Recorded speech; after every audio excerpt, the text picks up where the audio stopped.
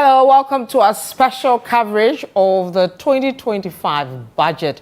It will be the first for President Mahama after returning to power. But there are key issues that this budget must confront based on the challenges we face as a country. Every Ghanaian wants better living conditions. Every Ghanaian wants better living standards.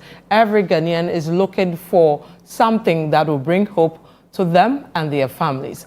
Will this budget, the first for Kasel Atuforsen, address these questions and many others?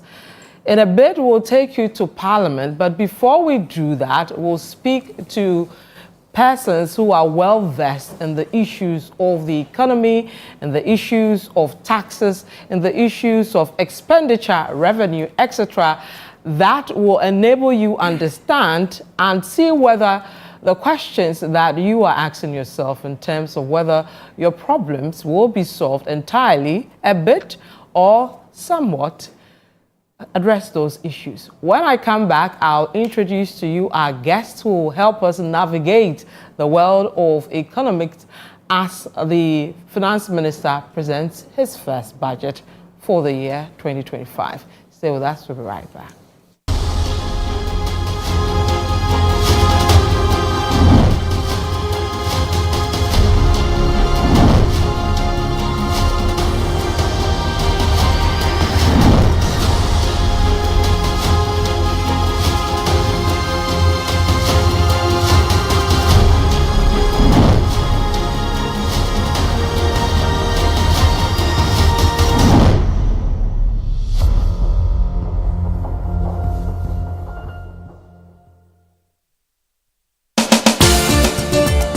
Politics meets power, where the tough questions are asked. Welcome to Face to Face. Every Tuesday at 9 p.m., join Umaru Sanda Amadou as he takes you face to face with the key players shaping the future of our nation. I lost over $10 million at the trade fair.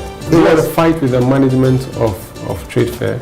I don't have a fight with them. I just deplore the way they went about what they did. Let's talk about the chief prosecutor of the state at the time that you were being prosecuted, Godfrey Yeboah-Dame, the Attorney General. Yes. I think he was directed to jail us. By who? By the system. Boku has been a failure for your government, though. Can't be a failure. You have not solved it. No, you are not praising them, the previous government for solving Yendi, which was even a more difficult case. It's quite obvious that from these votes, the people felt that let's just let you go. So they were disappointed in us. You are essentially the worst government in the Fourth Republic. I don't know how you are doing that. If you based on the indicators. Yes, based on the number of people who refuse to come and vote for you. If that is your analysis, then why not? No filter, no boundaries, just the truth behind the headlines. Deep, bold, and unflinching. Face to Face with Umaru Sanda Amadou airs on Tuesdays at 9 p.m. only on Channel 1 TV, where politics gets real.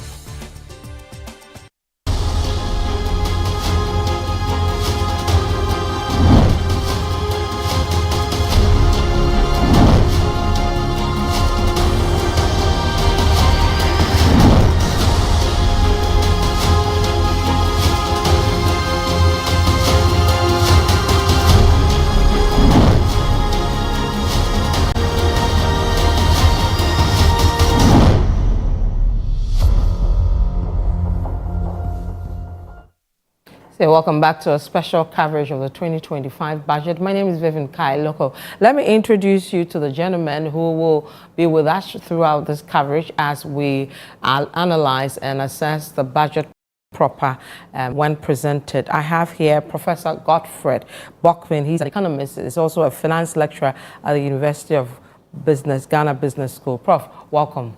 Thank you. Good morning. It's been a while. Yeah. Good to have you. Thank you. Right. And then I have Michael Boate. He's a partner at KPMG. Michael, welcome. Thank you. Right. So, gentlemen, welcome to our special coverage. I read something from you this week about your expectations of this budget. I believe most Ghanaians are wondering whether some of the promises made, especially with taxes, will be something that will be addressed. But before we go to all the nitty-gritty, I want to take your initial thoughts around this 2025 budget. A key one, because it happens to be the first for President Mahama returning, and then the first for Kassil as a substantive minister. Yes, I mean, as you rightly indicated, the expectation is very high.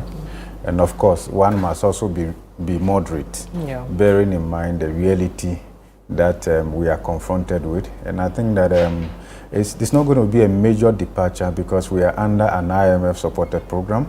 So the expectation is that government will continue with restoring macroeconomic stability, underpinned by fiscal consolidation measures, essentially, because that's the main instrument we are using. And the fiscal consolidation here, essentially, we are talking about revenue measures and then expenditure rationalization or restraints. So if you pick the revenue side, we know that the drive is to generate more revenue, but of course, the strategy that we deploy in generating that revenue must not impact businesses negatively, right? So that is the other concern. Then, of course, because the first major structural reform under the IMF-supported program is actually about taxes. Okay, the medium-term revenue strategy that has been developed, that is supposed to scale up our revenue to GDP ratio to about between 18 and 20% by 2027 and all of that. If you look at it from that trajectory, we are largely on course. In fact, if you look at the projections, 2024, we should be doing revenue to GDP ratio about 17.1% or so. Then, of course, you're also looking at the promises that the party made in the run up to the 2016. Because that trajectory is considering the current taxes that are in there. Yes, and all of that. Yeah, but at the end of the day, if you look at the mixture of tax handles that we have deployed, and you assess the overall buoyancy of those taxes, these additional taxes necessarily have not increased our tax buoyancy. So what is happening within the tax mix is that we are experiencing some level of tax substitution. Okay, so this one brings more, but then there's a decline here and all of that. But at the end of the day, what we should be looking at is that what is the effective tax handle that we should deploy such that in our attempt to generate more revenue, we don't burden the faithful few. Because typically tax is not just an instrument to raise revenue. Oftentimes in our part of the world, we think that tax is like a hammer. If you view tax as a hammer, then you treat everything around as a nail, right? So like you want to nail them. So we are nailing businesses, we are nailing households and the rest of them. But tax is also an enabler. So you can conceptualize the taxation or your tax handle as an enabler to promote businesses, to promote consumption. But it's been wrongly done over the years. Yes, over the years. It's simply because we don't want to do the heavy lifting and the hard work. So I'll give you an example. If you pick VAT, which is a major tax handle, the inefficiency in the tax VAT handle is more than 45%. So what it means is that you don't generate more revenue from that tax handle by increasing the rate. What you do is to focus on administrative and compliance reforms so that that tax handle generate the maximum revenue. And in fact, per our analysis, if we could scale up the efficiency within this tax handle alone by 15%, we actually generate more revenue that would offset these taxes that we want to actually abolish. So I believe you are looking out for, from what you're saying, policies or activities that will be put in place to address some of these things. These taxes have to go. E-levy needed to go like yesterday. I can't wait to say goodbye to e-levy and all of that. Then you pick COVID-19 levy and all of that. Look, they all have to. How many serious countries in this world do you find them immortalizing COVID with a tax handle? You understand? Now people want to move away from that dark period, and you want to remind us continually of this as though and punish us. Yes, for it. So at the end of the day, if you and then again we'll come to that substantive issue. For instance, if you look at exemptions alone, technically we'll call that tax expenditures. early part of this year, there was a standoff in Parliament. It was about exemptions. You know how much the country was going to give away? $350 million. That's right. That's more than 70% of the revenue that we would have gotten from these taxes that we were going to eliminate. So actually, you could actually eliminate these taxes and find a replacement. Yeah, rationalize your exemption regime. If you look at the data, in the last 25 years, Ghana has been losing close to 3.5% of our GDP to just exemptions alone. Okay, even though exemptions have been deployed in the literature to promote FDI, generate jobs. Look, this country, we have not been able to track the job creation potential associated with these exemptions, and we are not costing them well, so we are not deploying them efficiently. And once you are not doing that, you are losing revenue, but you are not getting the much needed growth, you are not getting the employment. But then look at the e-levy, for instance. You know, we could eliminate this e-levy, and in less than 4 months, we will see an uptake of more than 20%. So what will happen is that it will promote financial inclusion. A lot more people will participate. So the Momo operators will generate more revenue, declare higher taxable profit. You're also creating jobs. Then the other thing to look at it is, where does our future lie? Our future does not lie in the traditional economic handles, right? Bricks and mortar that we've been doing. The future of our economy is increasingly digital. In fact, the future of money is increasingly digital. The future of currency, in fact, the future of finance is increasingly digital. The future of business and all of that. So if the digital economy is projected to expand faster than the traditional economy, you don't impose a restriction on that growth path. Right? What you do is to free up that aspect of the economy to grow. And once it grows, then you generate more revenue. When the pie grows bigger and you even tax a small percentage of that, along the value chain, you're going to raise money. So at the end, if you look at the way we do our taxation, it's more of a punishment, right? Rather than using it to promote businesses. Then you want to come to VAT. Okay, Prof, hold on. You're eating drinking the soup around the fufu too much. Let me bring in Michael. He has been nodding to most of the things you're saying, so I believe he agrees with quite a number of that. But I'll take his initial comments as well, and then we'll start looking at everything bits and pieces. So, Mr. Barter, you can give me your initial thoughts on what you're expecting around this 2025 budget. Thank you very much. And I think it's quite interesting. I think I've listened to Prof. All the points that Prof, have raised, and I think if I should, the backdrop of our conversation would be KPMG and UNDP actually ran a survey, a pre-budget survey, and it's quite interesting some of the key findings that came from it. So I think we had a very large section of population of businesses who actually responded. Almost, if you look at it, about 80% of the respondents are very excited about this budget. What are the expectations? And I think Prof actually mentioned it. A lot of people are expecting that the 24-hour economy is going to run, is actually going to support businesses. They are looking at abolition of e-levy and the COVID levy. They are looking at another aspect of rationalizing expenditure, because those are some of the key things which we are seeing. The key question is that if you take a step back and look at all these things, the question then becomes, if you look at the country as a country, our economy, since we went into the IMF program, you see that if we were spending a lot, we were trying to we had Eurobonds, other things to finance our operations. There was a freeze. So you see taxation has been one of the key core components of financing this country. If you look at our history, we've been spending about a third of our tax revenue on servicing debt. A third on paying emoluments, salaries, and just a small fraction on infrastructure. The question is that with this expectation of Ghanaians before the reading of this budget, and then the abolition of COVID, e-levy, and all that, and then we'll come to the betting tax. I know some people are saying we shouldn't touch, but they promise to touch. So I'll come to that. So then the question is that if you take e-levy and then COVID, that's almost 6.something billion Ghana cedis. So if you drop those two, that's a hole that we need to fill as a country. One of the things that we are not actually looking at is the geopolitics of what's happening in the world, which is actually affecting our country. If you look at what is happening in the US, is actually impacting us. And I strongly believe that we are going to see the impact from 2025 to 2026. We take a USAID projects that they've dropped. That are being cut off. Over 250 million USD being pumped in the country. Remember that the president directed that there should be a $150 million additional funds to support the health sector because of the withdrawal. The question is that with all this backdrop, how do you feel it? And I think that's where the expectation of the people and the relations on the ground, and as Prof said, how do we see marry whether the we two? can marry the two.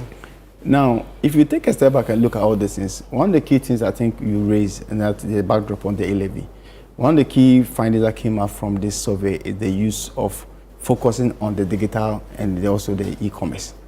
That is an area that we've known as a country that our tax administration in terms of tools have lagged back. We take a step back, the brick and mortar business that we tend to see are facing off. How has our revenue authorities been tooled to actually address this? You look at it, there were a lot of projects that were done in terms of using the Ghana card and other things to make sure that we can identify all these businesses and promote them. How good are we? How efficient have we been? On the backdrop that we have almost about 60% of our commercial activities in the informal sector. And those are not registered for taxation efficiently. But you know, we've been saying that for over 20 years or more. This informal sector, we need to bring them on board. We need to solve, you know, and it's even more than 20 years. And we're still struggling to correct that. That requires work. To tax the informal sector, that requires work. And we don't want to do the heavy lifting. That's the truth of the matter. And you know what we have been doing. We are okay as tax collecting officials to sit in our offices under air condition, right? And then allow the law to bring the tax revenue to us. So what we have done over the years is to rely on the law. So, and that is why we have relied extensively on indirect tax handles. That doesn't involve a lot of work. So if you pick VAT, the law empowers charging agents to withhold and do what? Remit. If you pick corporate taxes, so we have a lot of indirect tax handles which are based on consumption.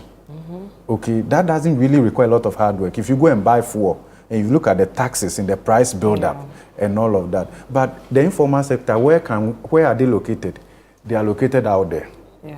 You have to roll your sleeves. And get there. You have to understand their business model. You have to understand their operations and all of that. And you don't only go to the informal sector simply because you want to go and collect taxes. No, it doesn't work that way. You have to have a package that also support their business model and all of that. So we don't want to do that. We leave them on their own. Okay, and therefore, where do we catch them? We then want to deploy tax handles that get them at consumption points. So you go and buy fuel, whether you are in the formal economy or informal economy, you are then paying. And that is where the problem is. So those, the privileged or the less privileged few, let me call them that way, who are in the formal sector and are paying the direct tax handles, are equally burdened with the indirect taxes because they don't have an escape route and the rest. And that's why we are saying that we are deepening the taxes and burdening the faithful few, right? And also, what do we do to move away from that? Look, and for me, I don't see it as rocket science, right? It can be done. Fraud. If we deploy a lot of digitization in the tax administration and compliance, and we eliminate human interface, right, between tax officials and then the tax-paying population, will actually close the gap significantly. Studies have been done that shows that Ghana loses as much as we collect. So when we talk about the leakages in the revenue envelope, it's not like these leakages lead to the sea or something, collusion and all of that. Then when you pick even property tax and all of that, other countries have done quite well in terms of property tax, but we haven't done quite well because at the end of the day, who are those owning those properties? So I mean, I think just to continue from where my colleague actually indicated. If you take a step and look at the history of the Ghana Revenue Authority in terms of tax administration, one of the things which was done, if you look at the past years, was actually to look at how identification. And one of the good things that came up was the use of the Ghana card as our tax ID. The whole idea was that if you look at what other jurisdictions have done, you use your tax ID as linkage to your properties. When you are buying a car, you're buying a house, you bank accounts and all those things. To the point that a revenue officer can sit in their office, and if they get your phone number or they will just punch it in, they will know how many taxes you are paying for your income, for your property and everything. I used to work in a jurisdiction where I was a tax officer, and this is what was done. This was years ago, or more than 10 years ago. All that you needed to do was just get somebody's name, just key it in, and you know everything about the person. If you look at it, that's actually supposed to address some of the key limitations in the informal sector. Because if you are operating a business and you are not registered to pay VAT and taxes, income taxes, but you have a bank account and then you see the amount of revenues going through that account, that is a way to profile you. The interesting thing is that this will not be done, cannot be done in a day. This is a process that those who we are copying from have been doing it over 50, 100 years. So we as a country, we should have appreciation of the patience to understand that this is where we are going. The idea that if we are able to continue with that, it will be in a position where some of those informal sectors will be find difficult to operate because you can't open a bank account with national ID number. I mean, wherever now, if you are depositing, where's your Ghana card? A time will come that we have all the information about you, and that is another way to go. So I think the interesting thing is that sometimes we find ourselves in a situation, and then we won't solve it because the question is that do you have to wait? Because, for instance, if you look at when we went to the IMF program and all the tax lessons that were promoted, you tend to see that some of them may have a negative impact on businesses and individuals. The question is that how do you balance the two? So these are some of the discussions that we'll have. But I think as we are going through, some of these things will come up and we can discuss it better. Okay. With most of your openings around the taxes, I believe we can start looking at the tax issue proper, and then we'll move to other areas. Now, Prof, which taxes do you want gone? Which ones do you want stay? And which one do you want brought in? Okay, so let me start with the ones I don't want to see. And I can't wait to say goodbye to them. E-Levy, electronic transaction levy, has to go.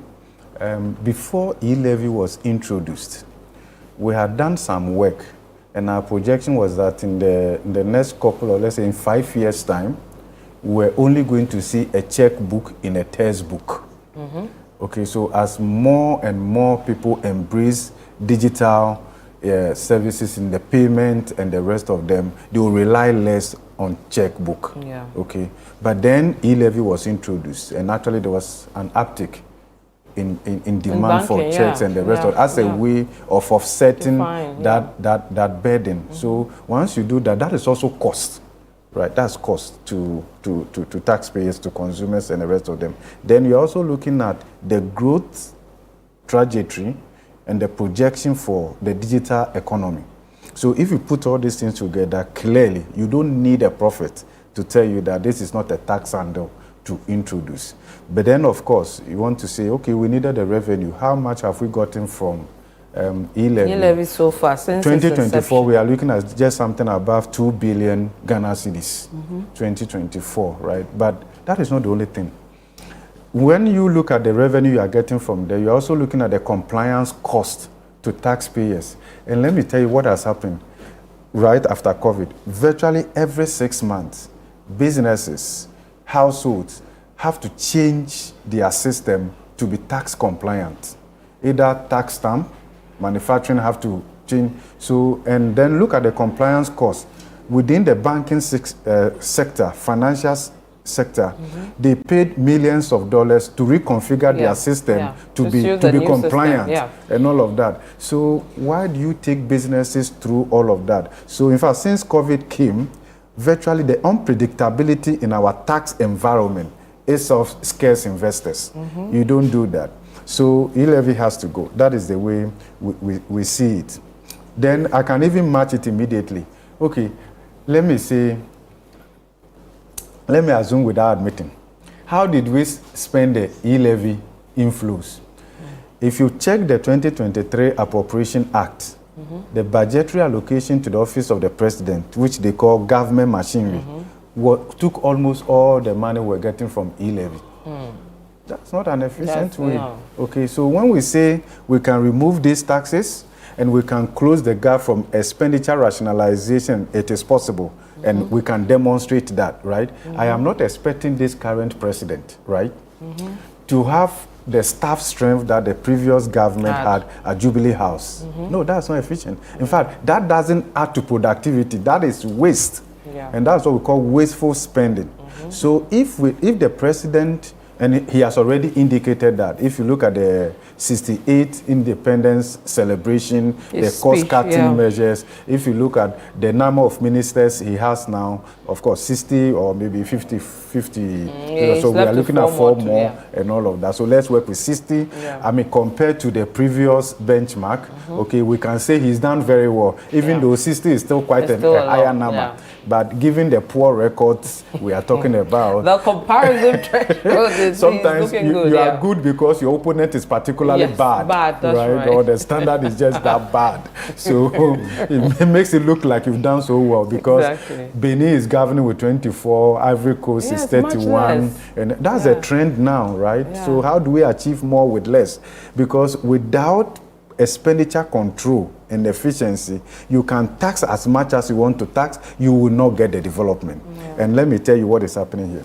If you compare, of course, we can compare Ghana to Malaysia because we all just celebrated our 68 independence, right? So let's say these two countries are on retirement and they should be enjoying their lives, right? So, all right, in 1957, Ghana's GDP was slightly higher than Malaysia. Today, the gap is 80 times, even if you look at it in GDP per capita terms. All right. But the question is, did Malaysia, Singapore, and South Korea develop out of higher revenue relative to the size of the economy? The answer is no. Even though our tax to GDP ratio trails some of these countries and is even below the sub-Saharan African average, the low tax to GDP ratio has never constrained Ghanaian government from spending the way they want to spend. So if you see low tax to GDP ratio, then you look at expenditure to GDP ratio, you can see that it hasn't constrained us. And the reason is that the difference can easily be done through borrowing. So we have spent relative to the size of our economy, like many of these other countries. So Ghana spent relative to the size of its economy, like Malaysia, like Singapore. These countries got growth, these countries got development, and we picked inflation, we picked poverty, we picked inequality. You know the difference is corruption, inefficiency. So if you look at value proposition in economics, we are spending more in terms of resources, and we are generating less. That is where the difference is. Okay. So you want e-levy gone, and then COVID-19 also must go. Of course, there's nothing to abolish from the emission tax because we have not collected anything. In fact, actually, the charging agent, DVLE, has not been properly configured. We also don't have the equipment to measure the emission, right, to be able to do, so the act is gathering dust. So there's nothing to abolish from there. Let's move on. So, but there's a possibility. That it will come? No. There's a possibility VAT on financial services will go up? No, may be reintroduced. I'm just making an academic guess, okay? If you look at the VAT continuum, right, it may appear there is a vacuum from that perspective. So if you look at manufacturing, it's based on value addition. So the value addition from there is captured under VAT, but then when it comes here, and the reason I'm saying so is this. Under the 16th IMF supported program, which kicked in from April 3rd, 2015, with the extension to April 2019, right? So the previous government, now the NDC, had introduced a number of taxes as part of that particular program, and one of the instruments they used was VAT on financial services. Which faced some huge, resistance. Yes, but they got it passed. Yeah. So it was the MPP administration that actually removed those taxes. Right. Okay, and it's amazing how in 2025 we are talking about tax removal. In fact, actually in 2017, the MPP administration removed many more taxes and adjusted rates of existing taxes, much more than we are considering here. And you see, the issue of the removal of taxes, not to take you away from where you are in terms of what you want, what you are likely to see back. We see governments, especially when they're coming in fresh, based on promises they've made, based on, I don't know whether they don't know the reality on the ground, but come and remove everything, and then the next dispensation, they go, somebody said they become wicked. Is that the same thing we're going to see with this government in terms of this first budget? Yeah, so I think it's quite interesting. I think it's quite interesting that you made a point that when government comes in, they remove all taxes, and then they now everybody, they become the wicked people. Yeah. The question is that why? Yeah. I think there is a fundamental point that sometimes we miss in conversations, and that's the hardcore, cold truth. Because I don't think anybody will come in and then just tax for no reason. One of the things, and I think earlier in the earlier submission, we talk about the informal sector, where it's almost over 60% of the Ghana's economy. And then the question is that what is the impact of the informal sector in all the discussion? The informal sector is those who operate more or less like in the dark. When the policeman, when their house has been robbed, they call the policeman. When they are driving on their roads and their portals, they call the government. When their lights are off, they call the government. How does all these things get funded? These are the hard, cold truths. And I think the earlier as we are looking at all these things, in terms of removal of taxes, in terms of introducing taxes, whatever we are looking at, that is some of the conversation that needs to be looked at. In fact, when we look at some of the respondents' key expectations, all these things, which are very positive, the question then becomes, how would they be funded? And I think that goes back to the fundamental principle. I mean, if you look at from where KPMG, where we sit, every day as we deal with tax advisors, we deal with taxpayers, administration. One of the key things I know you mentioned about, that is, we talk about tax administration, the digital economy. There should be more emphasis on investment in that area of the economy. Because there are so many companies that operate within the sector that we are not getting. They are advertising in Ghana. They are selling songs. People are downloading stuff. How are we getting them? But the last government tried to deal with that. Correct. And wasn't able to really go all out. Yes, exactly. But you see, these things are not done in one day. Remember, these businesses were not just came up out of nowhere. Yeah. They've been over a decade. So our tax administration should maybe be lag behind, but we need to give them time. We need to invest. We need to make sure that as the economy is shifting to the area, in terms of our tax laws and those things, that will address that. And I think the sad aspect is one of the things, if you look at the spirit behind the Levy, that was one of the conversations. Because you know there is a business going on here in the digital world. You don't have the tools to tax them. So how do we get this? And I think that's one of the things that was used in terms of, okay, if you can, that's what happened. However, in terms of the rolling out, I don't want to. But are the citizens, I'll let you, but this is baffling or hitting my mind when you're talking about things to correct the tax system. Are the citizens asking for too much, or is GRA not in tune with us? I'm saying that because, one, GRA sets targets that it says it meets all the time. Correct. we say we are overtaxed. In fact, the former vice president agreed with that. Correct. During the campaign period, that we are overtaxed, and even the ways in which GRA tries to get the tax were not right and should be corrected and all that. Yet over the years, we keep saying that GRA must put in place innovative ways to, you know, get everybody on board to pay taxes. But the people we are crying for are saying they are meeting their targets. They are happy with what they are doing. Their targets. They are not just yes, and exceeding them. Exactly. But the question is that on what backdrop?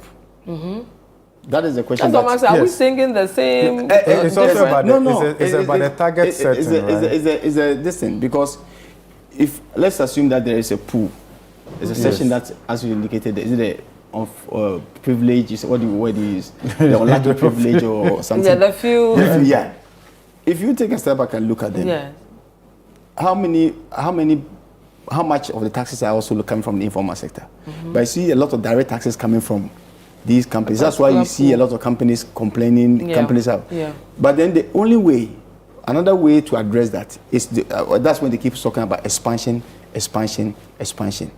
and that only way comes with their two things: invest more in that area where we are talking about. For instance, you know the EVAT, the system that came. Yeah, they should have sustained it. If you look at the EVAT, it actually, even though there was a pushback, it actually helped. Yes. Why was the pushback? What was the role of the political economy? So there were two things. There were two things. And I think this is one of the sad aspects when we talk about taxation. So let's talk about what is VAT. VAT is a consumption tax. So for instance, you have a business. You are selling a restaurant. When I come in to buy your food, let's say it's 100 cedis, you charge me VAT of say 15%, 12.4, whatever it is. You take it, and it's a tax that I have paid for coming to consume from you. Now you collect the tax, and the government says that use the tax for, let's say, a month, and then when you finish, bring it back to me. Data shows that a lot of businesses will collect it and not bring it back. Now, when anybody is trying to help address this, the session is that you are taxing us more, you are taxing business more. But the issue is that the person who took the tax is just taking my tax. Keeping it for me in track. Exactly. So it's sometimes about how we understand the whole thing. Let's take example about the betting tax. If you look at our tax laws, every revenue is taxable unless exempt. If you look at our tax law, betting tax, revenue from betting is not tax. It's not exempt. The law actually says that the mode of reporting, it says that pay 10% when you want something. So if you say that, okay, I'm removing the exemption, the 10%, it still doesn't mean that the income is not taxable. Okay. So those are some of the things because when the discussions were ongoing, that's one of the things that I was asking: are we trying to exempt the revenue that a person will get from betting? The betting. Or just the mode of collecting the tax? Okay. That discussion needs to be clear. And whether the tax should be deployed on the betting companies or the people involved in the betting. No, but you see, if you look at the betting, who are those betting? As a tax person, let's say you and I. Yes, you and I. How many people fight the taxes at the end of the year? Okay. And that's the reason why we always have withholding taxes, because a lot of people don't file their taxes at the end of the year. And the mode of collecting, that's the efficiency, is saying that, okay, you, the person who is paying them, collect a portion and bring it to me. Exactly. So we know when it comes to tax administration, one of the most issues that we talk about is how effective of collecting a tax.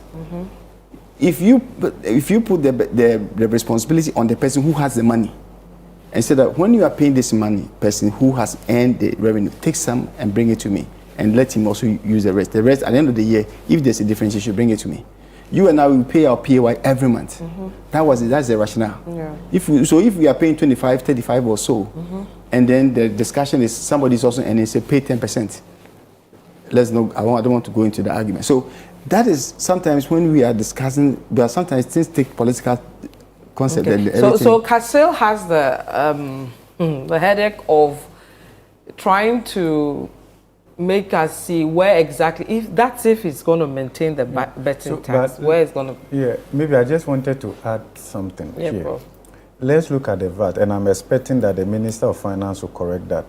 So we used to have the VAT that also included the National Health Insurance Levy and all of that. Then at some point, we decoupled that. Now, what did we do?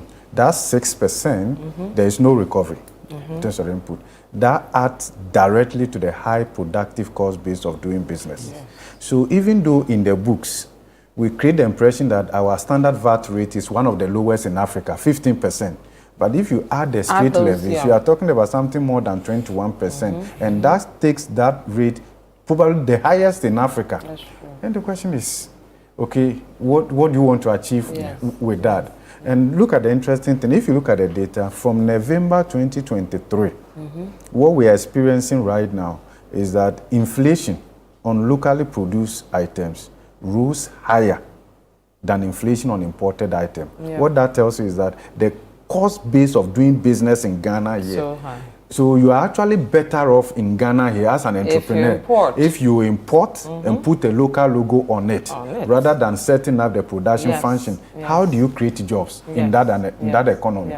Okay, and all of this is because of all the taxes and the frictions. So we are saying that de-risk the macro environment, de-risk the private sector balance sheet, grant them space for them to grow, and the money will come. At the end of the day. So if you look at it across all of them, and if you say maybe e-levy, GRA already has deployed instrument to tax on e-commerce and the rest of them. We don't need to use that to justify the introduction of e-levy and the rest of them, because these are different channels that we want to look at. If you look at the inefficiency in our VAT, and then corporate income tax, right, is very high. So what it means is that these two major tax handles, if we were to improve the efficiency and compliance, we could actually generate more revenue from that perspective. Then the other bit to also look at is the target setting that we spoke about. We have been complaining we are not generating enough tax revenue. But look at the data. In 2020, GRA exceeded their target by 9.6%, which was a COVID year, 2020.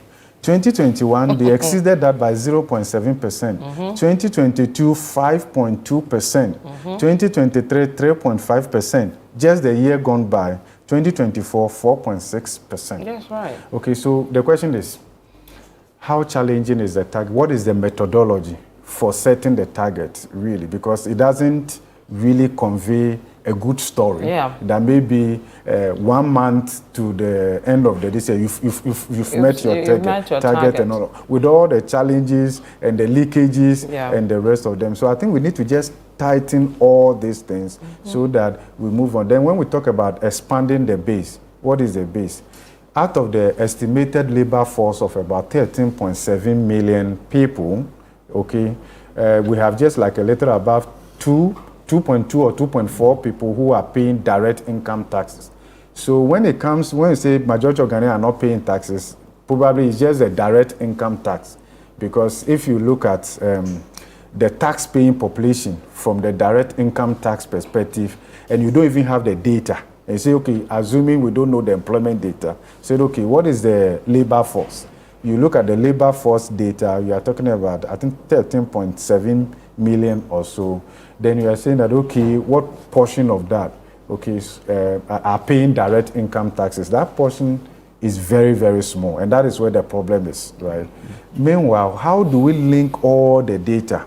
If you look at the discussion in the run-up to the 2024 election, political parties were telling us that they had created 10 million jobs, created this. And the question is, if this number of jobs have been created, then it should reflect in the GRA database. That's right. And the rest of them. And that is how we should be looking. Unless those people have been smart enough also to evade the taxes, which I doubt. No, but if government had the data that these are jobs you should that be have able been to created, pull those in and tax them, right? The only way I can verify is to link that to the GRA database, link that to Senate and the rest of them, because they exactly. And I think that is why the importance of the Ghana card is so important in the earlier discussion.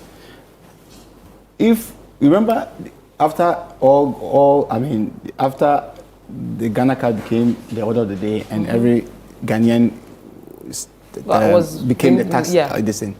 Now the information is that now the issue is that we have the data.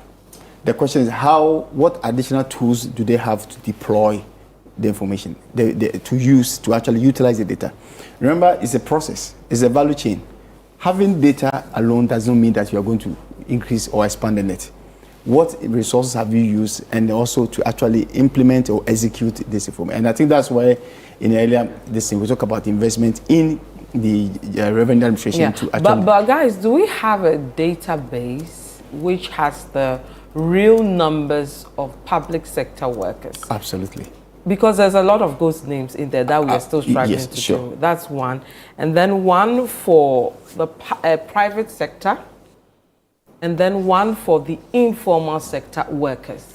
Yes, but the question then becomes, that's why the informal sector issue that we keep talking about is that every Ghanaian has expected to have a Ghana card. Yes. The Ghana card is your tax ID. Yes. So if I should be able to identify Kwesi Mensah, you have this Ghana card, then the question is, how do I ensure that Kwesi is paying his or her taxes? So the next question is, how do we deploy resources or tools to ensure, to track Kwesi Mensah, and to make sure that if there are any revenues or anything that is going to bank accounts, is paying the proper taxes? That's the value chain that we're talking about. But I think going back to your point, which I think earlier on was discussed, was what are some of the things that we need to see from KPMG? If you look at what we have, that's tax administration.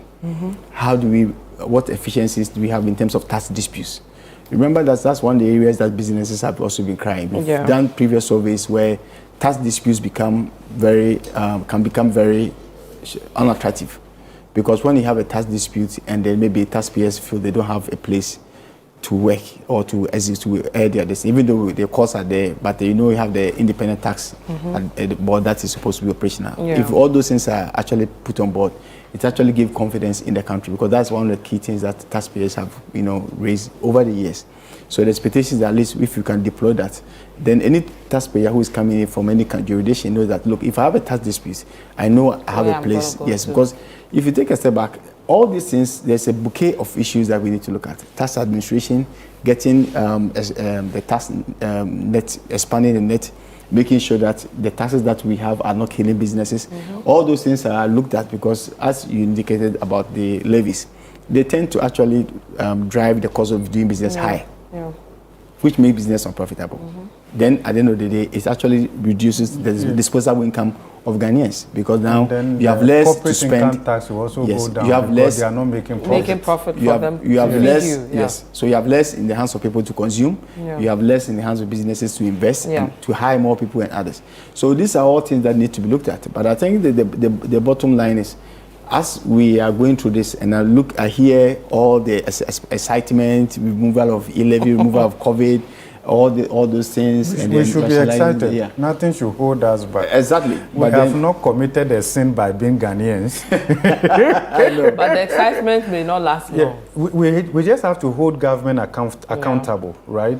So look, let me tell you something. Since 1992, and we have the data, if you look at the growth in public sector, state-owned enterprises, that imposes costs on the taxpayer, you'll be amazed. And all that we have been doing is to make sure that the tax revenue we collect is just to make sure that we manage the cost of implementing our democracy.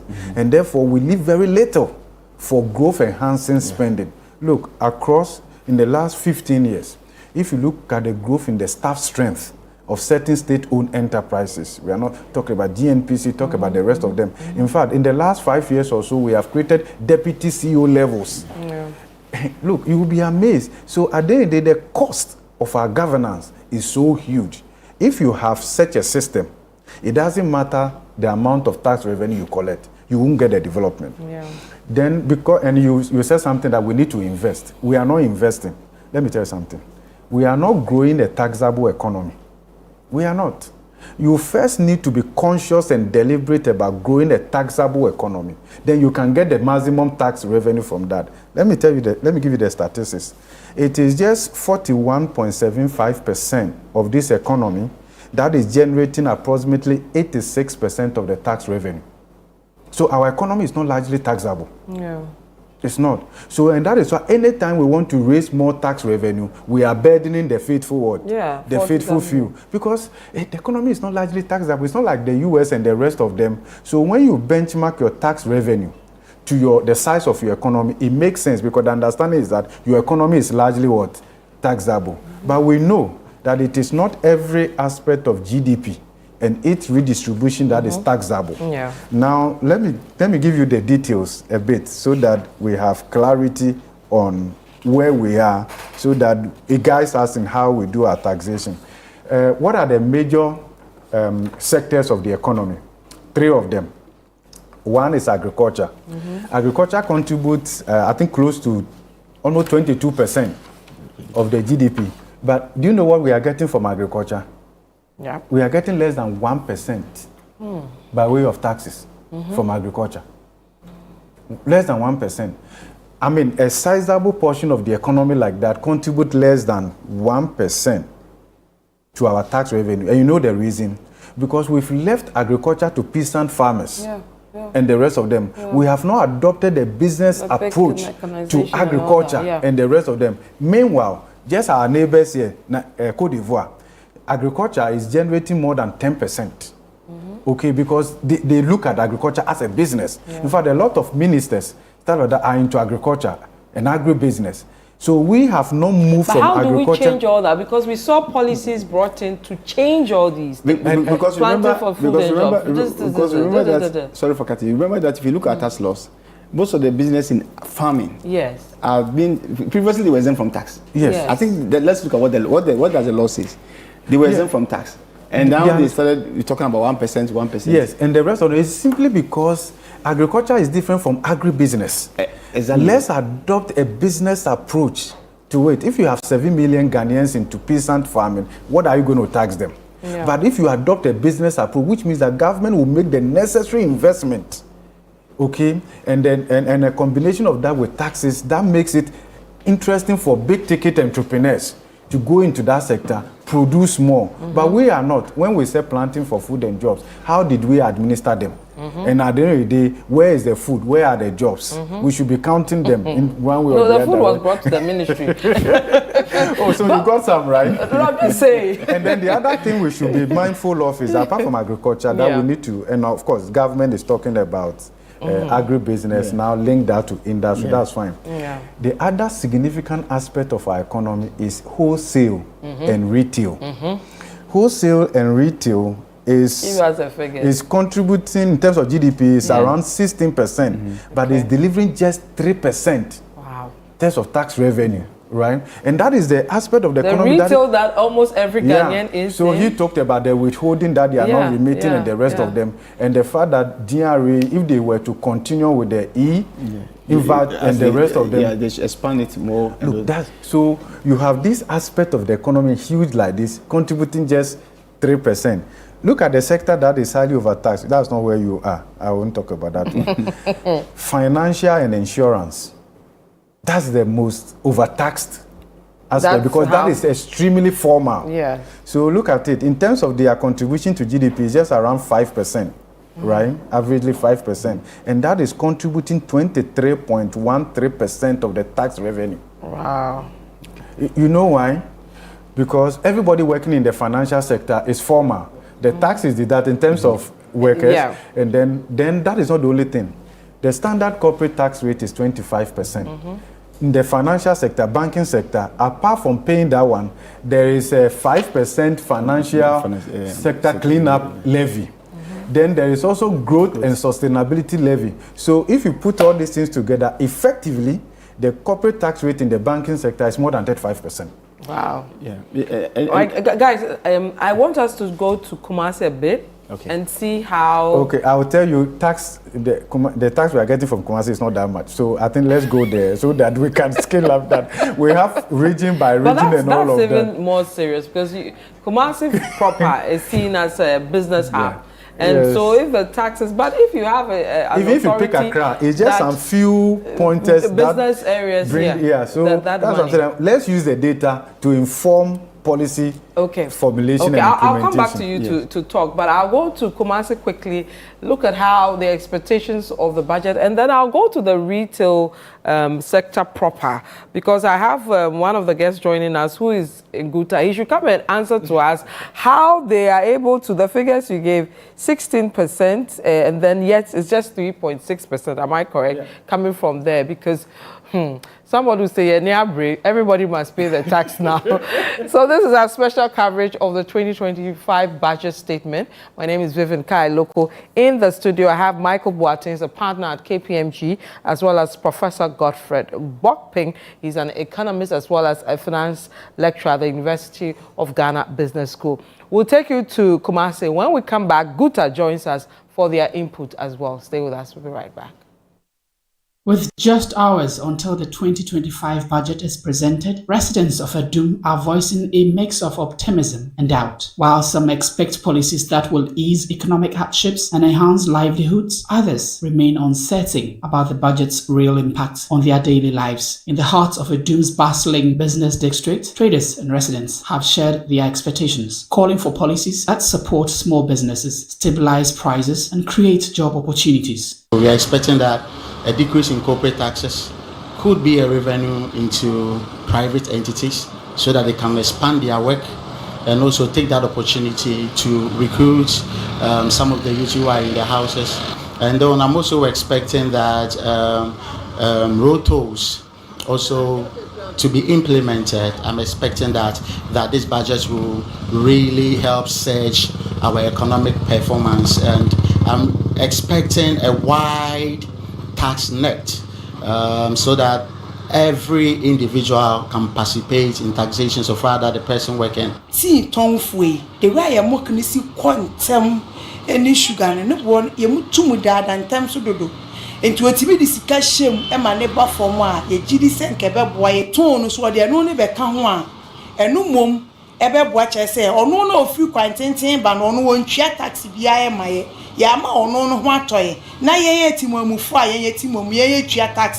Samuel Kote Blankson, 65, remains doubtful, seeing the budget as another set of promises that rarely translates into real change. However, he believes that if the government strictly follows the outlined plans, there could be meaningful improvement. It's very hard for us to, in fact, believe them.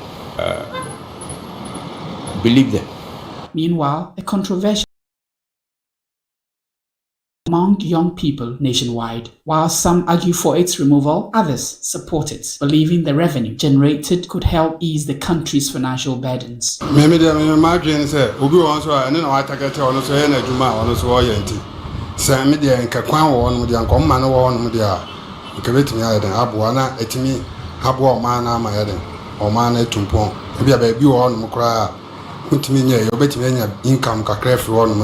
and normal tumpon. Hamemo na obebun kura na eden ayemra ma no ifrim obed no bed the tax no ifrim na yanga say sika na yede oh ye sika no ye filia unhwia na ade na edi anu akwa ye ifrim ade sika na ye ode ala ye no ne ejuma no ifrim sa ade na embe. As the country awaits for the 2025 budget presentation, residents here in the Ashanti region have expressed mixed feelings. Others are optimistic that there will be an improvement in the economy.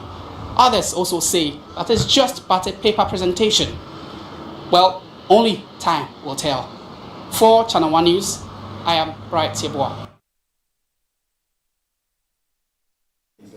So that's the Ashanti region, specifically Kumasi. Some mixed feelings with persons who live there. Some are very optimistic, some are not sure. And we're just saying earlier that you think that Kumasi being a business hub, it should be one of the places we'll see a rise in terms of taxes coming from there. But we'll look at that. They're also known to be really in the retail business in the Kumasi area.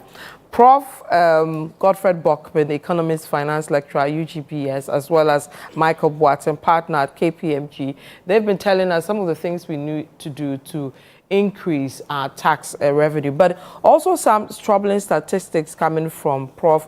over the contributions in terms of tax from various areas and all that. And I'm interested in the retail part, and it is exciting to have the retail guys join us as well to look at the issue. So we have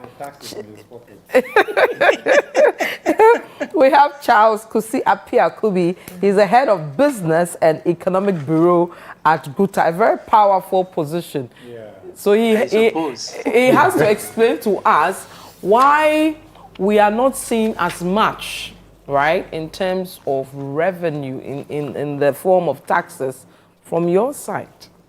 Okay, good morning. Sorry to ambush you anyway. It's okay, it's okay.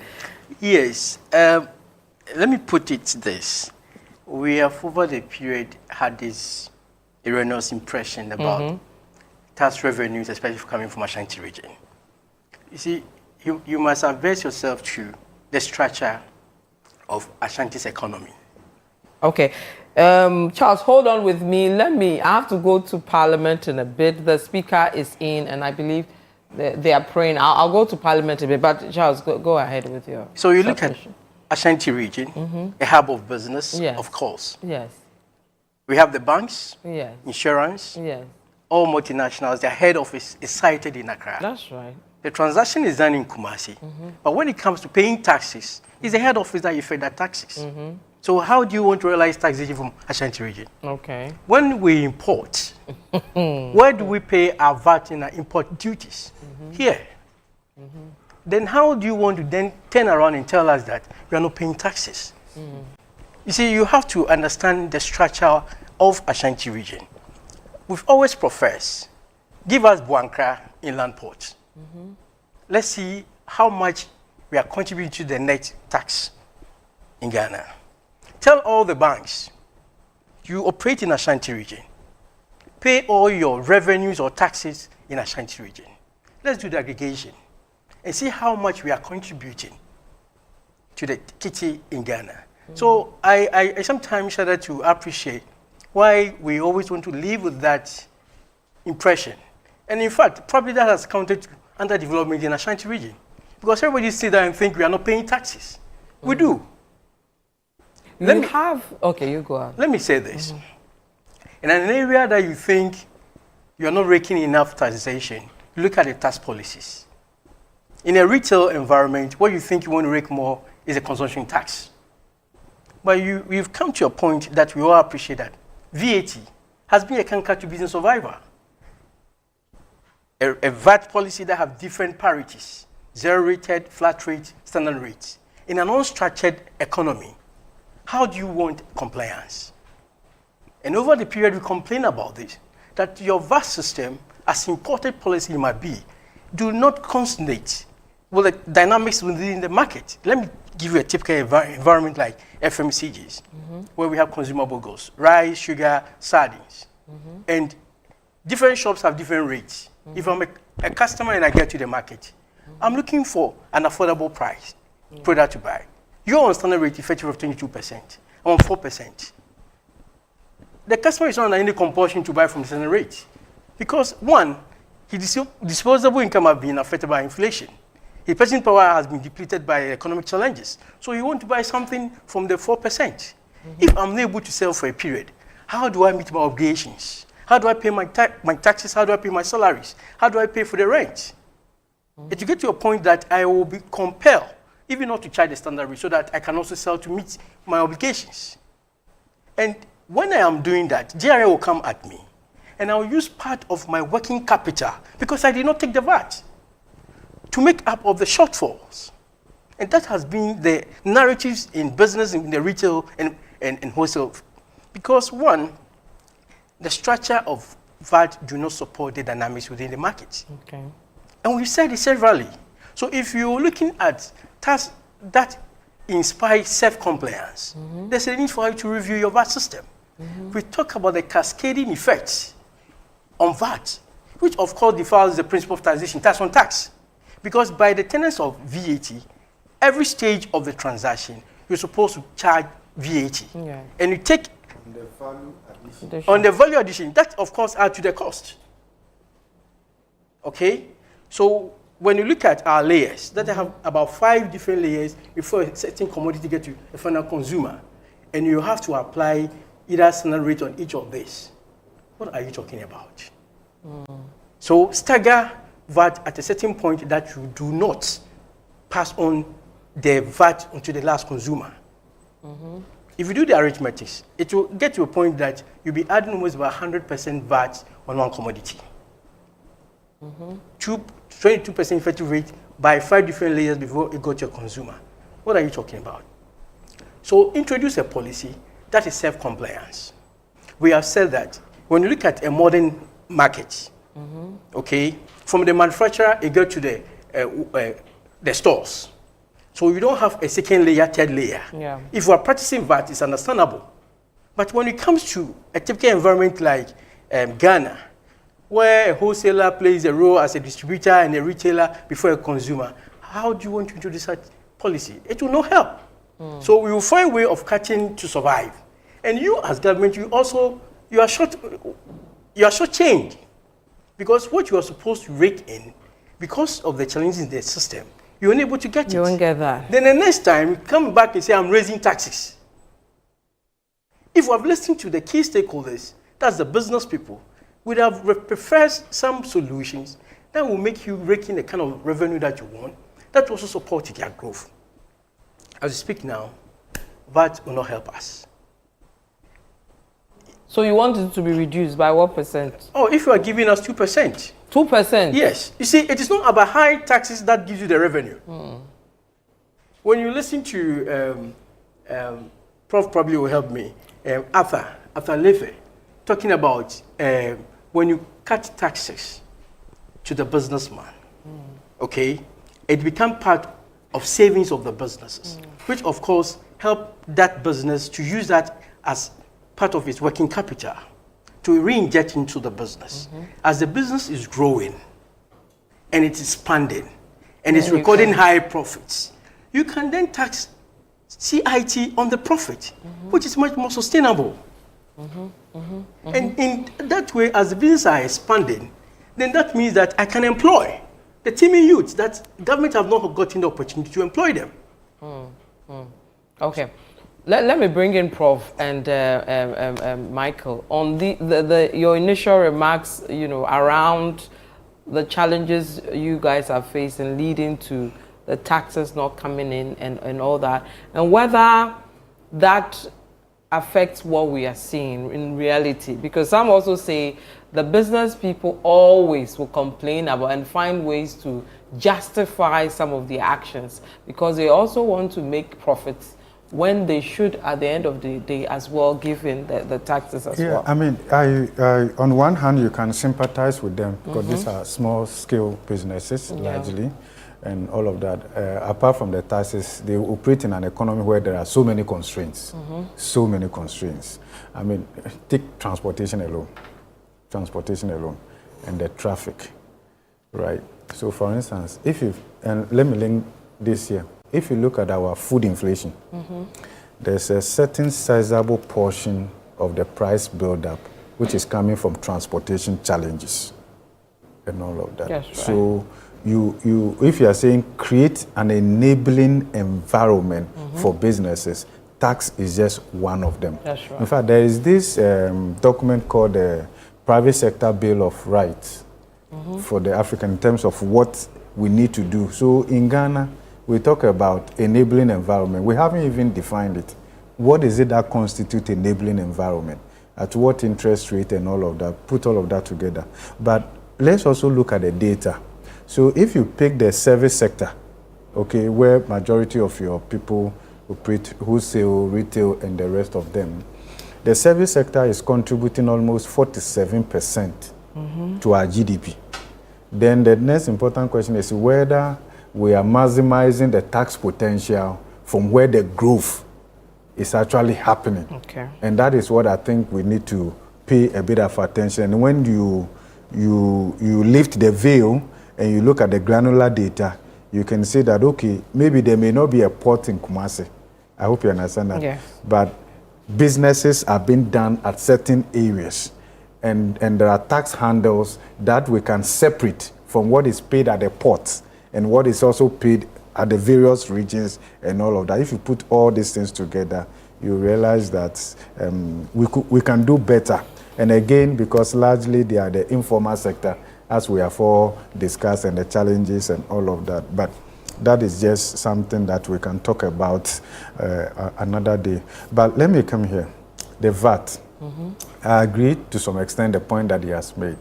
The IMF's own studies have indicated that when your VAT rate is 18%, any additional increase is counterproductive. And it's inequality worsening, poverty worsening, especially in an environment where income levels are very low.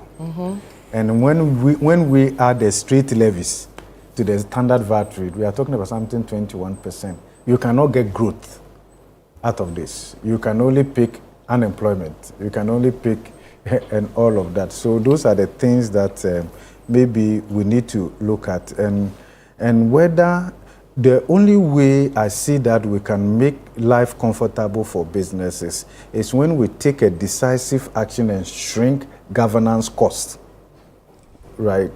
We need to do that. And I'm happy the president has signaled that okay, we have 60 ministers, reduce the number of ministries and the rest of them. But then we have to look at the whole pegs around government machinery.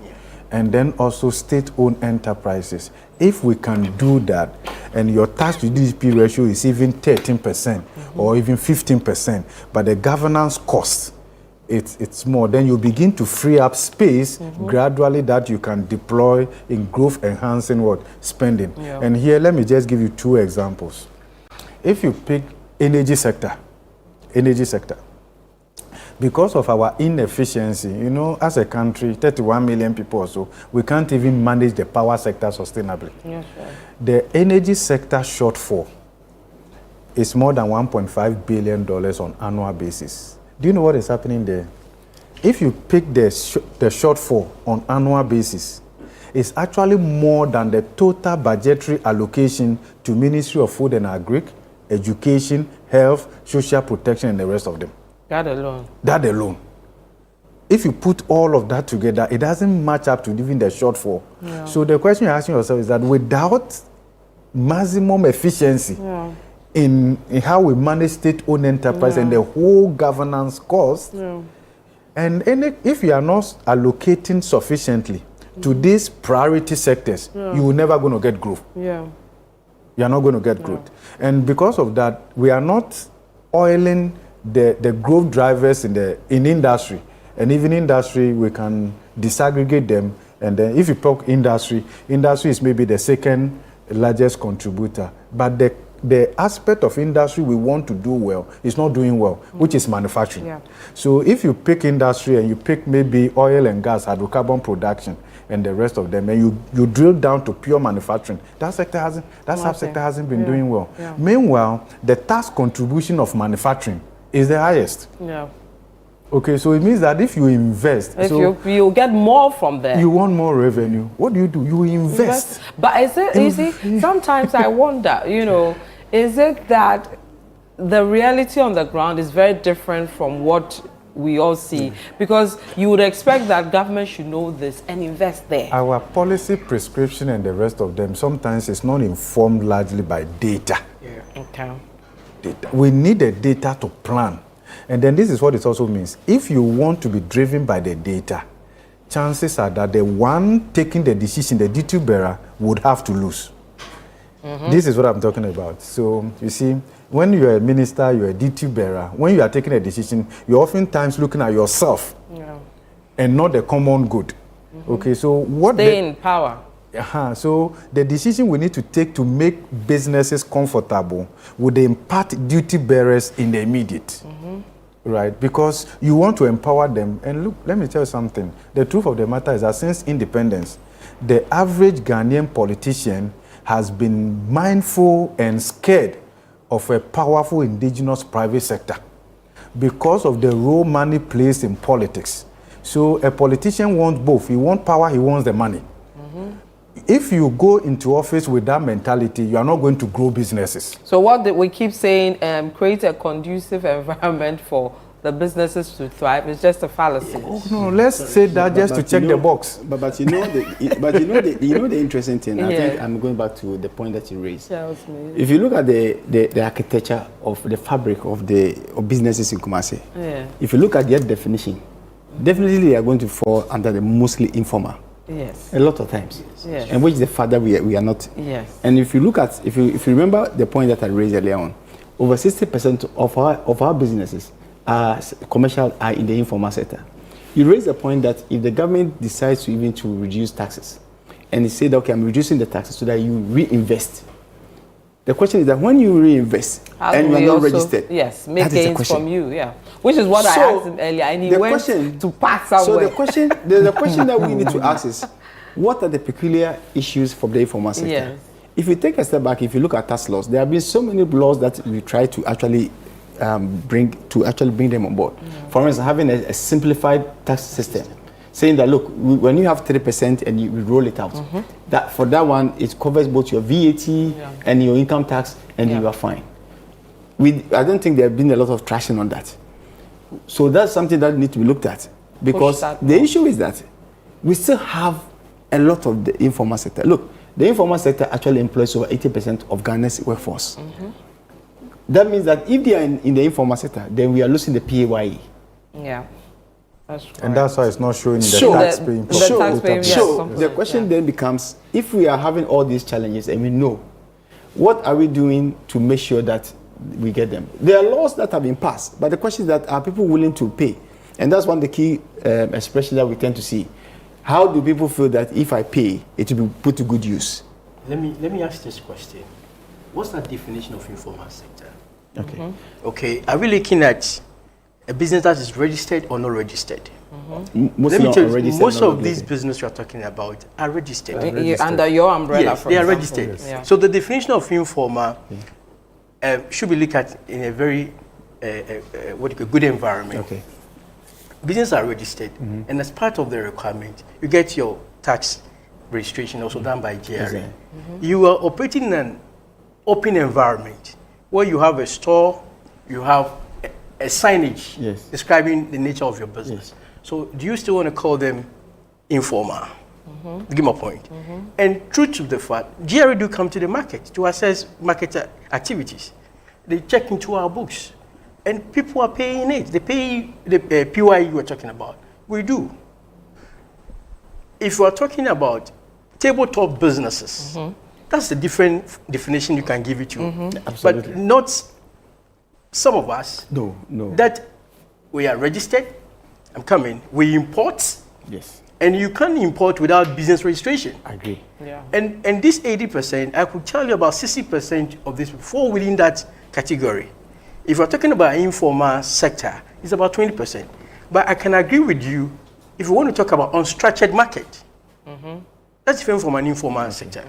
Okay, so let's place it in the proper perspectives so we can get the kind of solution we all prefer for this country. And that we will go round and round and we not get the solution. So the informal sector, are we agreeing that is now about 20%? No. The statistical data that came from. In terms of employment generation is very high. In terms of its contribution to GDP and the rest of that, it's not that 27%. Yeah, that much. But I think at the end of the day, it's a critical aspect of our economy if you look at employment generation. But I think that this whole thing, we should not just look at the informal sector simply because we want tax from them. We need to have a program. We need to have an intervention for them that grows their business. And in that process, because formalization is a continuum. That's right. Okay, so if the government just sees the informal sector like, okay, you are just there, when we come in, then we are just coming to tax, and then we need to even understand their business model. We need to understand the market status. We need to understand the linkages and the rest of them. That is why I said earlier that in this country, we look at tax as a hammer. So anywhere we show, we want to just nail. But how do we use tax also to promote businesses? And that is why these taxes I want removed. I'm not looking at what we are losing from there as losses. I'm looking at it that these are incentives. Incentives you are given because once you take e-levy out, it will stimulate consumption, it will stimulate participation, and the rest of them financial inclusion. And then at the end, it will also promote what? Business. In fact, another can look, Dubai and the others, did they grow out of taxes? Well, no. But remember the backdrop of their economy. If you take, they have a huge natural resources. Yes. Wait. Corruption. No, let me. Which you also have huge natural resources. Just come on. You have more. I mean, with the oil. Let's take oil. How much do we Ghana produce? We are talking about But you have other things apart from the oil. If you put all that together, you can beat Dubai if you want to. But if you look at their descent, the fabric of what is in Dubai that we even crave for is about the rules working as it is. What has prevented us from implementing corruption and all those things are things that we cry about, they don't. Because they've been deliberate. And is the corruption the reason why our taxes have not delivered the growth and the development? Is the corruption? Yes. Let me give you the data. Before you go there, between 2012. Before you go there, it is not corruption, but it is a policy. You see, when the policy is not right, it encourages corruption. Okay? So when your policy, especially your tax policy or your business environment, is well regulated and it induces self-compliance, where is corruption? If you're overcharging me and I cannot afford, that is why I want to engage you outside the business. But I'm sure there are people or sectors in Dubai who are not happy about the tax being slapped on them, but they are complaining. Dubai tax system is very flexible. You do a VAT of 5%. I mean, they can afford to do that, but I'm saying that I'm not sure everybody in Dubai is happy about the tax. The majority of them, you see, the policy resonates with them. We are talking about a policy from the people that resonates with the people to ensure self-compliance. And that is what we are crying for. If, like we're talking about, reform the VAT system, and is that affordable for everybody to pay? The system to ensure that compliance is self-induced. Where's the corruption? And when you're doing that, you as the leader must show us leadership. That there's prudence in your expenditure. That what we are using our taxes for is to the benefit of the people. That's right. That will encourage everyone to do it. I always cite this example. When COVID came, every organization, Ashanti Business Owners Association, GUTA, we're all trying to support the government. There's a lot of contribution. That shows that when it comes to the core, for Ghana to support the agenda to promote Ghana, to make Ghana the haven for every business, every Ghanaian, every citizen will be willing to do that. But we've gotten it wrong with our policy engagement. Someone sits in his office and says, like Prof just said, our policies are not data-driven. Sometimes it's about me. How do I look powerful? Against the majority that gives you the power to be our leader. Until we set some of these things right from the research agenda, we're not going to go anywhere. That's right. So, you spoke about corruption. Every country has to deal with corruption. Yeah. I mean, if you look at a conservative estimate in Ghana, tells us that annually we lose more than $3 billion to corruption alone. And you see this manifesting in procurement infractions, less value for money, and the rest of them. We have done some work. If you look at that, so let's take even what the MPP said a couple of weeks ago. They said that they've added more than $20 billion to Ghana's economy between 2017 and 2024. And the question we ask is, at what cost? You understand that? At what cost? What was the level of resources at your disposal within these 8 years, out of which this is a value proposition? When you do that relationship and the rest of them, you realize we have not been efficient. And you compare that to Cote d'Ivoire, you compare that to Rwanda and the rest of them, you see why we have spent like others. Because if you look at borrowing alone, the NPP has, from the Eurobond market alone, they've taken more than $10 billion. Okay, so that is just borrowing alone. If you add that to the tax revenue and all of that over the period, and you are saying that this is a value proposition at the end of the day, then we say we have not been efficient. But I'll come to the natural resources. Do you know that even in Africa here, Ghana is one of the countries that gets the least in terms of revenue fiscal revenue from its natural resources. We are one of the least. If you look at the total fiscal revenue from our extractive sector compared to the extractive value addition, it's just around 19.6%. Even Nigeria is doing more than 50%. The average for middle-income countries is more than 50%. We are doing less than 20%. You know, recently the president spoke about the fact that we need to take another look at the fiscal regime in the extractive sector and the rest of them. So if you see the Dubai and the others, they've used these natural resources as a bedrock to add value and diversify their economy and the rest of them. We haven't. Let me give you the statistics. Between 2012 and 2022, right, $115.3 billion worth of gold was smuggled out of Africa. 115 billion. Maybe you haven't seen $1 billion before, right? No, 115. 115. Maybe Charles has seen it. Not yet. 150. This is studies that have been done. $115.3 billion of gold smuggled out of Africa.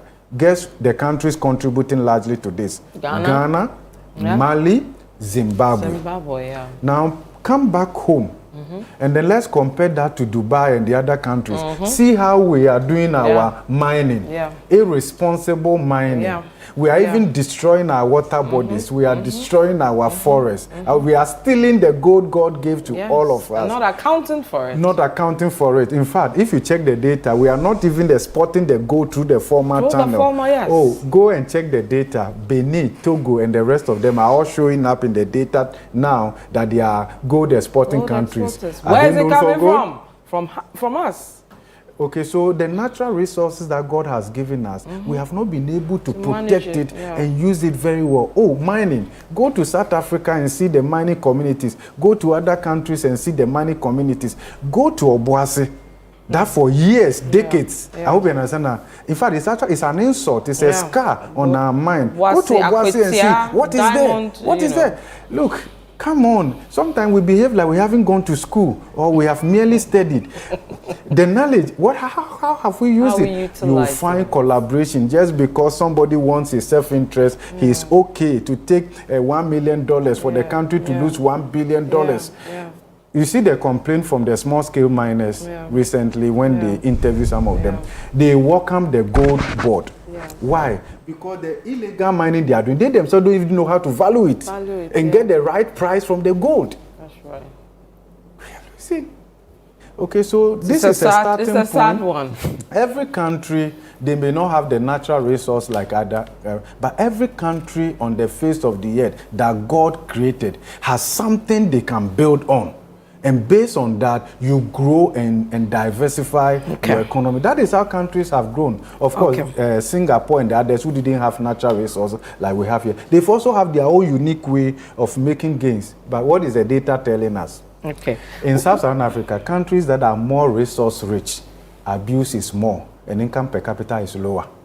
So the countries rather that don't have natural resources of the abundance like the rest of them, they actually more efficient and the rest of that's what the data is. That's what happens.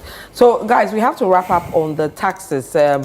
Prof, you want e-levy gone, COVID gone. You believe VAT on finance.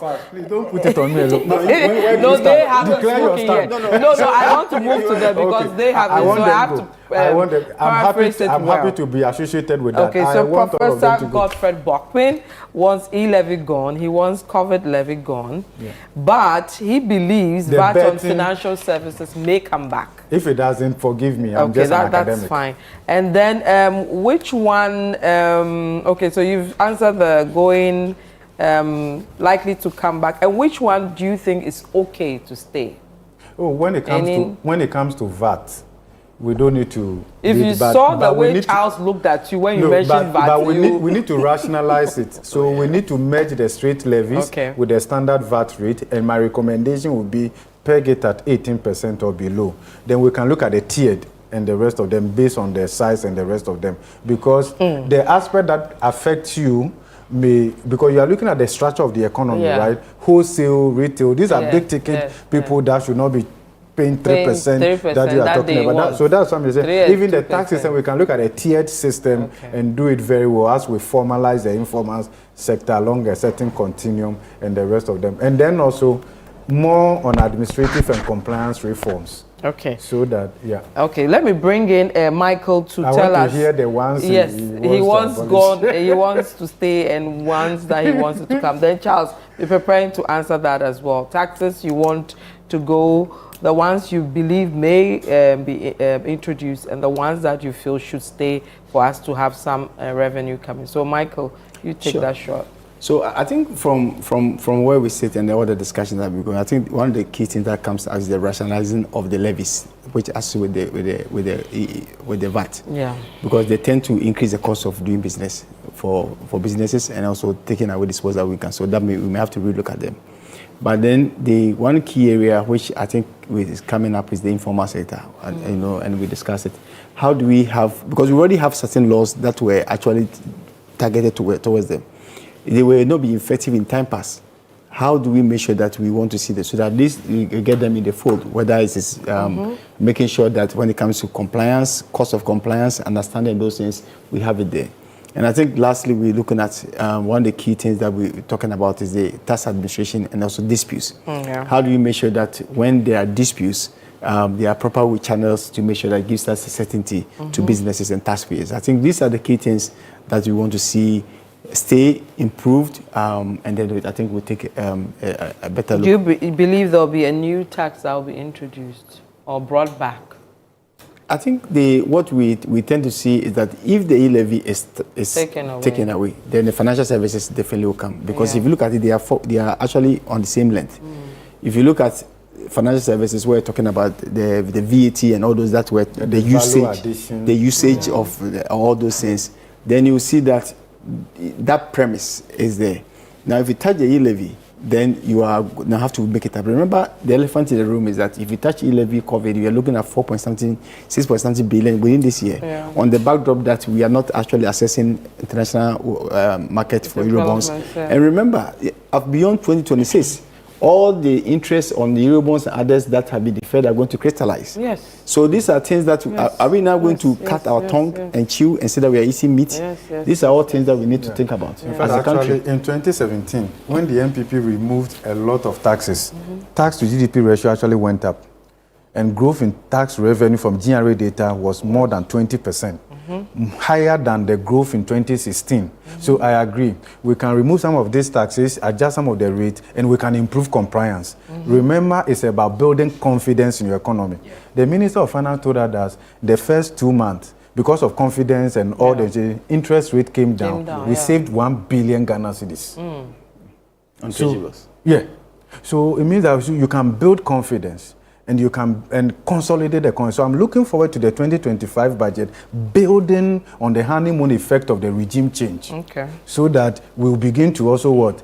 Otherwise, for instance, if you see people have dollars in their account here and there, because of lack of confidence, they are not trading, right? And all of that. But we need to get all of that back.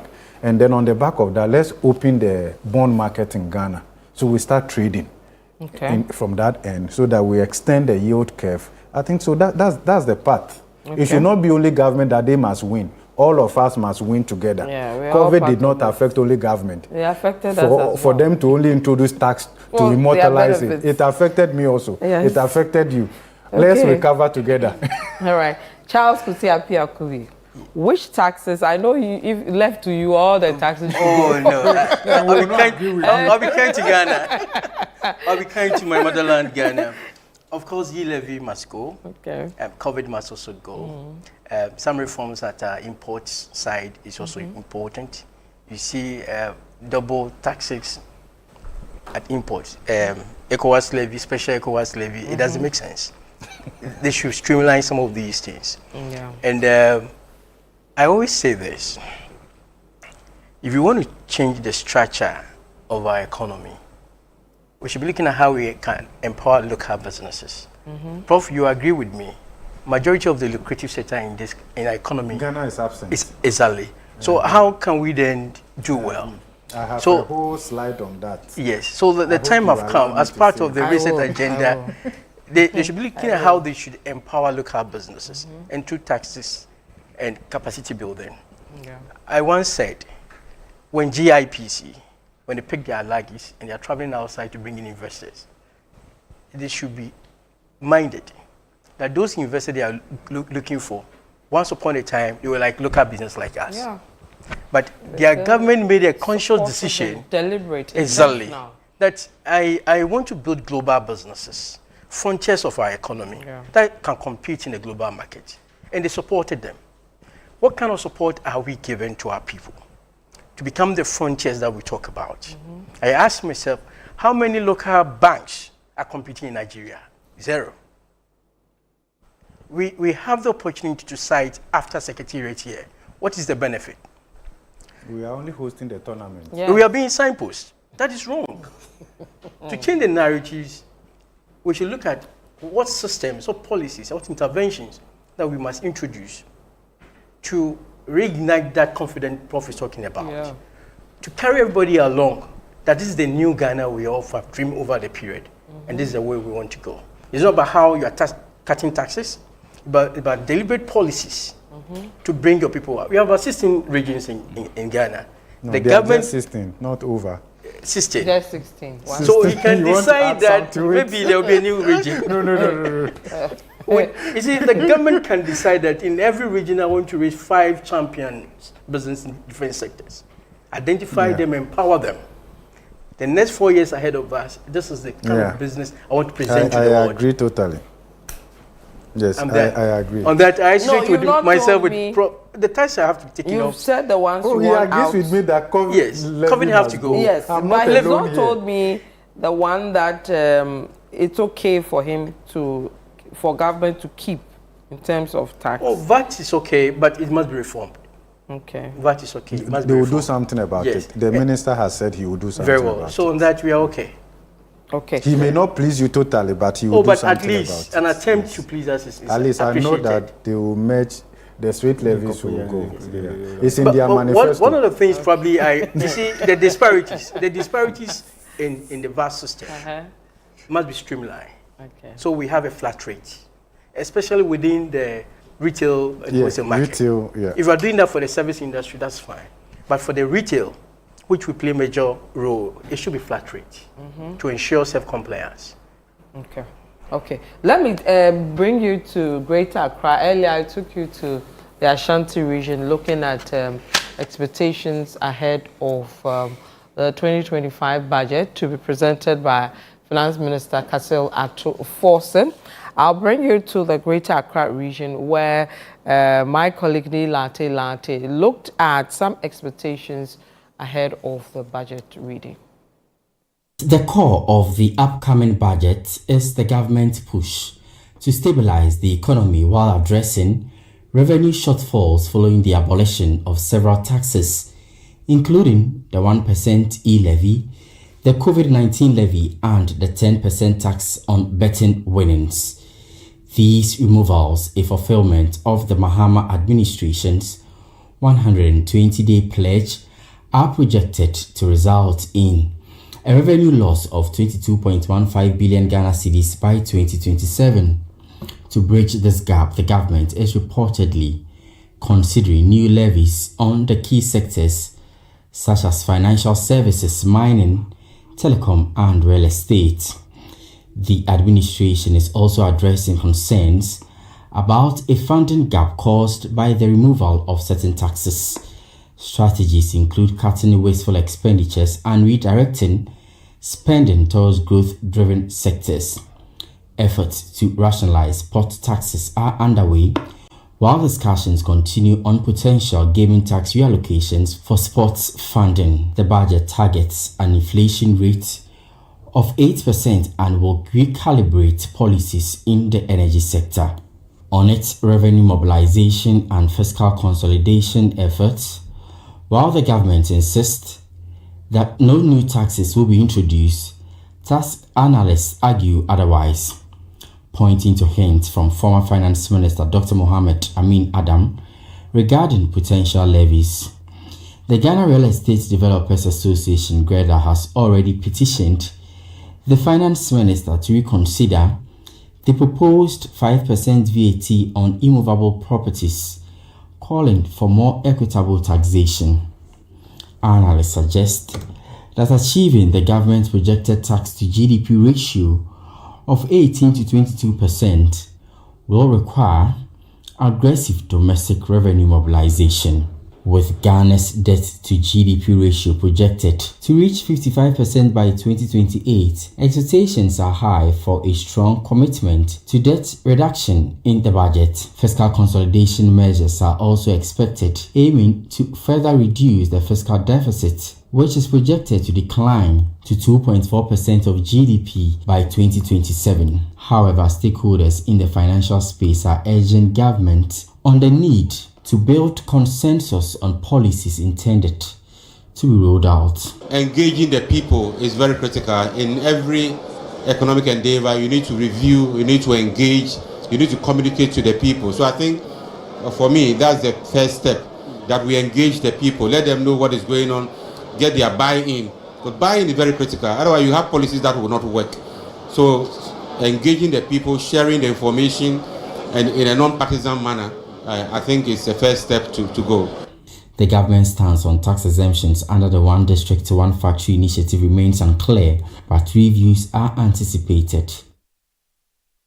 You're still watching our special coverage of the 2025 budget statement. If you're listening to us via City 97.3 FM, this is our special coverage of the 2025 budget statement. Parliament is in session. They're going about their normal duties. In a bit, they'll start with the budget statement reading in a bit. I'll give you some sites from Parliament if I can. For those who are listening to me via radio, unfortunately, you may not see that, but we'll take you to Parliament immediately. The Finance Minister is ready to make his statement on the floor of Parliament. So in your shot, you can see I believe that's the Honorable Isaac Adongo. Am I correct? No, that's not him. But there are some sites from Parliament that we're showing to you in a bit. We'll also give you some views from some of the lawmakers in terms of their expectations for the 2025 budget in a bit. But here in the studio, my name is Vivian Kai Loko. I'm here with three gentlemen who depending on where you stand, they are vexed on different issues. So on finance, economy, taxes, business, etc. Professor Godfred Bokpin is one of the gentlemen here with me in the studio. He's an economist. He's a finance lecturer as well at the University of Ghana Business School. I also have Charles Kusi Apia Kubi. He's the head of business and economic bureau for GUTA. And then I also have with me Michael Boateng, who is a partner at KPMG. I have picked their initial comments on their expectations as well. We've looked at the discussion around taxes, which every Ghanaian is interested in seeing what will come out of that. We'll move to policies, and one that has dominated discussions is a 24-hour economy. How will that be rolled out to the benefit of Ghana as a country? We'll move to that discussion. I'll start with you, Charles, because from what I understand, if it's well done, your side will benefit the most. Correct? Ghana will benefit the most. No, you are being unnecessarily diplomatic. Your side. Of course. You know, I'm not here to preach. I mean, because when you guys benefit, it will trickle down to all of us. Exactly. That's what I mean. So I'm looking at the final beneficiary, which is the country, of course. No, in this case, you are representing. We will. So how do you want this? First of all, is this a good idea? Is this practicable? Is it doable? Is it something that should be thrown in? Your honest opinion of it. Very well. Thank you once again. If you can dream it, then it means you can make it happen.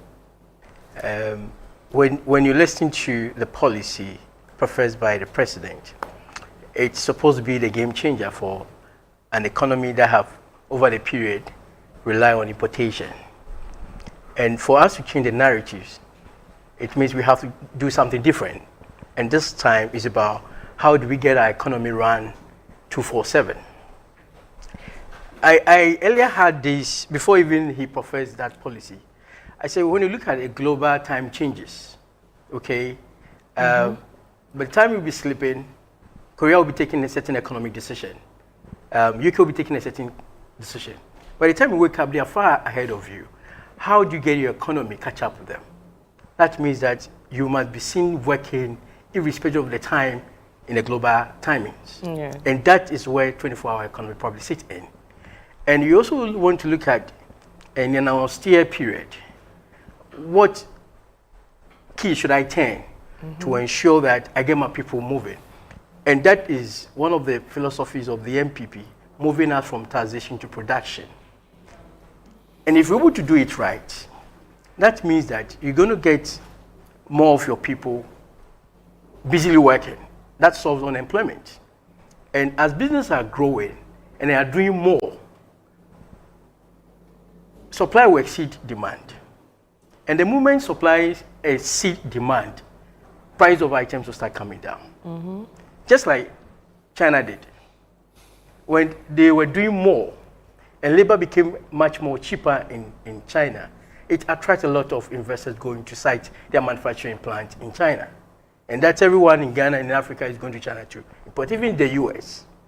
So that, I think, probably was one of the philosophies behind the 24 hours. However, the execution will bring the difference that we're looking for. MPP introduced 1D, 1F, which to me was similar to this. But of course, that's production. But the implementation, if it's not targeted, if we make it much more partisan, if we don't build the capacity of that business, if we don't set our environment right, we're looking at tariffs, we're looking at utility, we're looking at taxes, interest rate. If we don't get some of these things right, the policy might be good, but we will suffer when it comes to implementation. So this is our profession. Where is our competitive advantage as a country? Which areas do you want to start with? What support do they need? What kind of investment do I need to put in as government? What capacity do I need to give them? All right? To get that game changing I'm looking for. And it's not my party bearer person I want to support, but it's a Ghanaian. So when you look at that, a typical example that you can probably start with the pharmaceuticals. We import a lot from other countries when it comes to the pharmaceutical products. Can we support them right? In that way, you can produce healthy drugs. Some of these drugs that they import are compromised in terms of quality.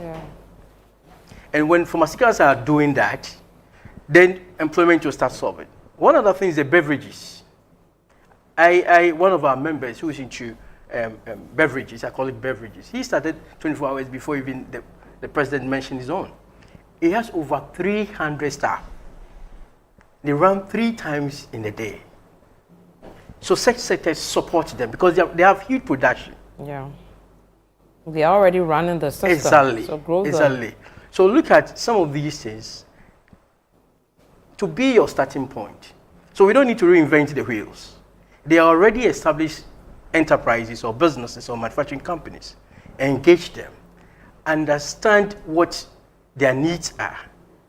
And see what solutions you can bring to support them to run that policy. Basically, that's about it. Okay. Let me come to you, Michael, because your company did something, a survey around how effective this policy can be. And you came up with some interesting, revelations. First of all, you believe that a number of things must be put in place before this will even work. Correct. Talking about stable power, talking about security. And then one that caught my attention was transport and infrastructure, which is something we are not seeing much. And then, of course, like Charles said, some tax incentives. How should government go about this? Thank you. And I think, as you indicated, it is something that can be a game changer. But then the question is that how intentional and how committed would that process be? So, for instance, we have challenges with power. It's one of the things that if it's not stable, you don't expect companies to be able the to beverage company to run with that. We're talking about security and others. This is a very bold approach, a bold project that needs to be run. The question is that, can you look at low-hanging fruits and start with? Low-hanging fruits, you talked about some agro-businesses, because companies are already doing it, maybe the fruit.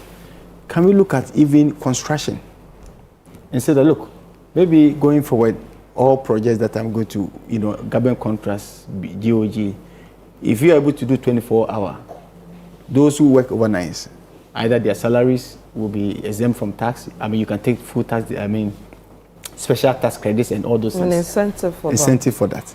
You can look at other things, but the question that becomes infrastructure. If you're looking at road and all those things, that means this additional money to be pumped in. But then the key point that keeps coming back in all these things are how committed we are and how do we make sure it gets done. This is something that can take about 10, 15 years to actually execute.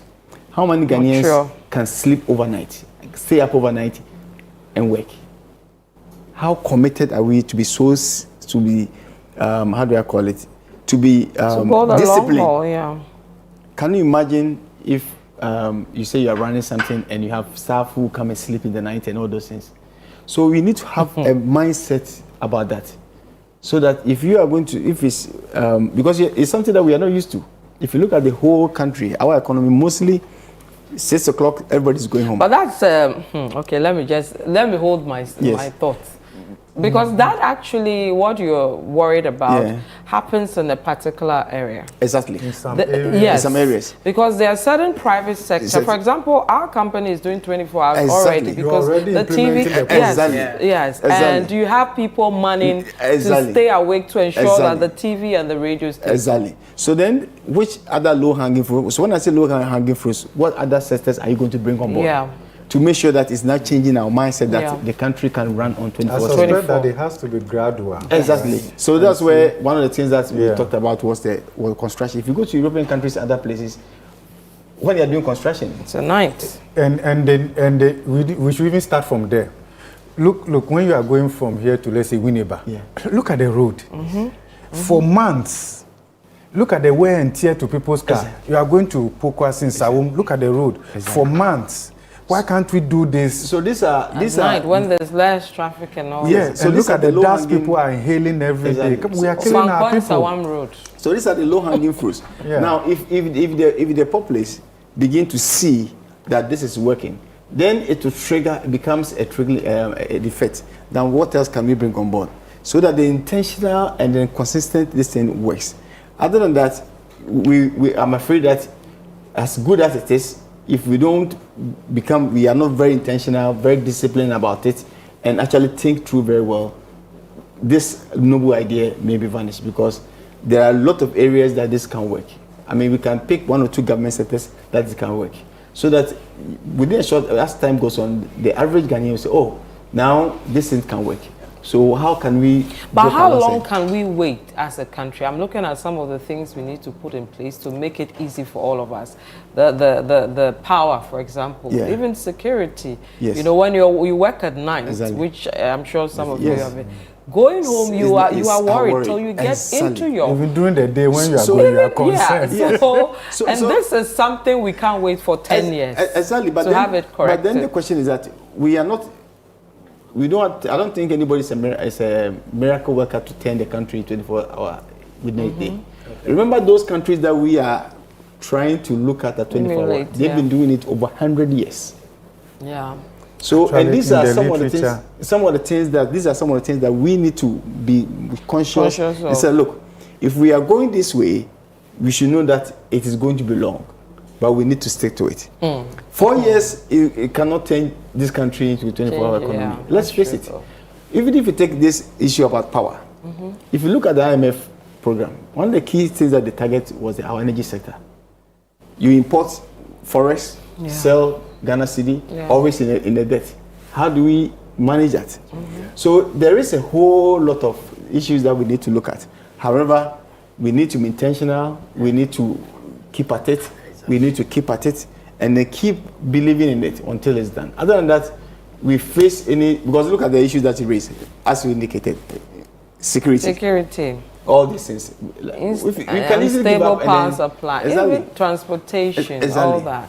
So these are things that we need to look at. But it's a noble idea, but it's something that it needs a very solid, consistent, very intentional approach to make sure that it works. But if it works for everybody, as you know. Okay, Paul. So the 24-hour economy is something I've struggled to understand, right? And it's my fault that I've not been able to. I like that you say it's your fault. It's my fault. In terms of the policy proposition of this, right? And all of that. Because the way I'm seeing it is that it has to be communicated well to stakeholders. But please hold with your thoughts. I'll come back to you. I have to go to Parliament because I understand the minority is not happy about some of the developments around the budget reading today. So let's pick, I believe it's the minority chief whip on the floor now. On our schedule, from Schedule 1 to Schedule 10, and that of Order 6. And I have not been able to understand. And as we stand, Mr. Speaker, as at now, the House has not determined the form the budget is going to be presented. So, Mr. Speaker, the House has to determine the form before he can present any statements. Mr. Speaker, that is my plea, that the House must determine, my application is that the House must determine the form of the budget statement before he reads the statement. Thank you, Mr. Speaker.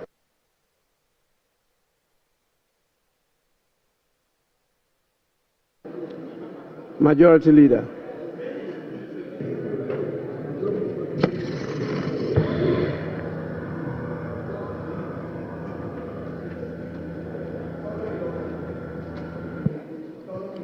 Mr. Speaker,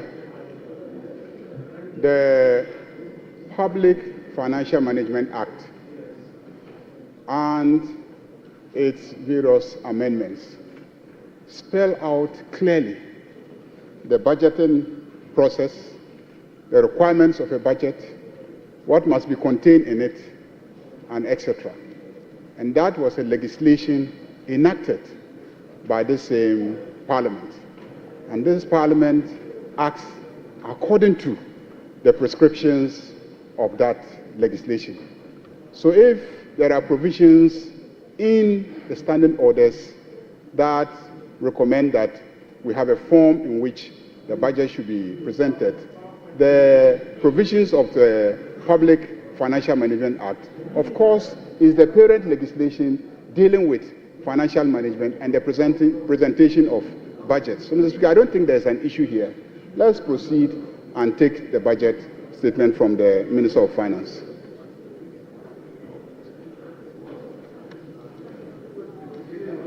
Yes, Minority Leader.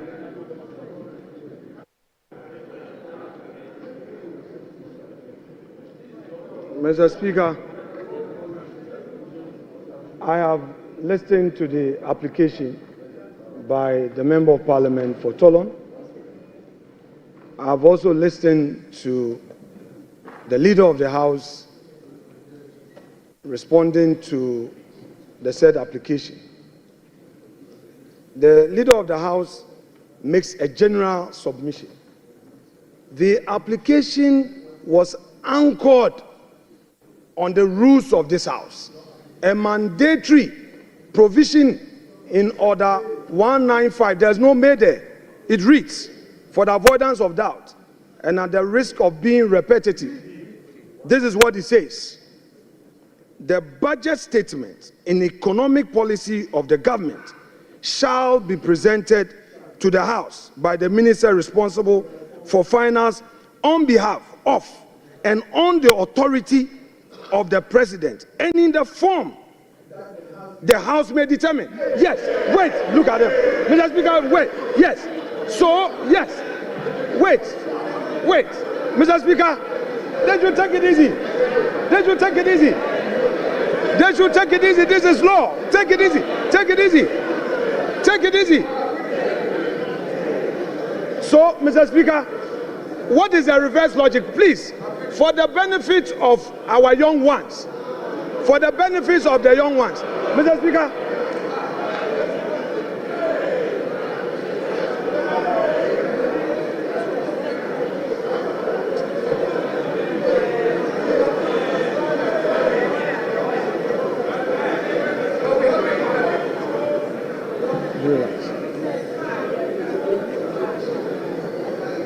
Mr. Speaker, this House is a house of procedure. This House is equally guided by its own rules and precedents. Wait a moment. For those who are in a hurry to shout in his agreement, if the law says may determine, is it also the case that in reverse logic, the House may decide not to determine any form? But no, wait. The law is that a budget statement must be presented. But we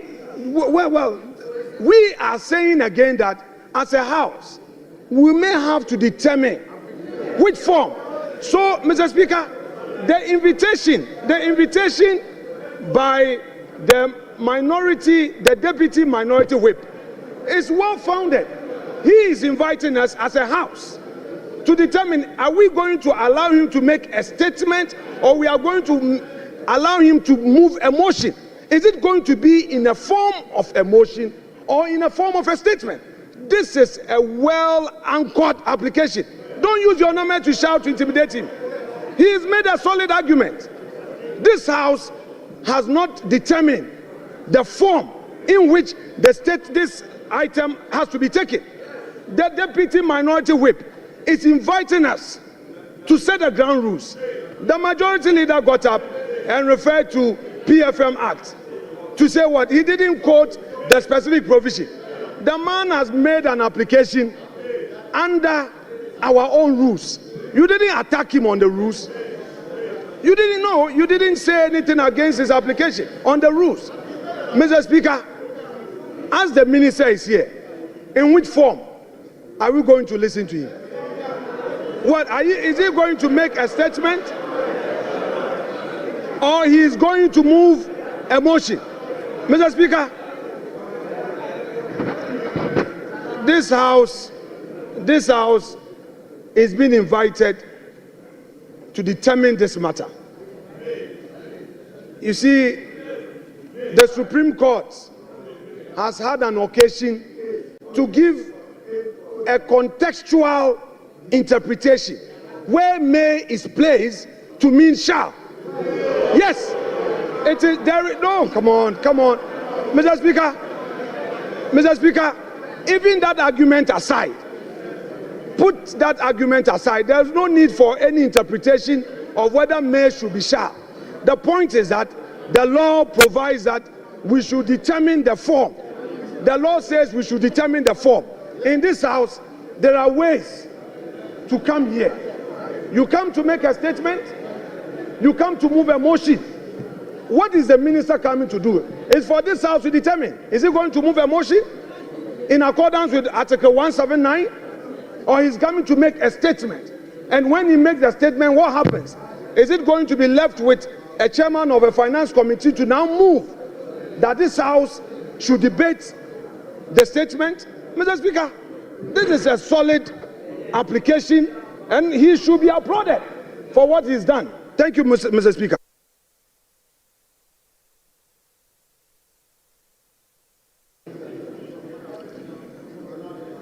I would want to rule on this matter. I've heard enough. I think in terms of procedure, the right thing has been done. The order you quoted clearly states the statement of the estimates of revenue and expenditure of the government. It says what? The statement.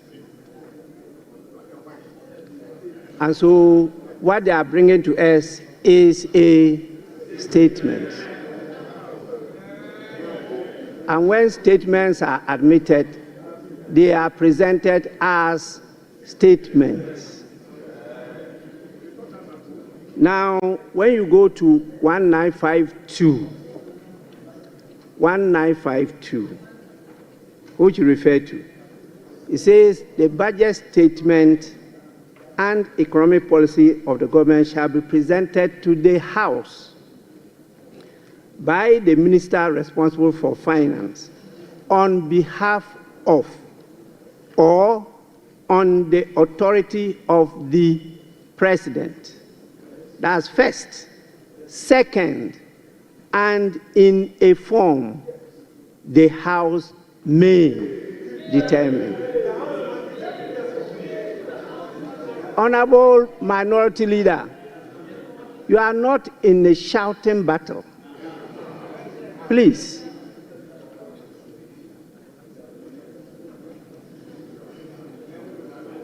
This is the House. The only way the House can determine however you define form is when the statement is presented to you. The House cannot determine this matter outside the House. You can only determine it when you are truly sitting as a House. And this is the House. He's presenting the statement. If you decide that you want a form, you define form in any different manner as you are doing, then this is the time when it is presented, you take this opportunity to determine that form you want, different from the earlier forms that we've decided and been practicing. If this is what you want to do, please, the statement must first be presented to you. It has to be presented to the House. And if you may, you determine the form you want it to be presented. That can be part of the debate. But I'm not sure the definition you are putting on the word form. Form. Please go back to your lexicons.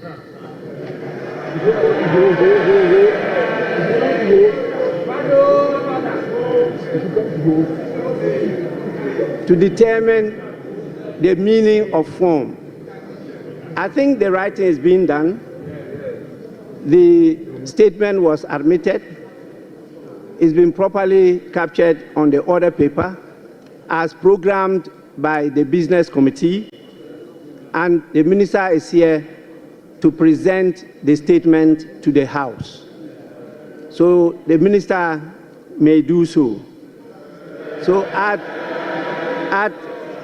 honorable members,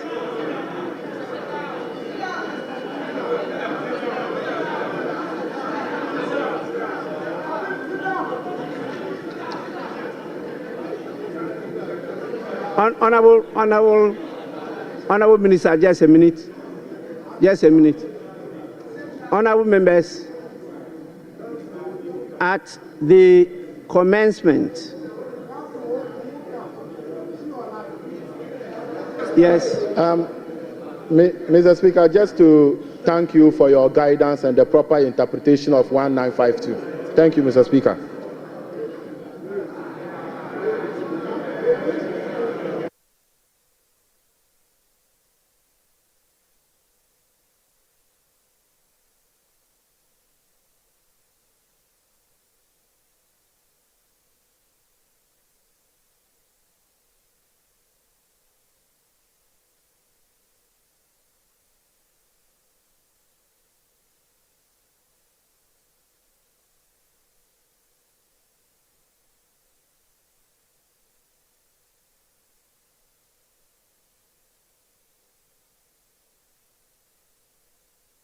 Galamsey for the longest time until I became a Galamsey.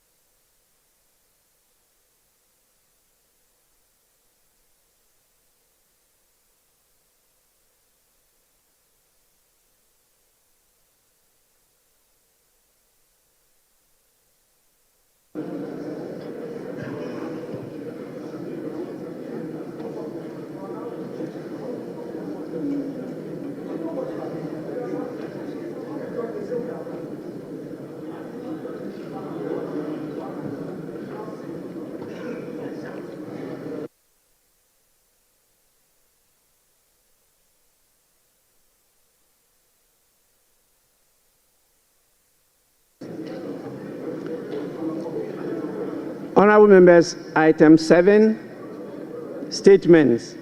The budget statement and economic policy of the government for the year ending 31st December 2025. Minister for Finance.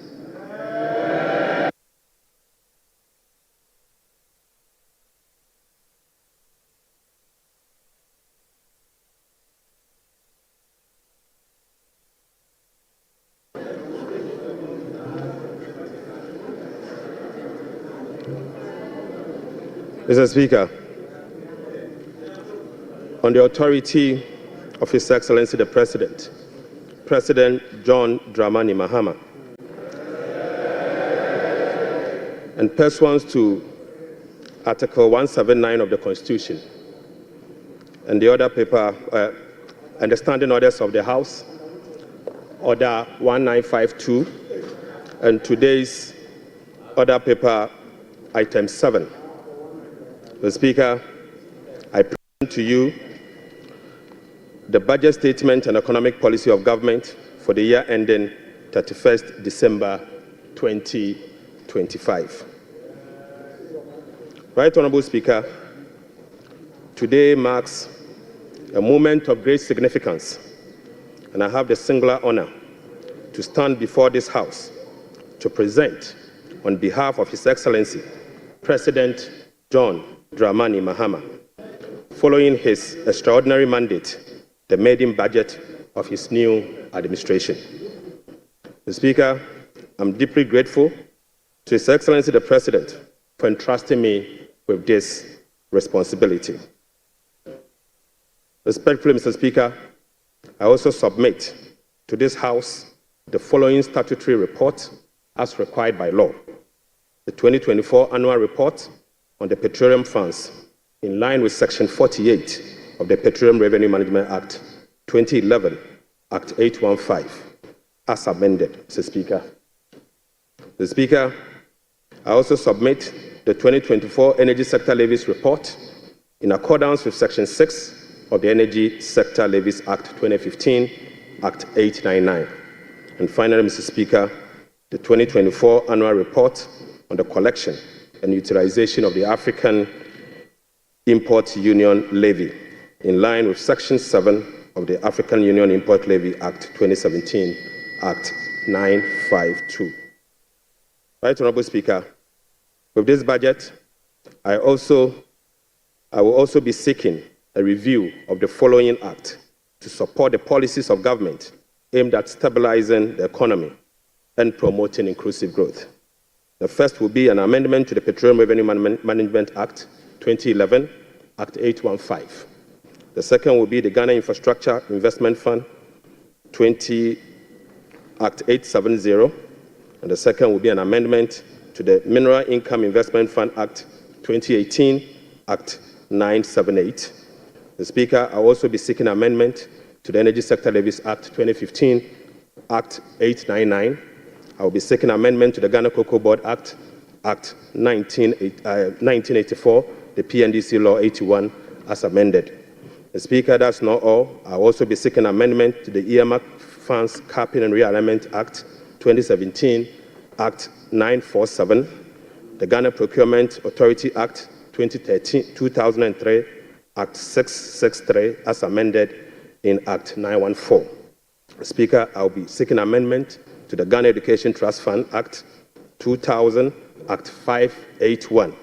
And finally, Mr. Speaker, I will also be seeking amendment to the Fiscal Responsibility Act 2018, Act 982, and incorporating into a comprehensive public financial management act. Mr. Speaker, I forgot to add that I will also be seeking amendment to the Revenue Administration Act 2016, Act 915. So, Speaker, we remain committed to the pursuit of our 24-hour economic policy of stimulating economic growth and job creation. Right Honorable Speaker, this policy will contribute to addressing Ghana's structural economic challenge by creating an integrated, efficient, and increasingly export-driven industrial economy that fulfills the utilization of our national resources, capital, and labor power. Right Honorable Speaker, will be presenting the 24-hour economy policy to Parliament in due course. In this respect, Mr. Speaker, the Labour Act, the Ghana Investment Promotion Act, and other enabling legislations will be reviewed accordingly. Mr. Speaker, as part of the effort to stabilize our cedi through foreign exchange and gold reserve accumulation, I will also submit a bill to provide a legal framework for the establishment of the Ghana Gold Board for the consideration of this House. Mr. Speaker, this budget is indeed an abridged version of the 2025 budget statement and economic policy of government. I respectfully request the Hansa Department to capture the entire budget statement and economic policy of government for the year ending 31st December 2025. Mr. Speaker, standing here evokes a sense of nostalgia as I reflect on my journey in public service. From my early days as a young parliamentarian in this House in the year 2009, destiny has guided my path from a backbencher to a member of the Finance Committee, to a Deputy Minister of Finance, to ranking member of the Finance Committee, to Minority Leader, to Majority Leader briefly, and now, Mr. Speaker, as Minister responsible of Finance. Right Honourable Speaker, the invaluable experience I gained in this chamber has shaped my perspective, sharpened my focus, and prepared me for the task at hand. I fully commit to supporting His Excellency the President to fix the economy of Ghana. I take this opportunity to extend my profound gratitude to the good people of Ejuma Kwenyane, my constituents, and to you, Mr. Speaker, and members of this House across the aisle for your unwavering support throughout my years in this chamber. Mr. Speaker, this esteemed House is a sanctuary of rigorous debate, principled cooperation, and at times constructive disagreement, all in the pursuit of greater good of our beloved country. I look forward to working with you, Right Honourable Speaker, and my colleagues on both sides of the aisle to reset the Ghana's economy through sound policy and structural reforms that will propel our country forward.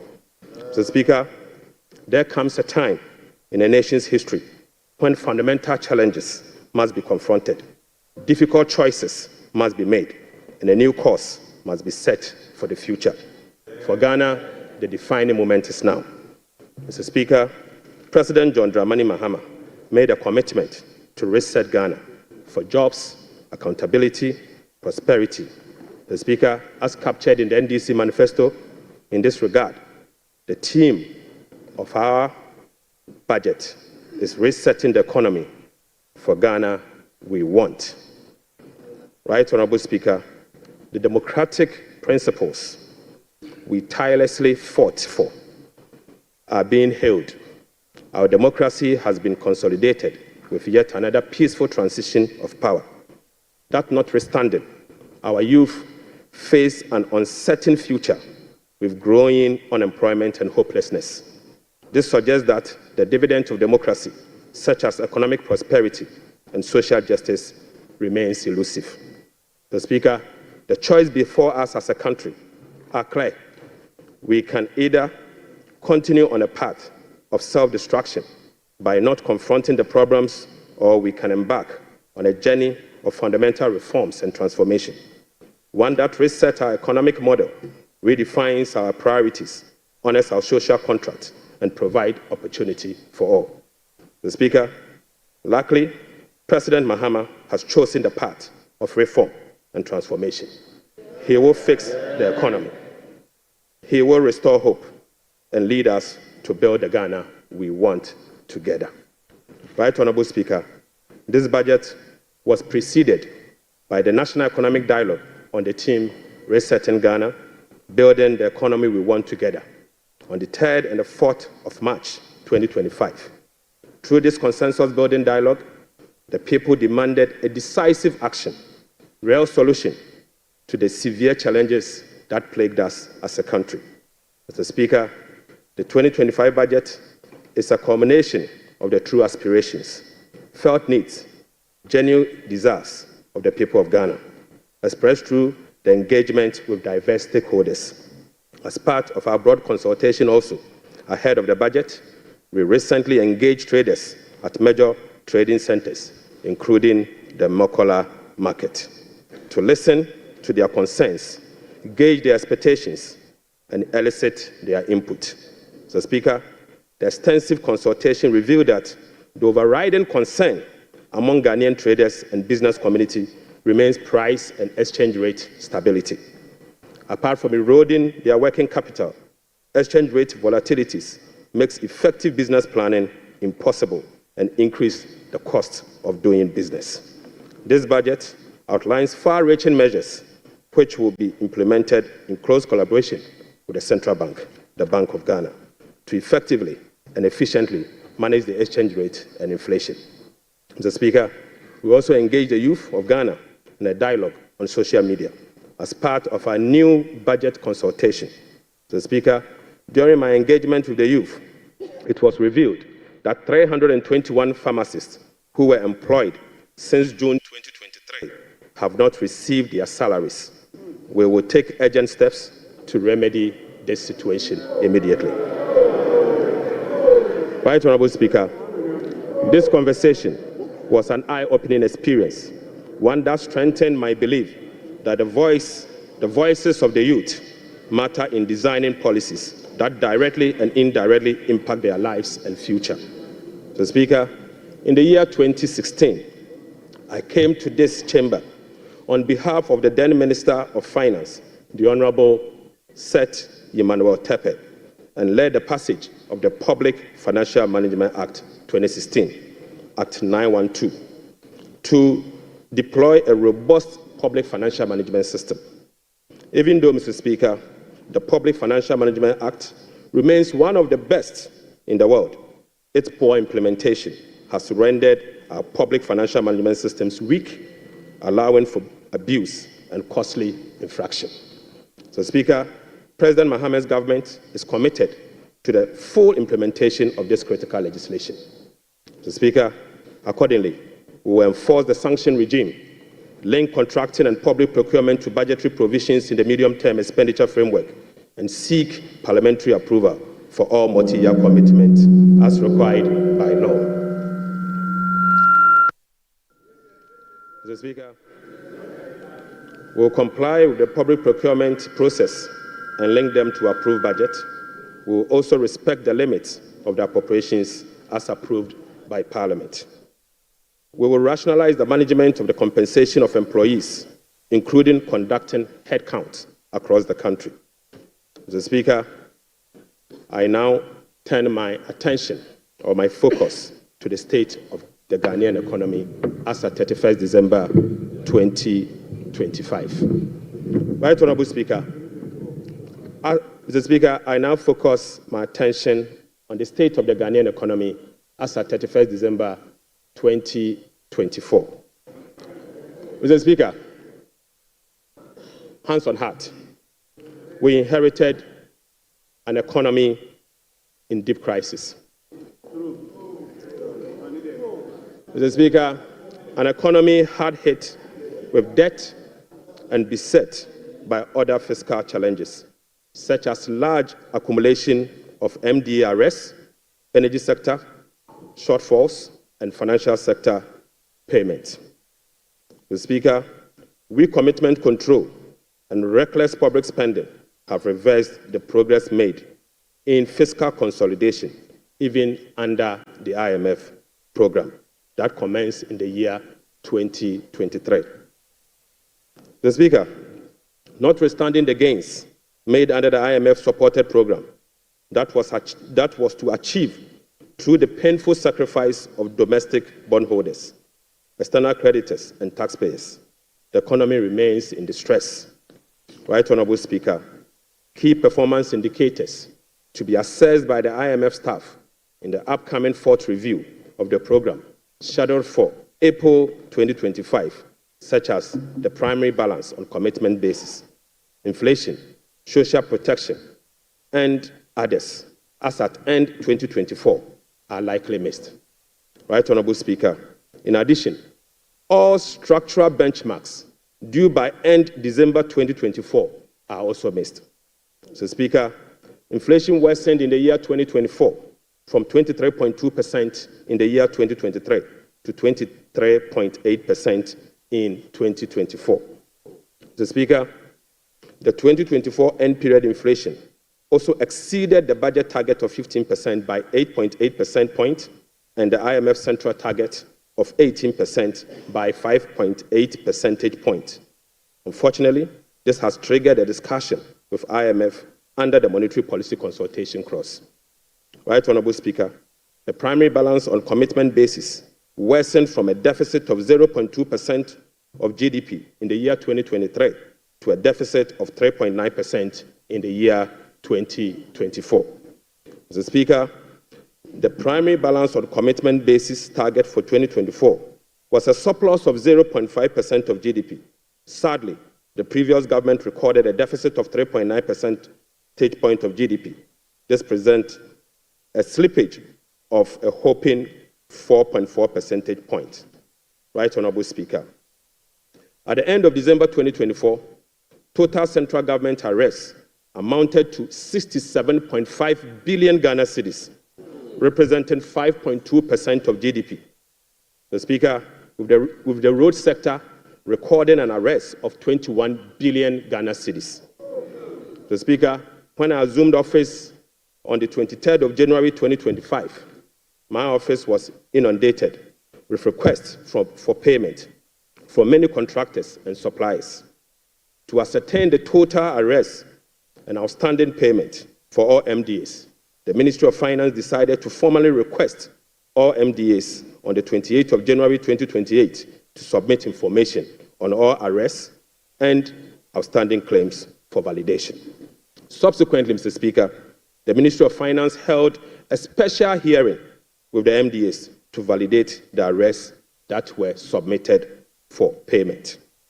The response from the MDAs and the validation revealed that a staggering amount of 67.5 billion Ghana cedis is owed to government contractors and suppliers. Mr. Speaker, this consists of MDA's outstanding interim payment of invoices worth 49.2 billion and bank transfer advice at the Controller Accountant General worth 18.3 billion Ghana cedis. Mr. Speaker, this 67 billion excludes $1.73 billion owed to independent power producers. This 67 billion also excludes 68 billion Ghana cedis owned by Electricity Company of Ghana to contractors. Mr. Speaker, this 67 billion also exclude the 32 billion owned by the Ghana Cocoa Board to contractors. And Mr. Speaker, this 67.5 billion also excludes the 5.75 billion owned by the Ghana Road Fund to various contractors. Right Honorable Speaker, the Bank of Ghana is also seeking an amount of 53 billion Ghana cedis as bailout to be able to address their negative equity challenge that they face. Mr. Speaker, as part of the measures to address these mounting accumulated arrests, we have commissioned an audit of these arrest payments and guarantee value for money before a penny will be paid. Mr. Speaker, before a penny will be paid, we'll commit to do that arrest. Right Honorable Speaker, in addition to the 67.5 billion cedis in arrests, the validation process also revealed that MDAs have awarded contract to the tune of a minimum 194 billion Ghana cedis.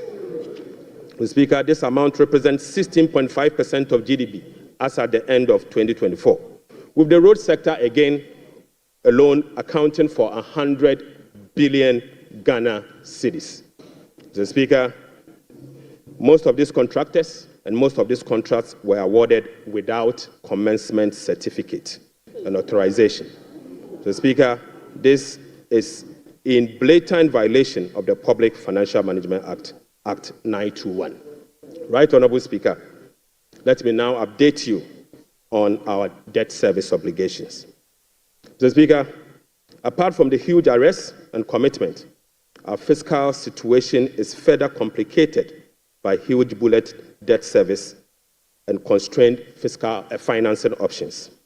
Currently, Mr. Speaker, the government option to finance the budget is limited to only Treasury bill market following the debt restructuring program. Moreover, the forthcoming debt service of both domestic and Eurobond debt obligation will have profound implications for fiscal sustainability and balance of payment.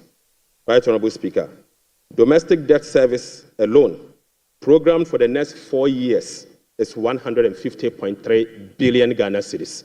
So, Speaker, simply put, the interest and principal payment that will be due for payment beginning now for the next 4 years is 150.3 billion Ghana cedis. This represents 11.6% of GDP in domestic debt service obligation alone. The Speaker, of this 150 billion Ghana cedis, 73.3% of this 150 billion Ghana cedis is due for payment in the year 2027 and 2028. Right, Honorable Speaker, 2027 alone, the domestic debt service that will be falling due will be 57.6 billion, and 2028 will be made to call upon to pay 52.5 billion Ghana cedis. So, Speaker, the debt service obligation of 2027 and 2028 are major harms.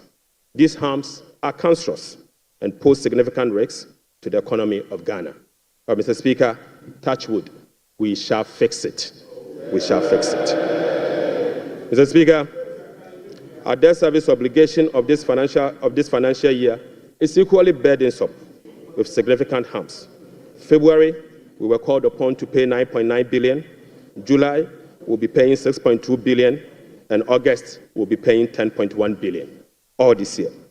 Right, Honorable Speaker, the fiscal challenges are further compounded by the significant short-term Treasury bill that we also inherited.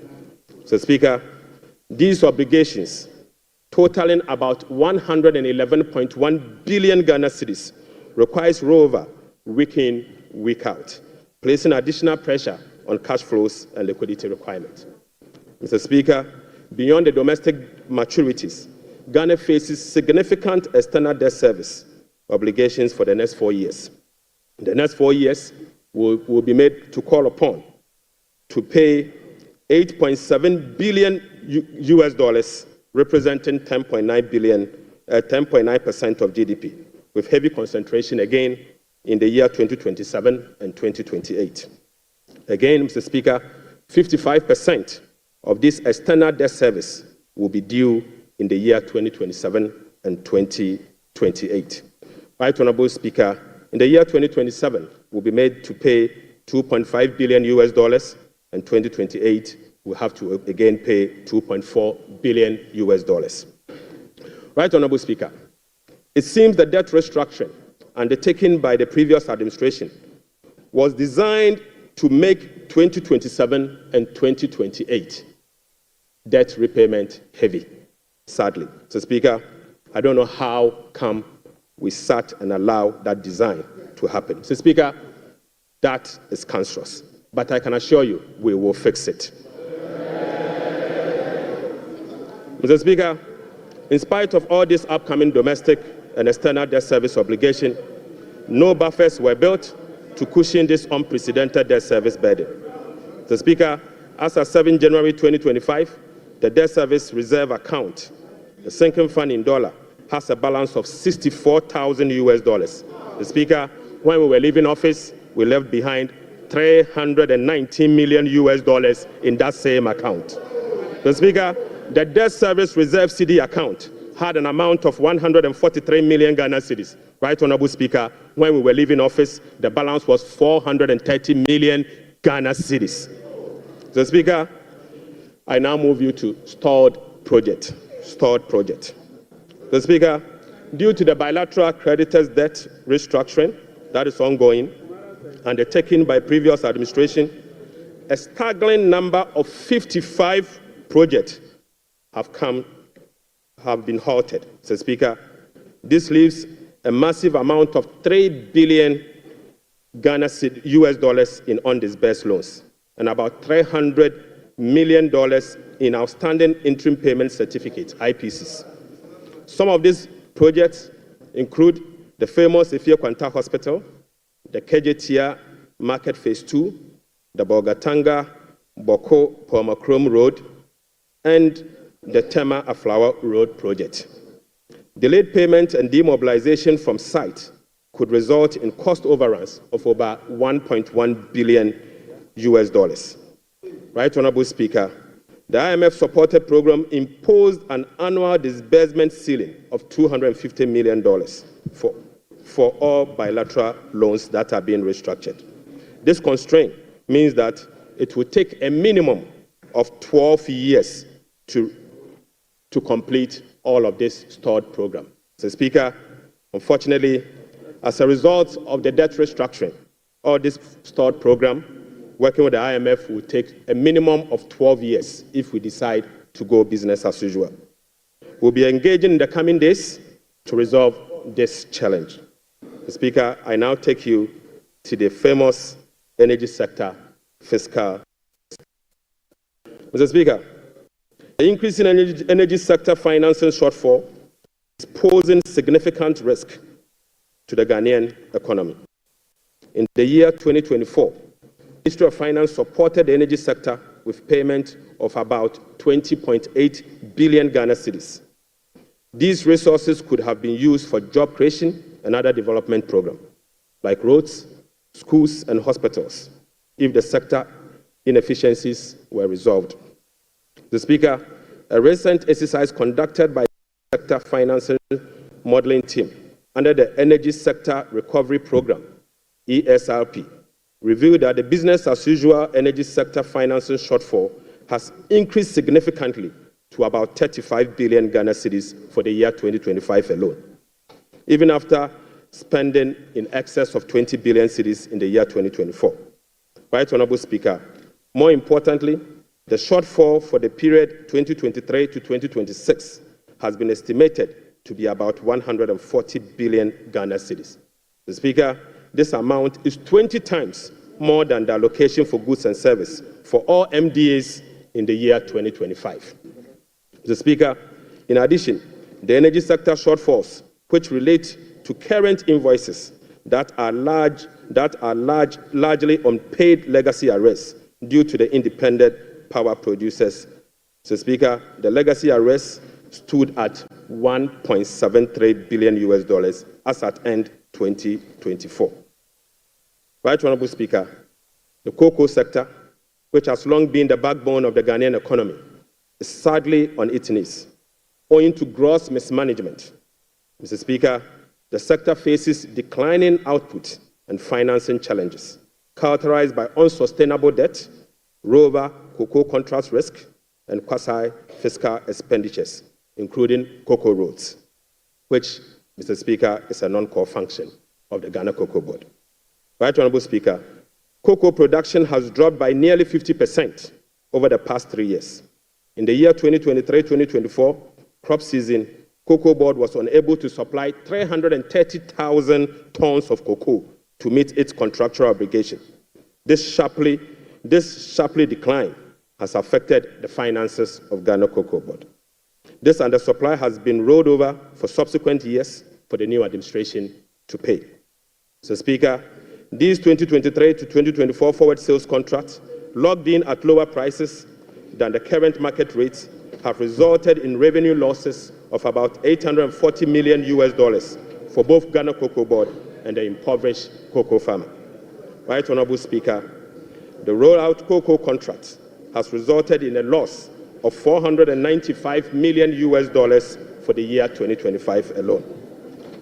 So, Speaker, these are the risks in relation to the market price differentials and, as a result, costs causing the smuggling that we see with Ghana Cocoa Board.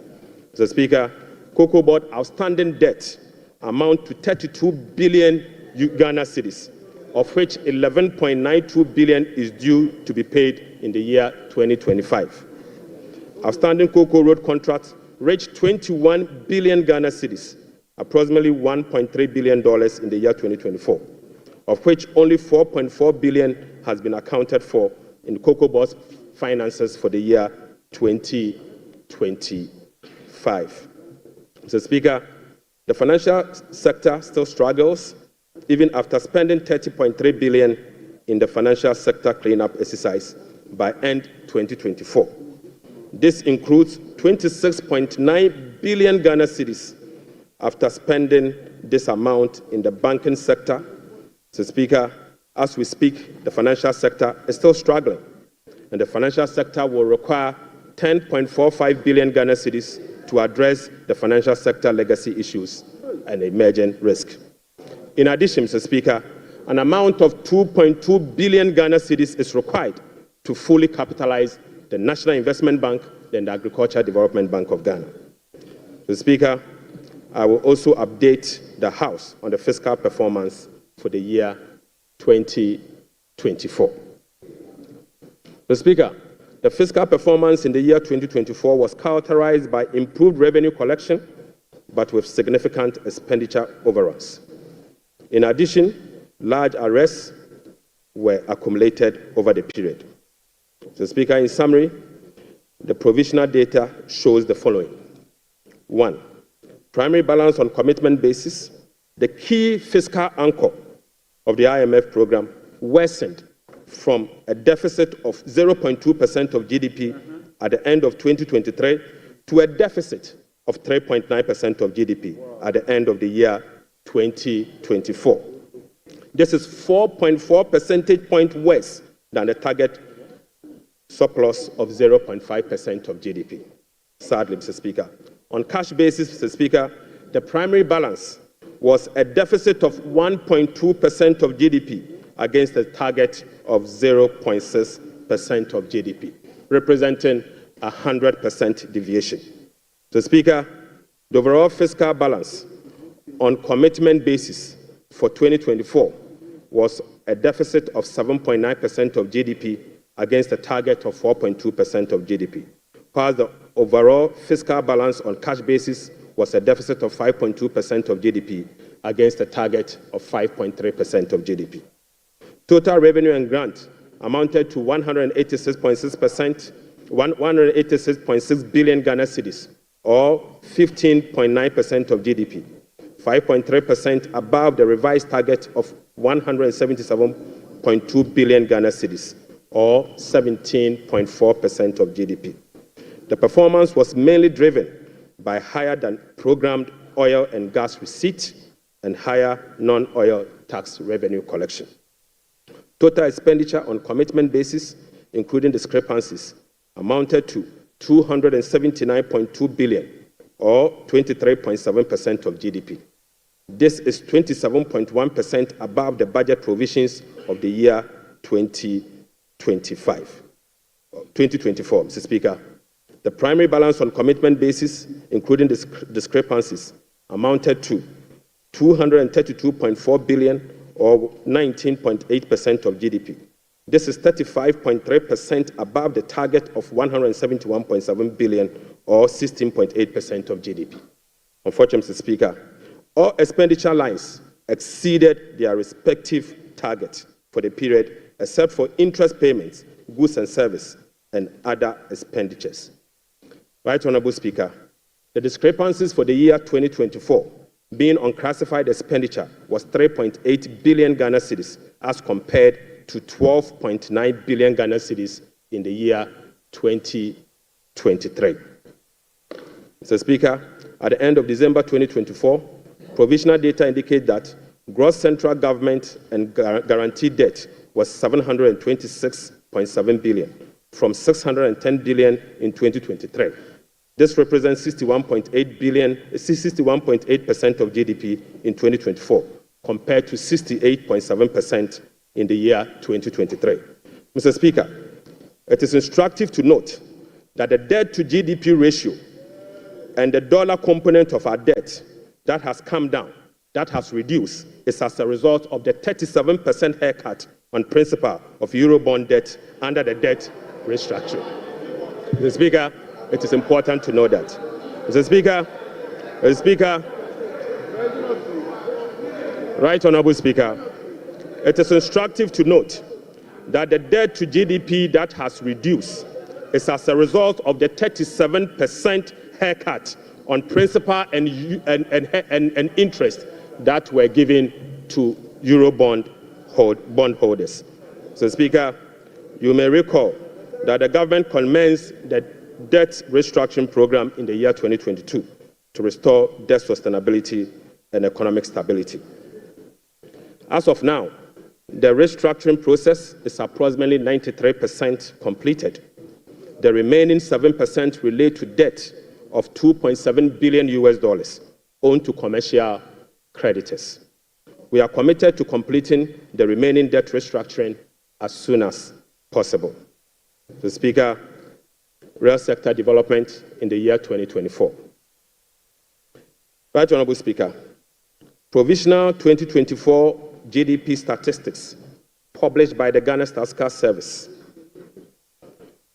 on the 10th of March 2025 shows that overall real GDP growth increase. So, Speaker, at the end of increased to 5.7% in the year 2024. So, Speaker, I take that again. The Speaker, provisional 2024 GDP statistics published by the Ghana Statistical Service on the 10th of March 2025 showed that overall GDP growth grew by 5.7% of GDP in the year 2027, compared to the growth rate of 3.1% recorded over the same period. Mr. Speaker, the key driver of this growth was largely coming from gold mine. So, Speaker, including Galamsey. Including Galamsey. Mr. Speaker, Galamsey growth cannot be sustainable. Mr. Speaker, non-oil GDP growth. Mr. Speaker, the non-oil GDP grew by 0.6% in the year 2024, compared with the growth rate of 3.6% recorded in 2023. Mr. Speaker, the gross international reserves increased to a stock position of $8.98 billion at the end of 2024, and was enough to cover 4 months of import, exceeding the target of a floor of 3 months of import cover. At the end of 2024, the currency had depreciated by 19.2% against the US dollars, 17.8% against the euro, against the British pound, so, Speaker, and it had depreciated by 13.7% against the euro. So, Speaker, Right Honourable Speaker, it is what it is. The state of our economy is troubling, but we will fix it. Mr. Speaker, touch wood, we will fix it. But, Mr. Speaker, it will require some sacrifices, truthfulness, transparency, and discipline. We will take strong measures to confront the situation head-on. Mr. Speaker, the sacrifice must come from all stakeholders, beginning with the government. So, Speaker, His Excellency the President appreciates this and has led the charge by significantly downsizing his government from the Elephant 88 to the Umbrella 60. Mr. Speaker, he has also reduced the number of his government ministries from the Elephant 30 to the Umbrella 23. Mr. Speaker, as part of the contribution to the resetting agenda, organized labor has followed suit by working with government and employers association to agree on a modest 10% increase in base pay and minimum wage for the year 2025. Right Honourable Speaker, on behalf of His Excellency the President, I would like to express my profound gratitude to organized labor and employers.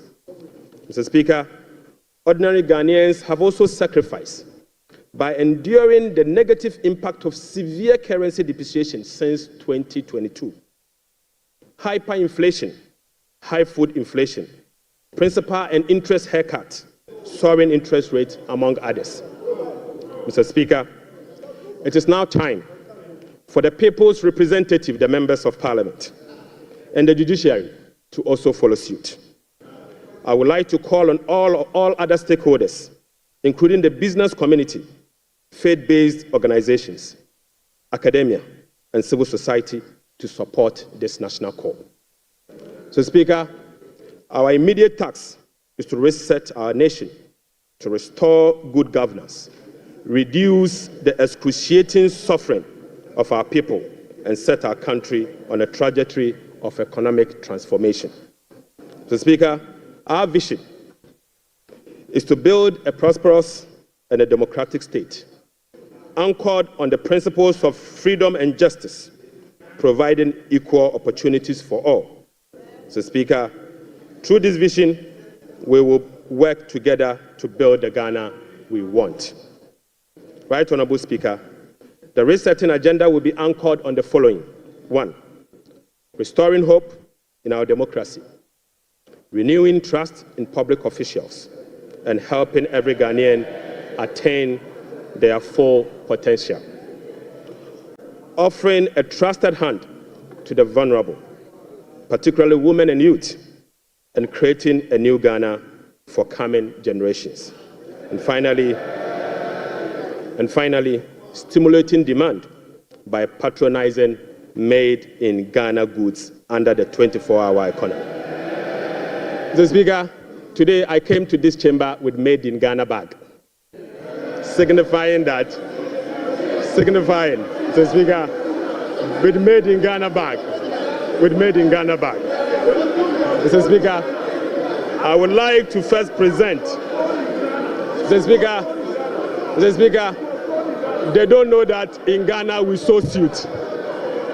Right, Honourable Speaker, I would like to first present the government's immediate and strong measures to address the current challenges we are confronted with, followed by the medium-term vision, policy objectives, and targets. Right, Honourable Speaker, consistent with Section 14 of the Public Financial Management Act 2016, Act 911, the fiscal policy objectives of this government is to support the economic transformation agenda to ensure the macroeconomic stability of the country within the macroeconomic and fiscal framework. More specifically, the fiscal policy objective of the government include the following: rationalizing government expenditure and eliminating wasteful expenditures, optimizing domestic revenue mobilization through broadening of tax base, increased non-tax revenue collection, adopting enhanced tax compliance measures, and modernizing the tax administration through digital technology. Mr. Speaker, we will also increase the share of domestic expenditure to spur economic growth and job creation. We'll be reducing public debt to sustainable levels and adopting prudent debt management practice to support debt sustainability. Reducing the fiscal deficit progressively in accordance with the amended Fiscal Responsibility Act to promote fiscal and debt sustainability. And Mr. Speaker, restoring confidence in the Ghana economy. Right, Honourable Speaker, our approach will be to foster economic growth, accelerate job creation, reduce inflation, and stabilize the cedi. To achieve this, it is crucial that we establish the macroeconomic stability and ensure debt sustainability. Mr. Speaker, we are confident that by prioritizing these fundamental elements, we can cultivate an environment where individuals can prosper and businesses can thrive in Ghana. Mr. Speaker, Ghanaians, through the recent National Economic Dialogue, have expressed a clear desire for fiscal deficit and public debt to be reduced through cuts in government spending rather than through only tax measures. We wholeheartedly agree, Mr. Speaker, going forward, we will tailor our expenditure to align with our fiscal realities. After all, whoever pays off their debt gets rich. Mr. Speaker, we are poised to implement a three-pronged approach to achieve our objective, beginning with this budget immediately. First will be to recalibrate the fiscal adjustment, and we believe that by prioritizing spending-led fiscal adjustment can initiate a positive cycle. Fiscal adjustment can initiate a positive cycle in a way that first, it will help lower inflation and curb depreciation of the cedi. Secondly, it will lessen government reliance on borrowing, which in turn will reduce the crowding out of private sector and lower interest rates. Lastly, this approach will ease the strain on monetary policy, allowing the central bank some greater flexibility to reduce monetary policy rates, ultimately resulting in lower bank and lending rates. Mr. Speaker, the second approach will be to deliver a shock therapy. Mr. Speaker, we are implementing a form of shock therapy to the economy by making significant spending cuts this year, thereby reducing the government financing needs and front-loading fiscal adjustment. This is the down payment for our policy credibility and creditworthiness. Right Honourable Speaker, our third approach will be to restore fiscal responsibility. By moving forward, we will enhance public financial management by empowering ministers to effectively manage their budget on their own, ensuring strict compliance with the commencement certificate. Mr. Speaker, we'll be passing and enforcing a revised Fiscal Responsibility Act. And finally, we will enforce the sanction regime for non-compliance of the Public Financial Management Act. Mr. Speaker, in pursuit of the overarching macroeconomic objectives, the following macroeconomic targets have been set for the year 2025. Overall real GDP growth of at least 4% of GDP. Mr. Speaker, not less non-oil real GDP growth of at least 4.8% of GDP. Mr. Speaker, end period inflation rate of 11.9%. Mr. Speaker, primary balance on commitment basis of a surplus of 1.5% of GDP. Mr. Speaker, gross international reserves, including oil funds and encumbered assets, to cover not more than a minimum of 3 months of import. Mr. Speaker, to address inflation, government will implement a number of measures to complement the Bank of Ghana and monetary authorities. Mr. Speaker, the measures to stabilize the exchange rate include the following. We will be establishing the Ghana Gold Board to enhance the generation of accumulation of forex to support the stability of the Ghana cedi. The Bank of Ghana will continue to implement its FX forward auction to support the stability of the Ghana cedi. Government's strong fiscal consolidation through the reduction in public sector spending and the fiscal deficit will reduce the pressure on the exchange rate. And Mr. Speaker, our import substitution drive under the 24-hour economy involving domestic production of key products originally imported will reduce import and related FX requirements, boding well for FX stability.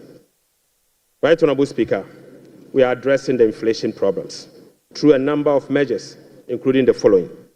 First, specific interventions, including the Agriculture for Economic Transformational Agenda, is expected to increase food production and reduce food inflation.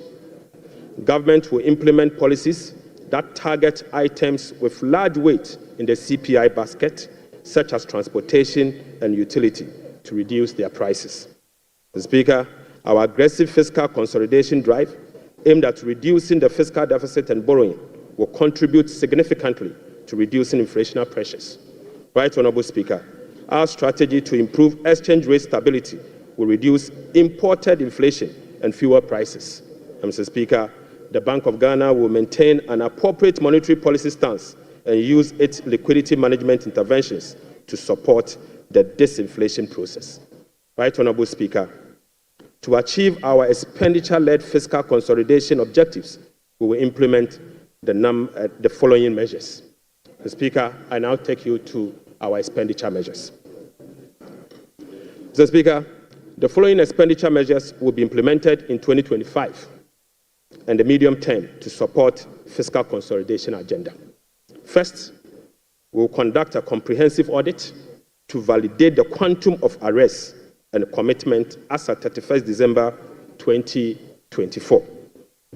Mr. Speaker, the mandatory use of blanket purchase order to capture multi-year commitment contracts in line with our medium-term expenditure ceilings will be implemented.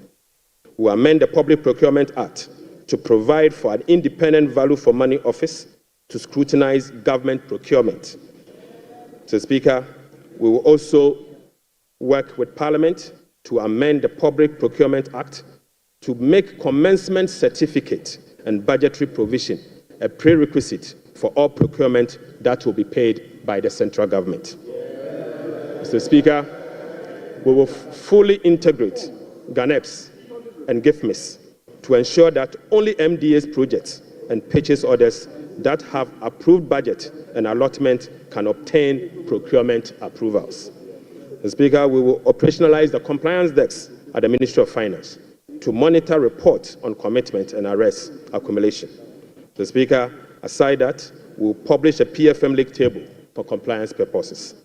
We will strictly enforce sanctions under the sections 96 to 98 of the Public Financial Management Act for breaches of the PFM Act, specifically those that relate to arrest accumulation and commitment control.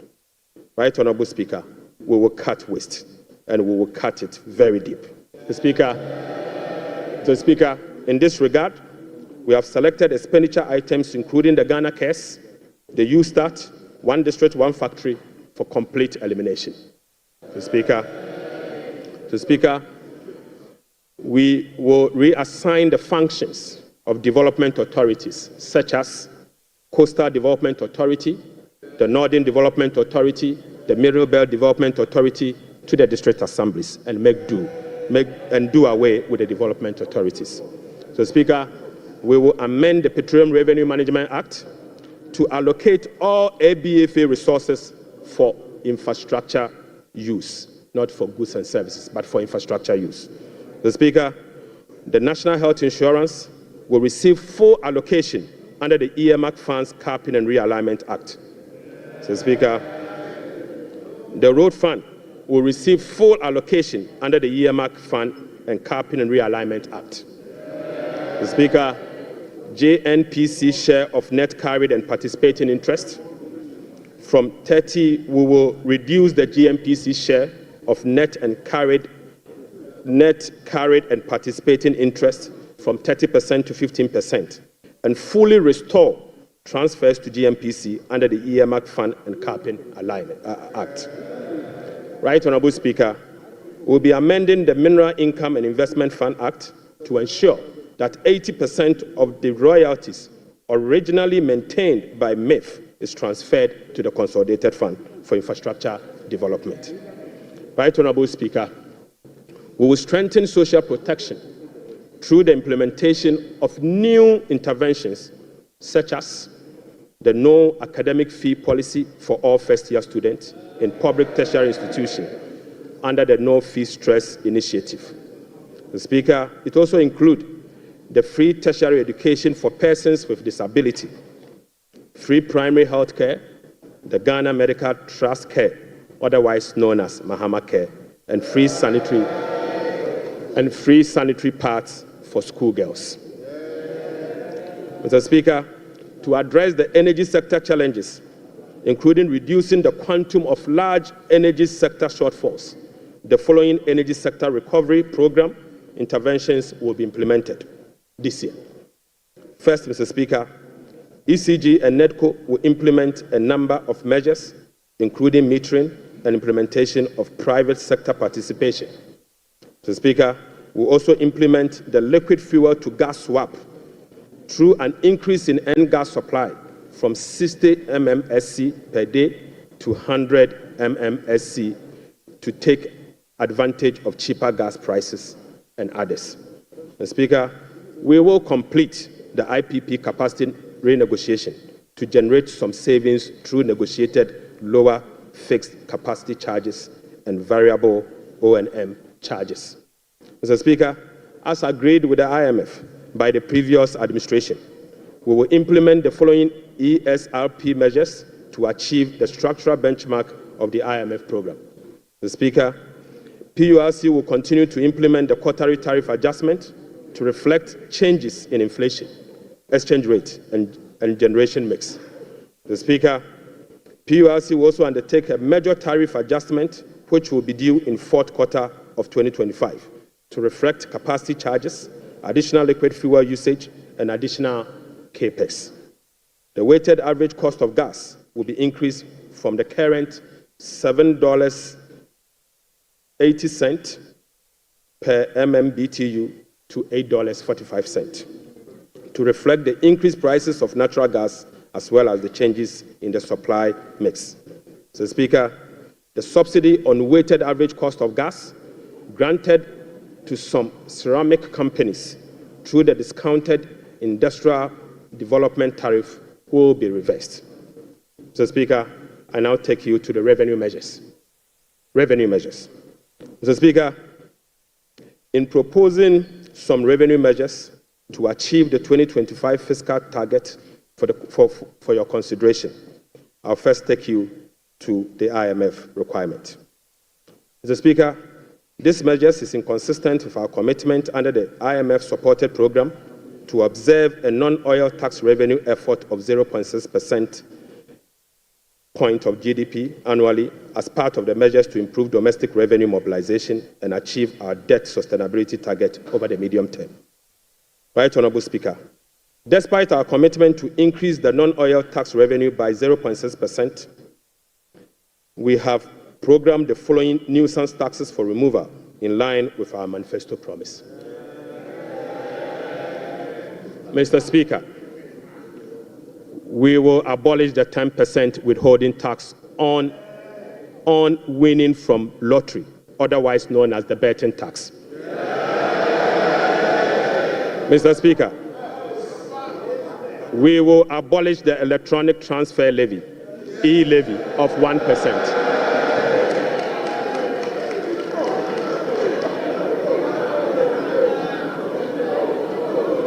Mr. Speaker, we will abolish the 10% withholding tax on betting. We will abolish the electronic transfer levy, e-levy, of 1%.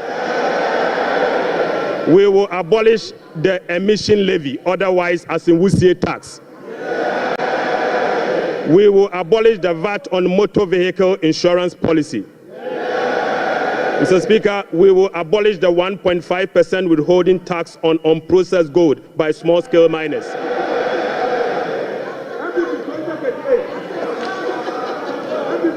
Mr. Speaker, the removal of these taxes will ease the burden on households and improve their disposable income.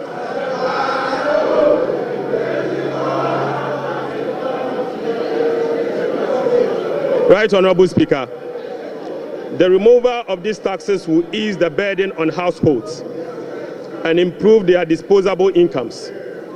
In addition, it will support business growth and improve tax compliance. Mr. Speaker, Right, Honorable Speaker, the tax refund account has been abused in recent years. In the last 8 years, a study revealed that 29.1 billion Ghana cedis had accrued to the tax refund account, with only 12.5 billion Ghana cedis, representing 43% of the total accrued amount, being used for tax refund purposes. Mr. Speaker, the study also revealed that 16.6 billion Ghana cedis, representing 57% of the total amount accumulated in the tax refund account, was misapplied. Mr. Speaker, which is a total violation of the Revenue Administration Act, Act 915, and the Public Financial Management Act. Instructively, Mr. Speaker, there were virtually no tax refund arrests over the period. Mr. Speaker, and therefore, we are reducing the current tax refund ceiling by 2 percentage points from 6% to 4% of total revenue, as defined in Section 69 of the Revenue Administration Act 915.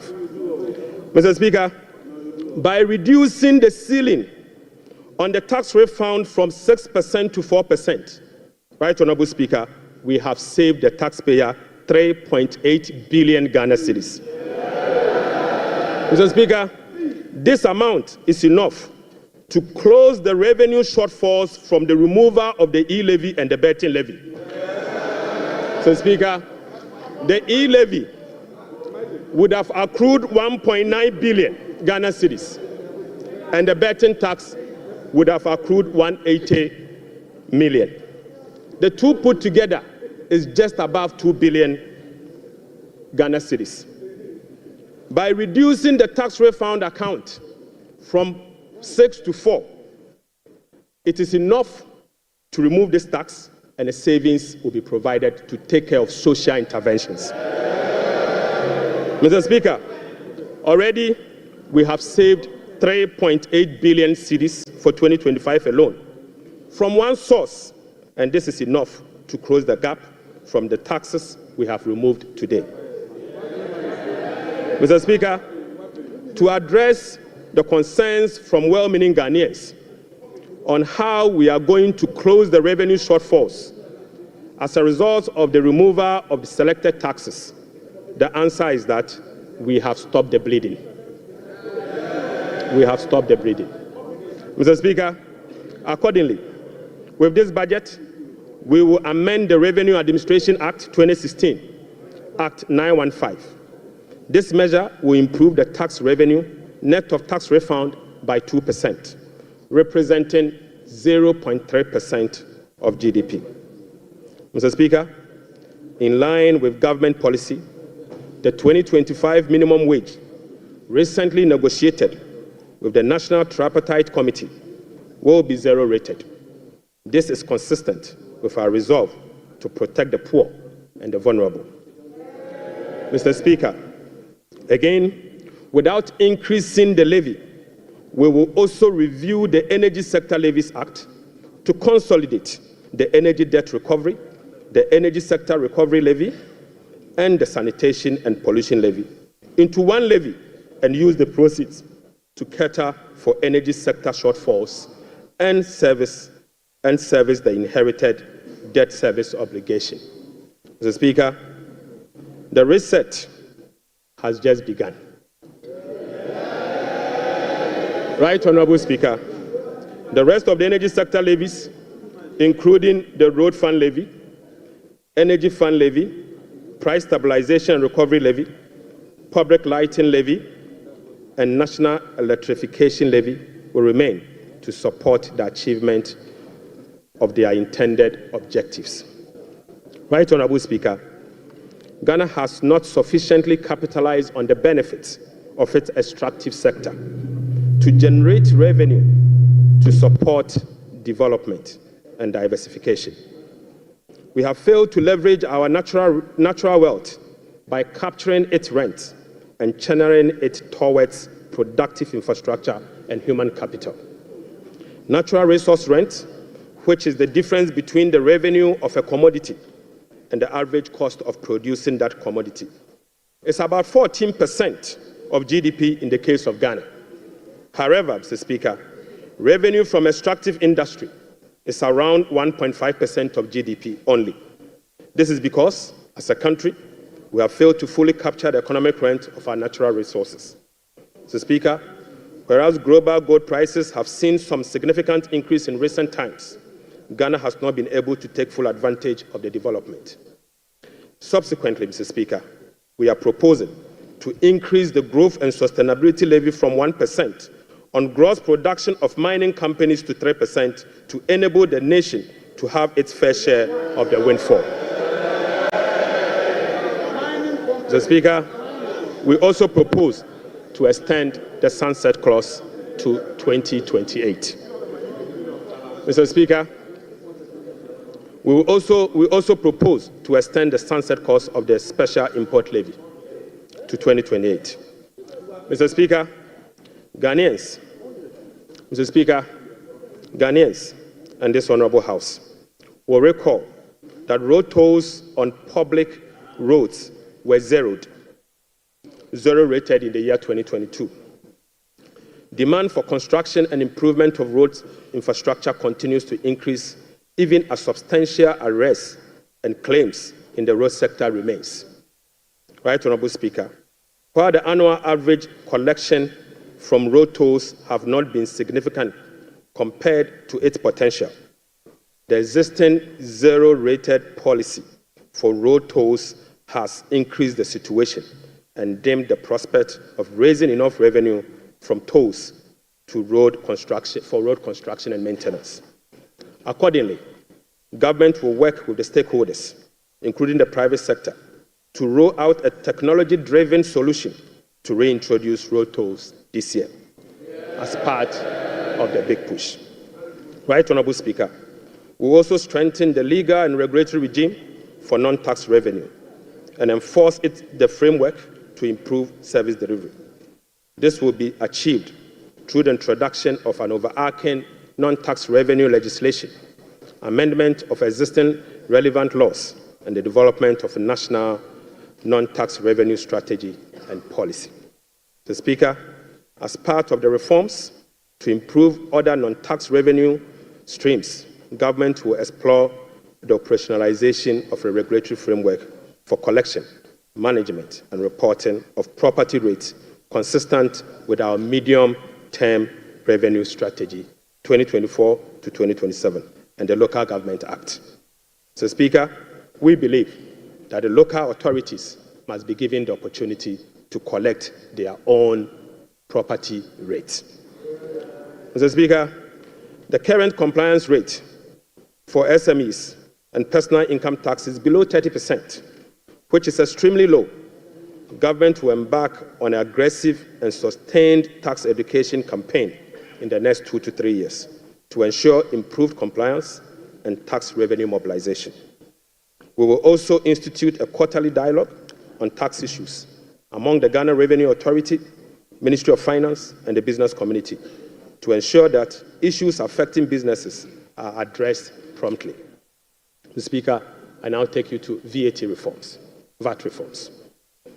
Right, Honorable Speaker, we commit to the people of Ghana and this House, the business community, that we will undertake a comprehensive value-added tax reform this year. Mr. Speaker, with the aim to review the current distortions and cascading structure of the value-added tax regime. Ghana's effective rate, VAT rate, is about 22%. This is obviously because the 2.5% Get Fund levy, the National Health Insurance levy of 2.5%, and the COVID levy are well added to the base for a final determination of what is due for VAT purposes.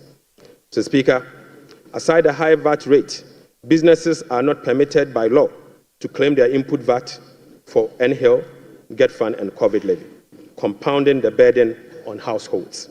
Right, Honorable Speaker, our VAT regime has been distorted and rendered inefficient. It combines both VAT and sales tax principles with a flat rate, standard rate, and levies. We have requested for technical assistance from the Fiscal Affairs Department of the IMF on VAT reforms. It is expected that the IMF mission will commence in April 2025. The recommendations from the Technical Assistance Mission are expected to inform our reform. Mr. Speaker, ahead of the IMF Technical Assistance Mission, I will inaugurate a VAT reform task force to hold broad consultation with key stakeholders for their input. Mr. Speaker, the parameters for VAT reform will be is for them to complete this year. Mr. Speaker, the parameters will include the following. 1, abolishing the COVID levy. Mr. Speaker, reversing the decoupling of Get Fund and NHIL VAT from VAT.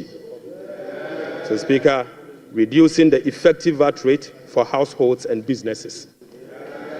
Reversing the VAT flat rate regime and upwardly adjusting the VAT registration threshold to exempt micro and small businesses from the collection of VAT. Mr. Speaker, will also improve compliance through public education and awareness. Mr. Speaker, I now take you to revenue mobilization and resource allocation. Mr. Speaker, total revenue and grant for 2025 is projected at 223.8 billion Ghana cedis, or 17.2% of GDP, up from 186.5 billion, or 17.4% of GDP. The projection is underpinned by non-oil revenue measures, which are expected to yield at least 0.6% of GDP. Mr. Speaker, total expenditure on commitment basis for 2025 has been programmed at 269.1 billion, representing 20.7% of GDP, down from 279.2 billion, which is 26% of GDP in the year 2024.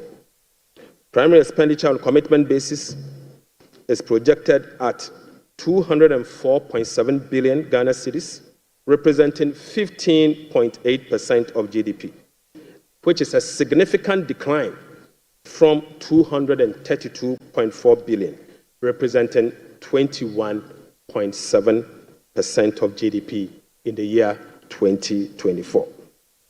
Mr. Speaker, based on the resource allocation from 2025 fiscal year, the total appropriations for the year ending 31st December 2025 is 290,971,212,435 billion Ghana cedis. Mr. Speaker, budget financing. Right Honorable Speaker, based on the estimate for total revenue and grant and total expenditure, the projected overall balance on commitment basis is a deficit of 43.8 billion Ghana cedis, equivalent to 3.1% of GDP. The corresponding primary balance on commitment basis is a surplus of 20.3 billion Ghana cedis, equivalent to 1.5% of GDP. On cash basis, Mr. Speaker, overall balance is a deficit of 56.9 billion Ghana cedis, equivalent to 4.1% of GDP. The corresponding primary balance on cash basis is again a surplus of 7.3 billion, equivalent to 0.5% of GDP. Right Honorable Speaker, the cash deficit of 56.9 billion is expected to be financed from both foreign and domestic sources. The total foreign net financing will amount to 21.4 billion Ghana cedis.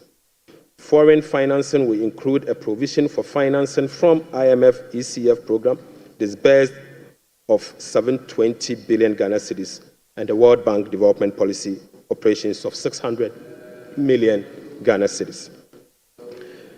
The residual net domestic financing will amount to 36.9 billion, representing 65% of total financing for 2025.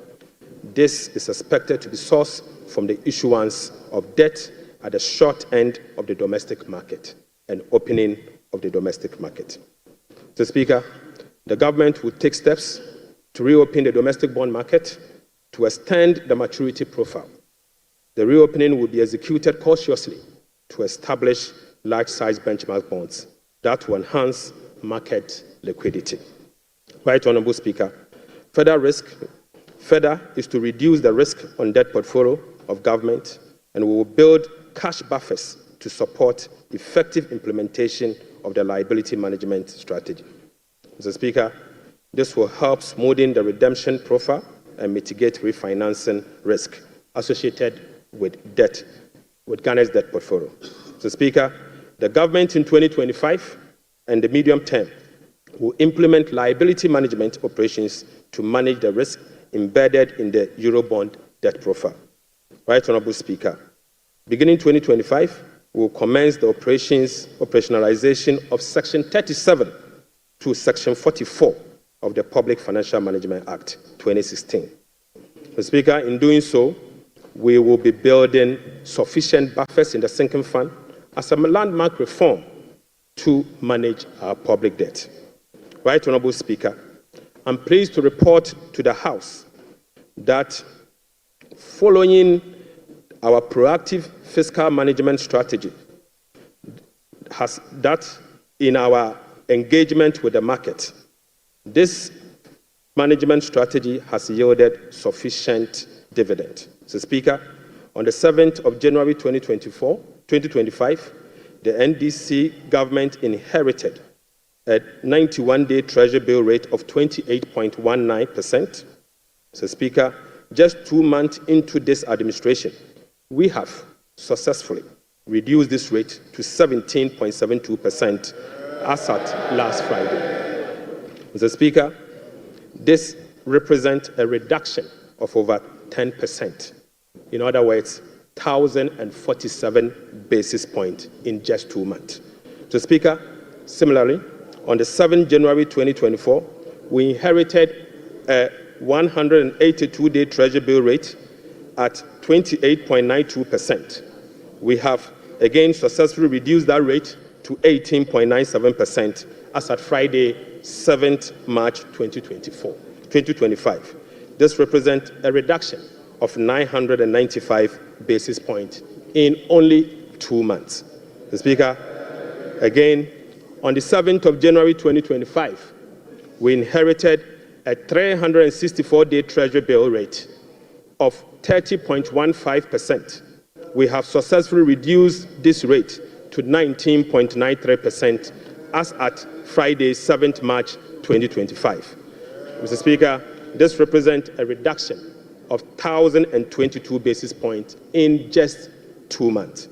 Mr. Speaker, on average, rates have fallen by over 1,000 basis points, signifying a strong investor confidence, crowding in the private sector, reducing the cost of doing business, and overall acceptance of economic policies of President John Dramani Mahama, ultimately laying the groundwork for sustained macroeconomic stability.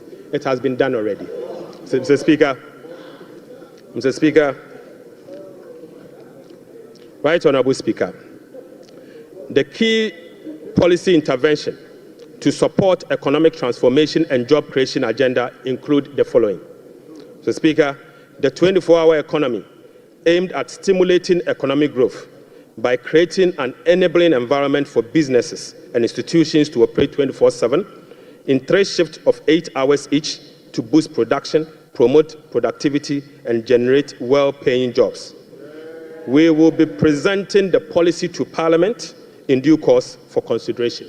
Accordingly, Mr. Speaker, the Labour Act, the GIPC Act, and other enabling legislations will be reviewed to support the 24.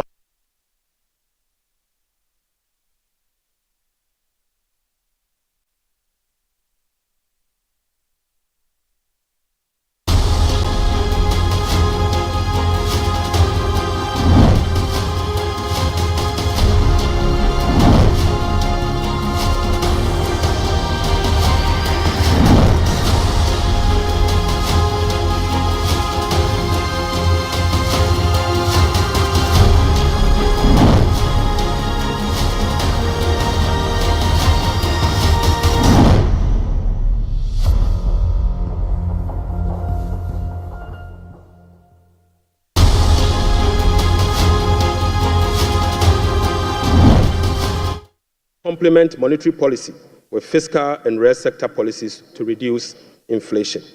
Food inflation will be reduced through the implementation of the Agriculture for Economic Transformation agenda, anchored on our 24-hour economy.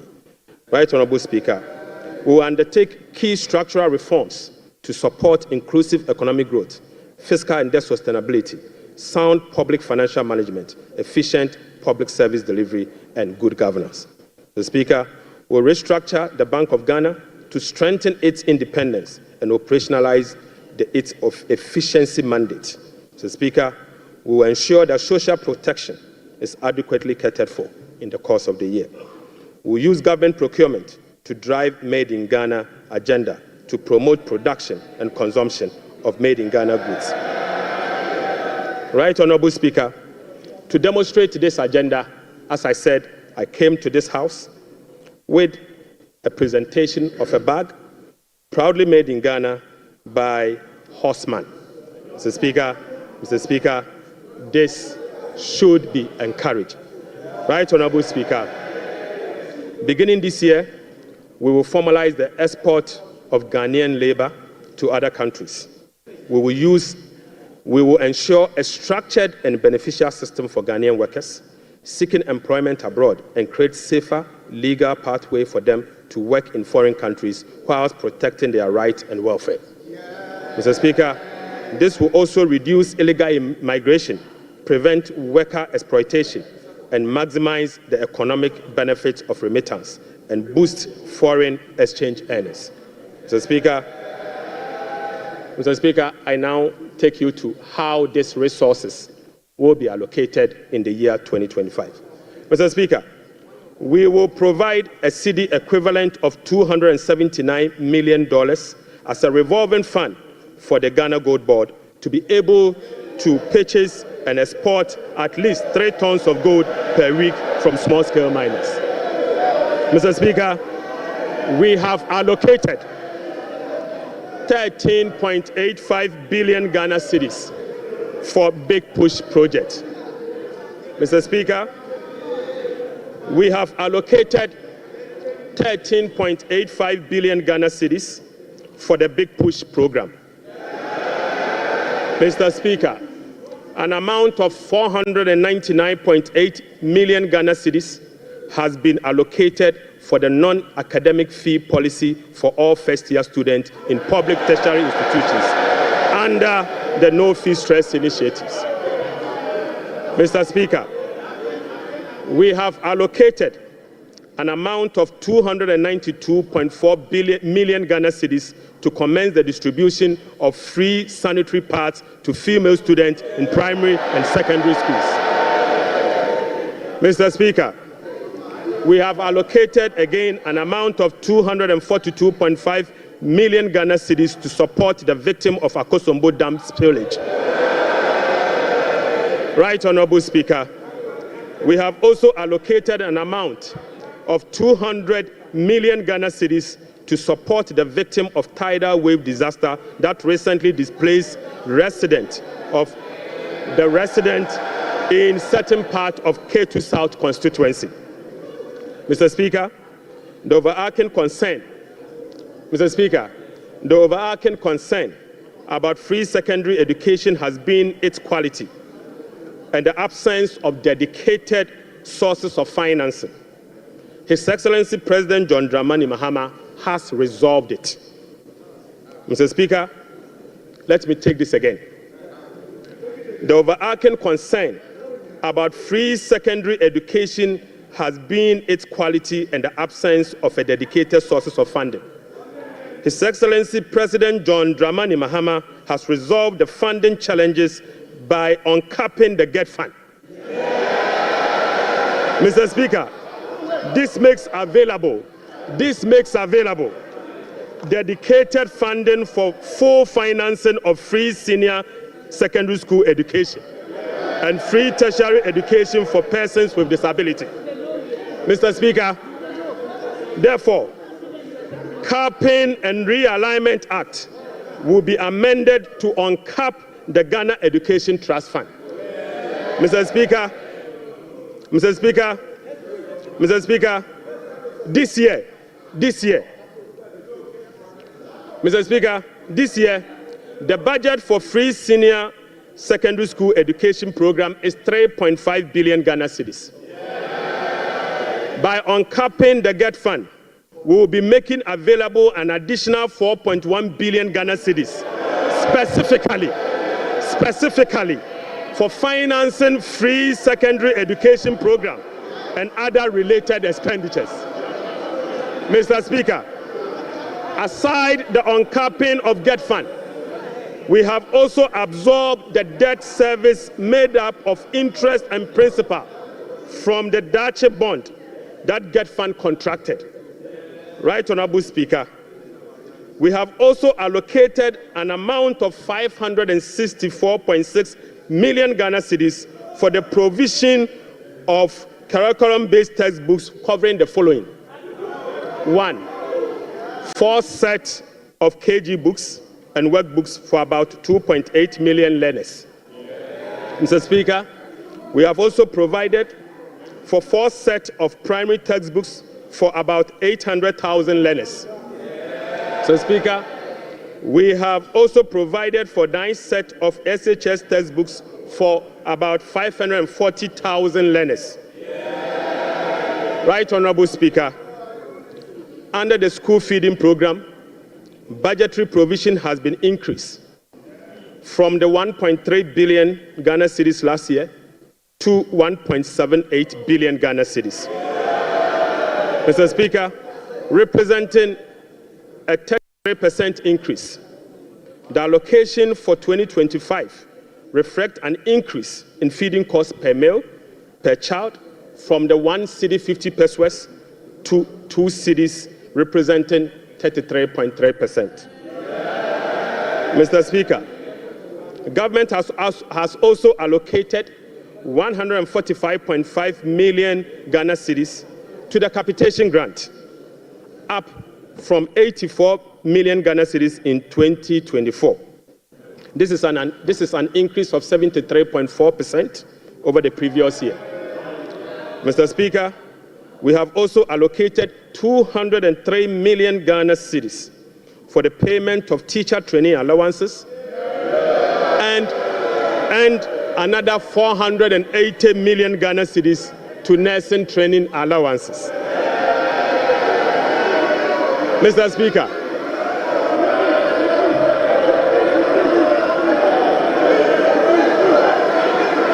Mr. Speaker, Mr. Speaker, we have uncapped the National Health Insurance Levy. Mr. Speaker, Mr. Speaker, we have uncapped the National Health Insurance Levy. An amount of about 10 billion Ghana cedis has been programmed for the National Health Insurance Scheme.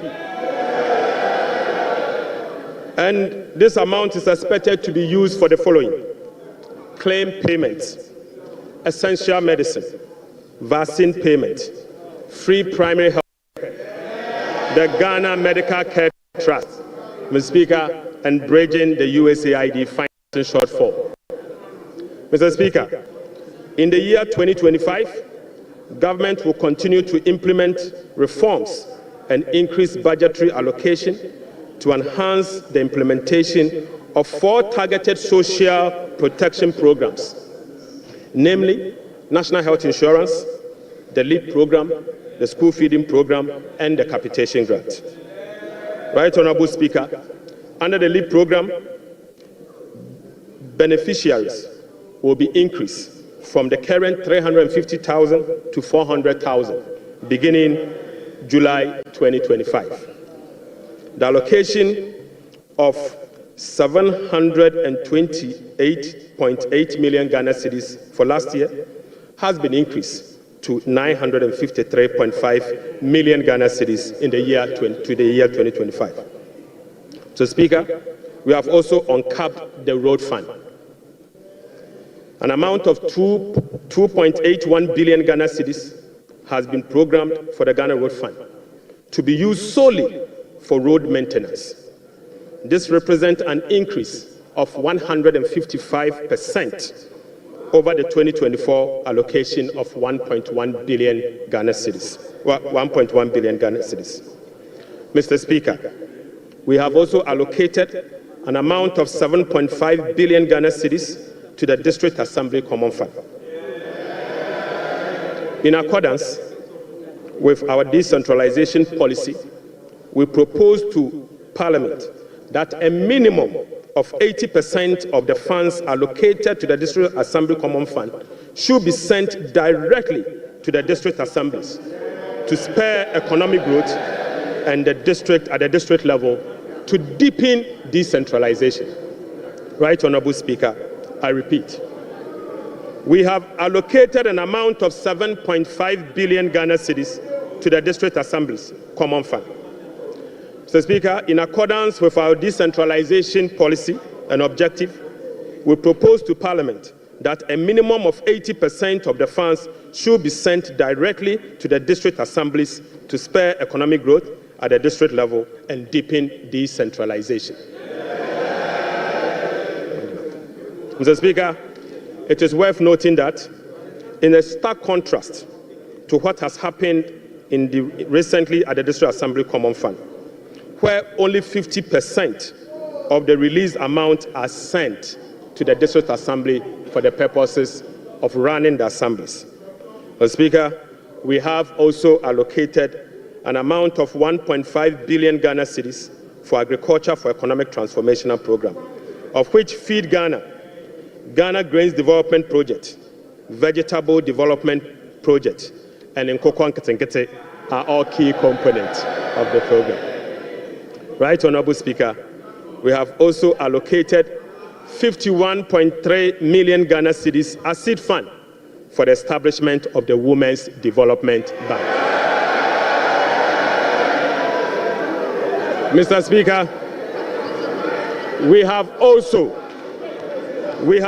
allocated 300 million Ghana cedis to the National Apprenticeship Program.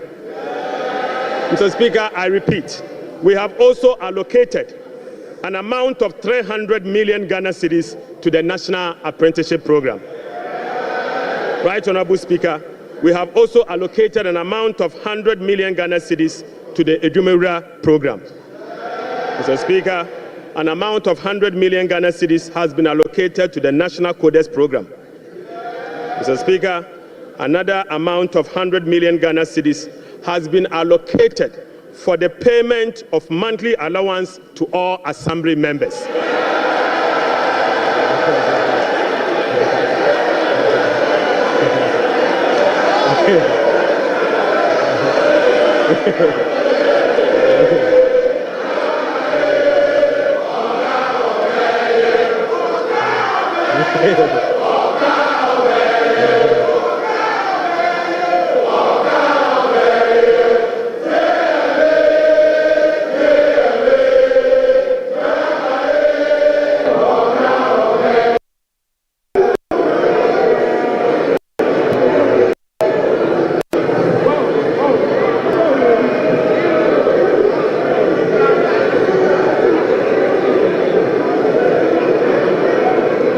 Mr. Speaker, Right Honorable Speaker,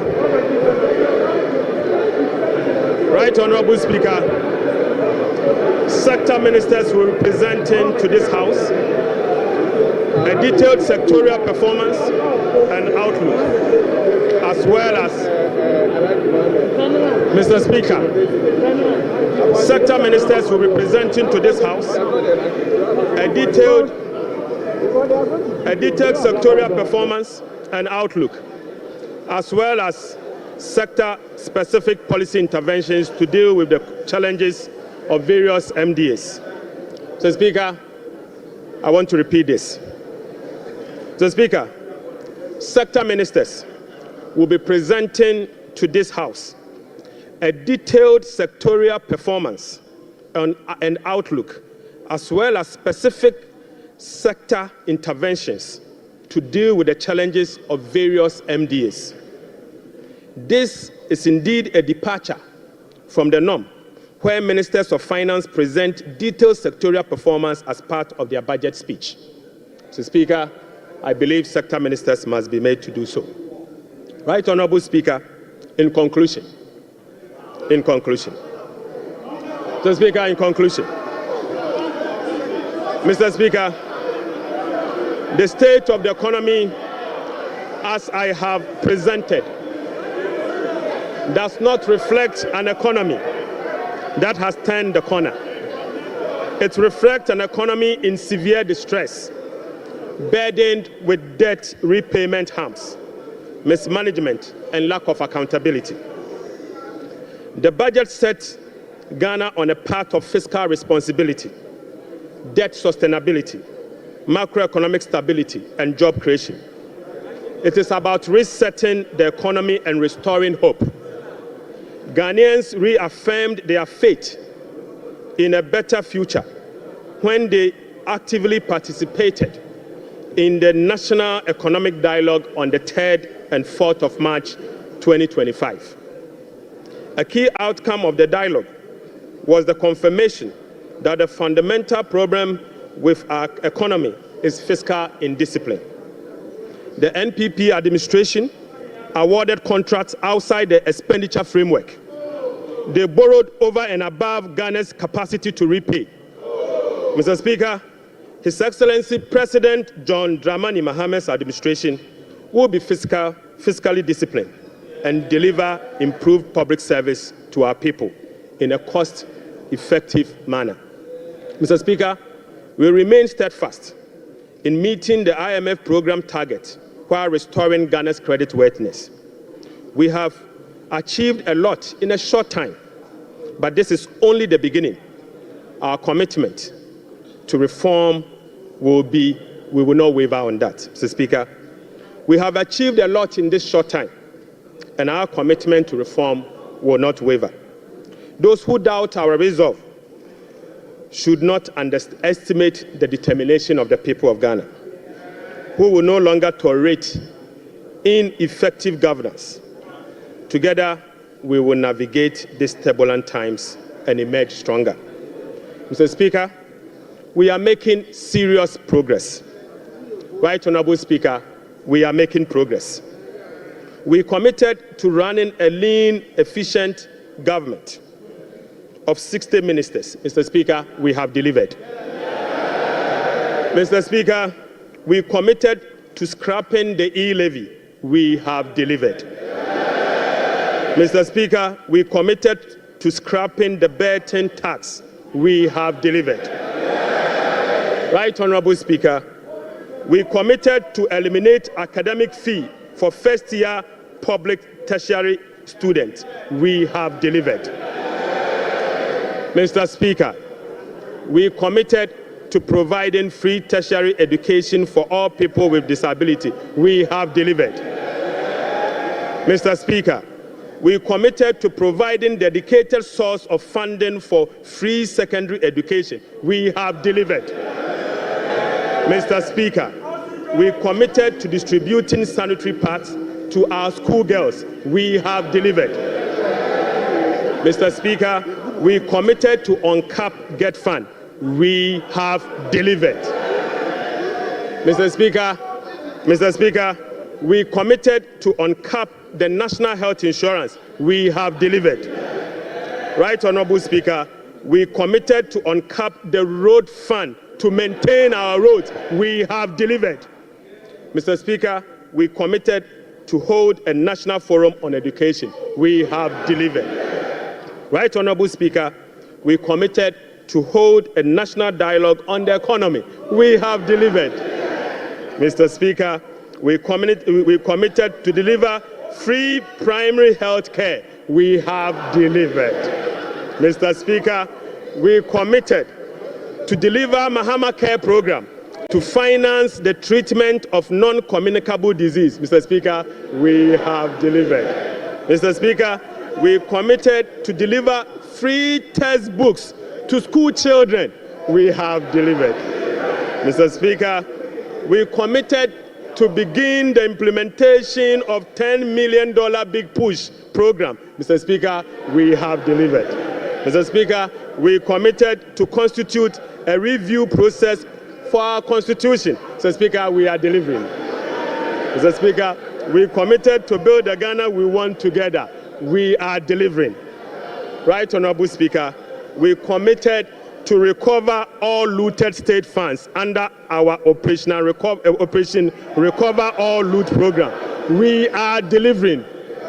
Mr. Speaker, we committed to reset Ghana. We are delivering.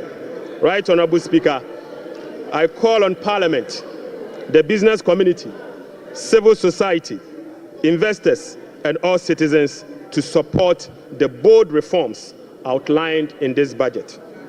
Together, Mr. Speaker, we have the power to build a resilient economy that will help us tackle the challenges we face as a country. This budget is a foundation upon which we will build a more resilient and equitable society. Mr. Speaker, this budget is not just about numbers. It is about a blueprint for growth, stability, and opportunity. With unity and determination, we can restore faith in our economy, foster innovation, and uplift every Ghanaian. Mr. Speaker, with unity and determination, I repeat, we can restore faith in our economy, foster innovation, and uplift every Ghanaian. Right Honorable Speaker, on behalf of His Excellency the President, I invite this House to join hands with us as we work to build the Ghana we want together. Mr. Speaker, I thank you so much. Idebi Keke.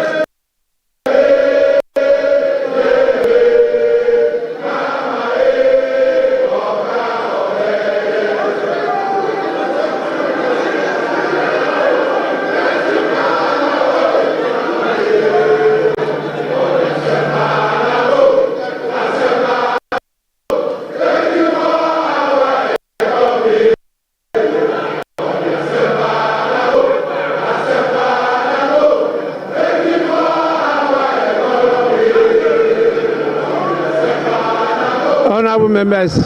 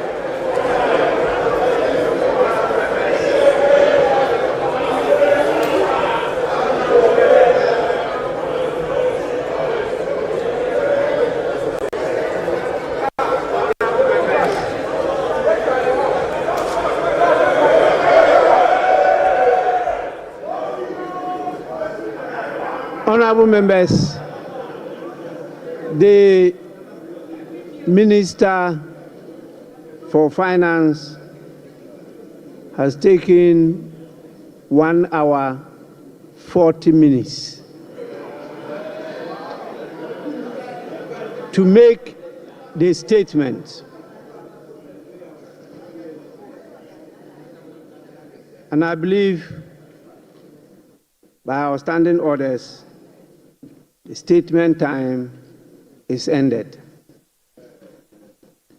We now move on to the commencement of public business. Item 8,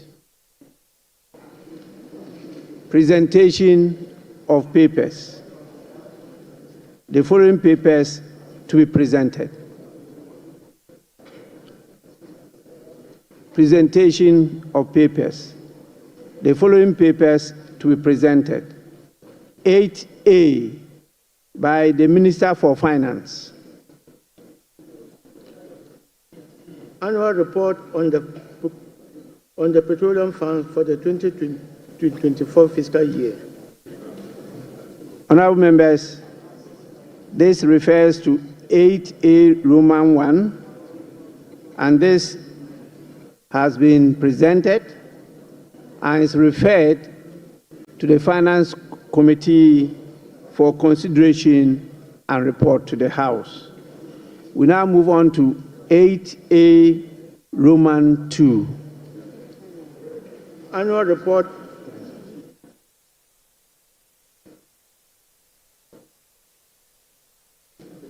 Annual report on the collection and utilization of the African Union Import Levy for the 2024 fiscal year.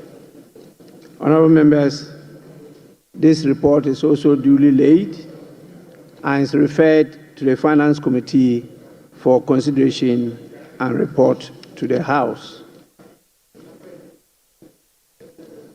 I would now want to hear from the leaders. I saw the minority leader give an indication that he may want to have a word. Yes.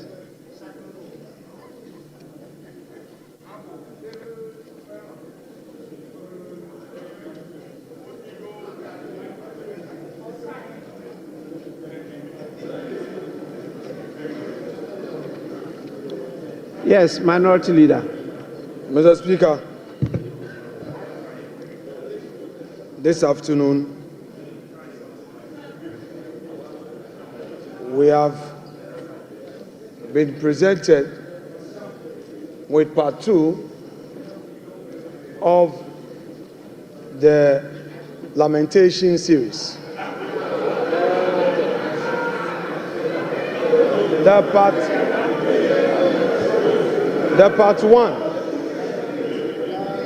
Mr. Speaker, the part 1 was Mahamanomics. The part 2 is Forcenomics. And it's very clear, Mr. Speaker, that under the economy that they complain about, the growth was 5.7%. And under the reset economy, the growth is rather going down. You are projecting a 4-point-something growth. That is what you are doing. Mr. Speaker, the economy that they complain about left us with 4 months of import cover, and they are projecting under reset 3 months. Mr. Speaker, these are the very people who managed the economy up to 2016 and left us with some IPP debts. Today they are telling us that they are coming to renegotiate the very disaster they left us. Mr. Speaker, Honorable Minority Leader, Honorable Minority Leader. Mr. Speaker, we are not debating today. We are giving an indication. Honorable Minority Leader, please be guided by Order 91. Mr. Speaker, exactly so. Very, very guided by that. Mr. Speaker, I may read Order 91. Your statement was that you are not debating today. Oh, Mr. Speaker, we are not making comment on it. We are not going to make comment today. 91, Mr. Speaker, when he makes a statement, we are supposed to comment on it. Yes. Yes, so I'm saying that we are not going to engineer the comment today. Because, Mr. Speaker, they are not ready. We are ready, but we think they are not ready. Minority so I'm Leader. only going to give an indication. Mr. Speaker, Mr. Speaker, let the minority leader enjoy his bona fides for this minute. Just relax, Mr. Speaker. I only want to draw your attention to the fact that you can only make comments. Very well. And the comments, not more than 5 minutes. Mr. Speaker, In commenting on this statement by the Finance Minister, it is clear to all of us in this chamber that today they decided to populate this chamber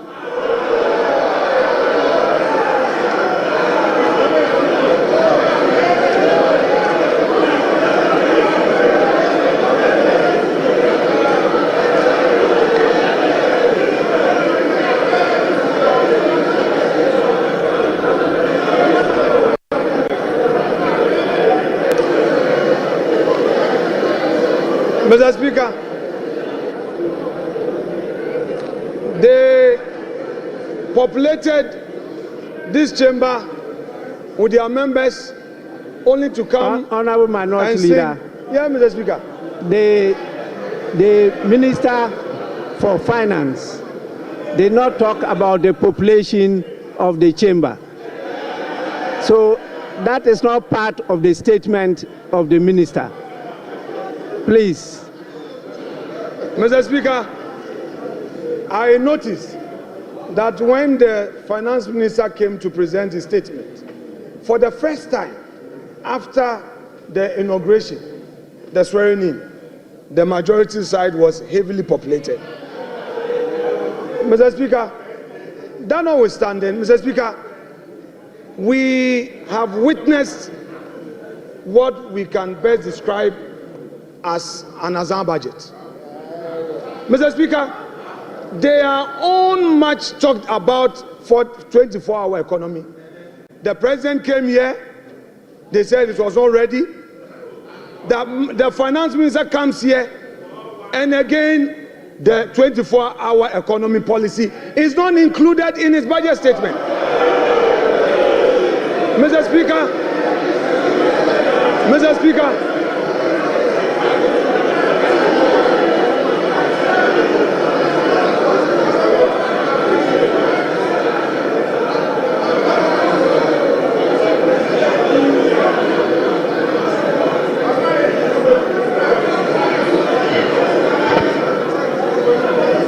Mr. Speaker,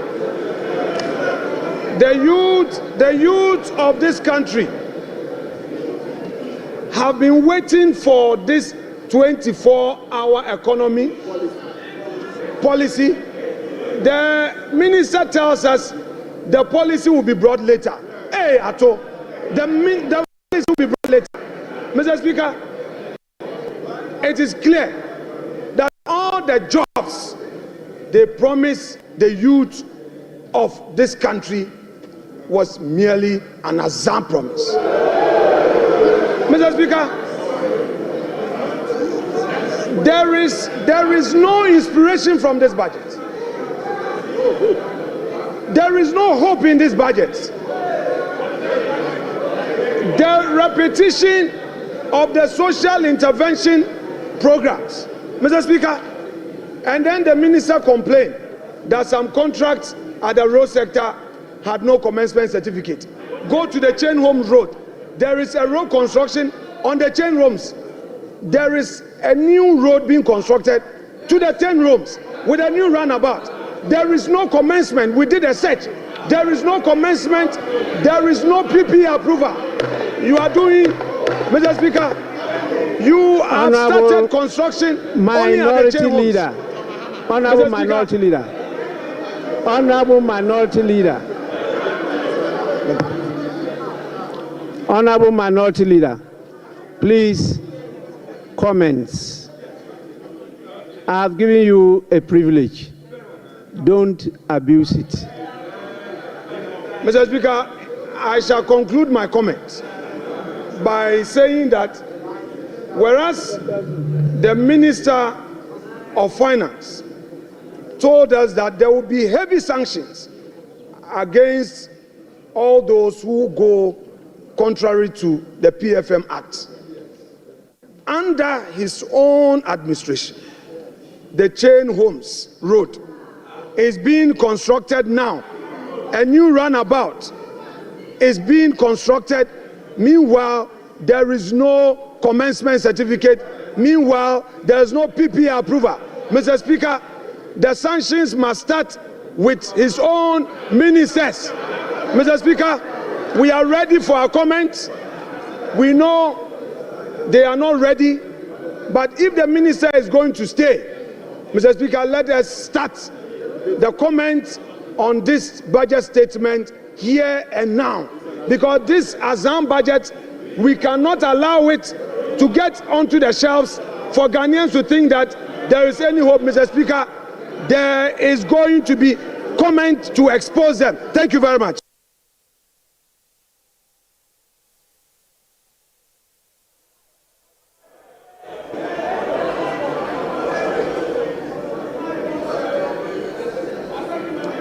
Honorable Majority Leader.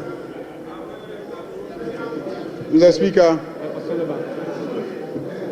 the minority leader and I share something in common. We were both assemblymen. And when the Minister of Finance made the unprecedented announcement of a gargantuan sum of money for assemblymen, I saw the gleeful smile on his face.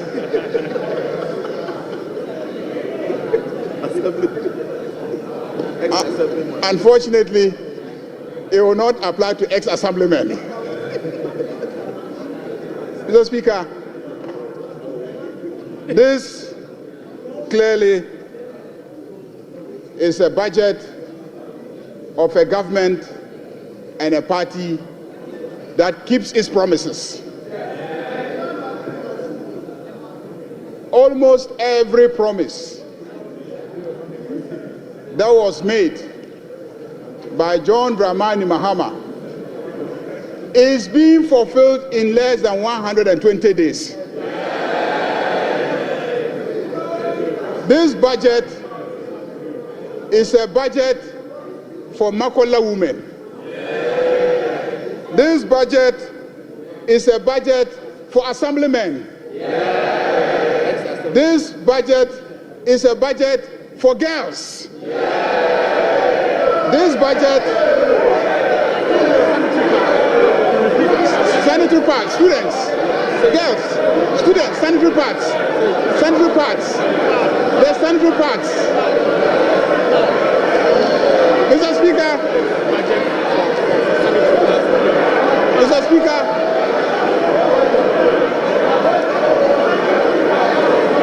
Mr. Speaker, Mr.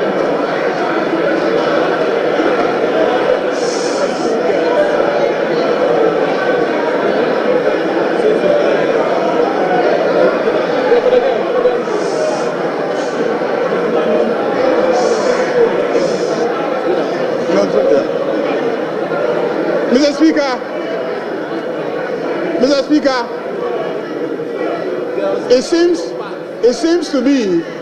seems to me that the men on this side have started using sanitary pads. Because the sanitary pads is for the female students. That's why I said girls. Mr. Speaker, this is a budget for school children. They will now get the set of textbooks that they need to study. And peace of mind. Mr. Speaker, this is a budget that delivers solid reforms. And this is a budget that is moving our growth from Galamsey growth to real growth. Mr. Speaker, by the time we finish implementing this budget, and by the time we finish implementing the three that will come after this one, Osunu Baya Nkitikiti. Osunu Baya Nkitikiti. Osunu Nkitikiti. To wait, Mr. Speaker, the elephant will become small. Osunu Baya Nkitikiti. Majority Leader. Majority Leader, the Minister for Finance did not talk about Osono. So Osono is not part of the statement. Please. Speaker Osono.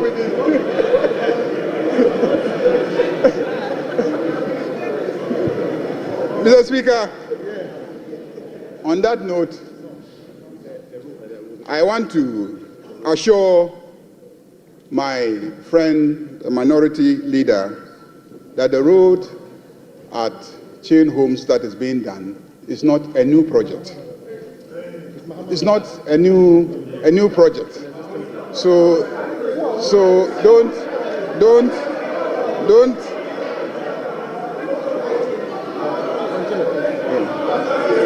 There's something else you want me to add.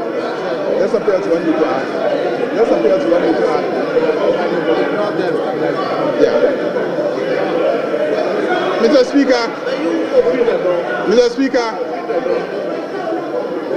Speaker, this is a budget. This is a budget that gives hope to Ghanaians. This is a budget that will stabilize the economy. This is a budget that will create jobs for the youth of this country. Because this is a budget that will stabilize the economy and provide the enabling environment for the private sector to thrive and create jobs for the youth of this country. Mr. Speaker, fishermen, Okada riders, taxi drivers, students, and the energy sector is going to be salvaged by the implementation of this budget. Mr. Speaker, I want to thank the Minister of Finance for making the statement and to assure my friend, the Minority Leader, that we are ready to debate their records and our records, and we are ready to demonstrate that the proposals contained in the statement of the Minister of Finance will indeed reset Ghana. Ghana is being reset. Thank you very much, Mr. Speaker.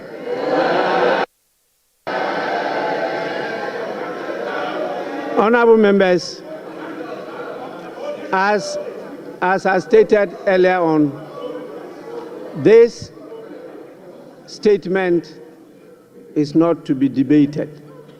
You are to make comments on the statement. And to guide you, we are going to provide a few things for members because it's a transition. We used to debate budgets by making it a motion. Our standing orders from experience guided us to change it to a statement. And so last budget was a statement. And this one too is a statement. So it's a new field. And you need some guidance as to what to do during the course of that. If not, the Speaker will have a hell of trouble managing the House. So what we intend to do is to exhibit at the foyer budget statements since independence. You can go to the foyer and you get the budget statements since independence. We also have soft copies of handouts of budget statements with the pictures of the various ministers of finance. They will all be on display for you to go and either have a picture view or request for a copy so that you can, at your own leisure, go through it yourselves. There is a viewing session now of what has happened today, and that one too is available as a side attraction. You can go and have access and view it. We believe that this will assist you, and as we do that, we may focus on some of you. And we particularly want to project the excellent inputs that our ladies make on the floor as part of the affirmative action, the law that we passed. So we will give the ladies a priority of place in this feature. So with this, honorable members, I will proceed, since we've not yet done 5 hours, to put a question. And then you decide whether we should adjourn or not. So I'm going to put the question. Honorable members, I will allow the leaders to move the motion. So I will call on the minority leader. The minority leader wants to move the motion for adjournment. Speaker, thank you. Mr. Speaker, I believe that since 7th January, this is the first time the majority is entering this in full. So we can do some 2 more hours of comment before we move the motion for adjournment. So, Mr. Speaker, this is the first time we are having a full house. So, Mr. Speaker, let's give them the opportunity to comment, especially those who are not regular in this chamber. So, once we are done, we can then move the motion to adjourn the House. Mr. Speaker, that is my humble prayer. I don't know whether they would agree, but if they are in a hurry to go back home, Mr. Speaker, I would therefore move that this House be adjourned to enable them go back home.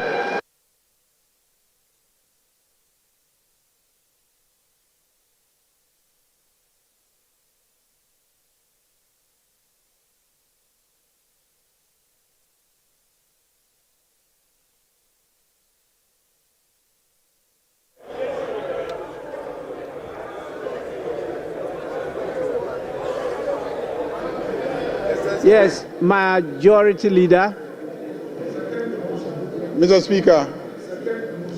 Speaker, what the minority leader says is a reflection of the constitution of this side. It's testimony to the fact that when they are needed, they will be here.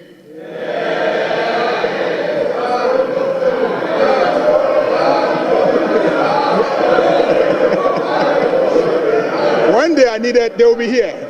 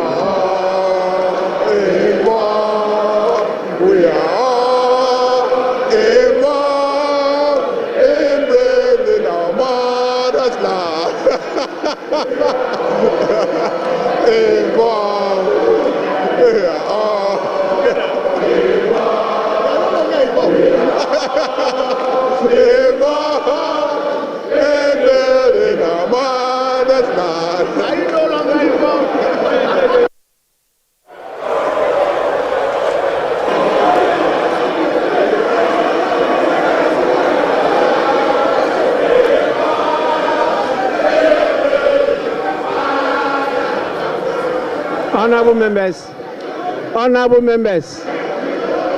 Mr. Speaker,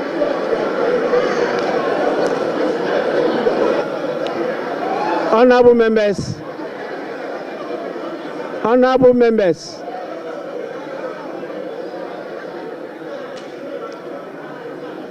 Honorable members, please, honorable members. The Winneba Choir sings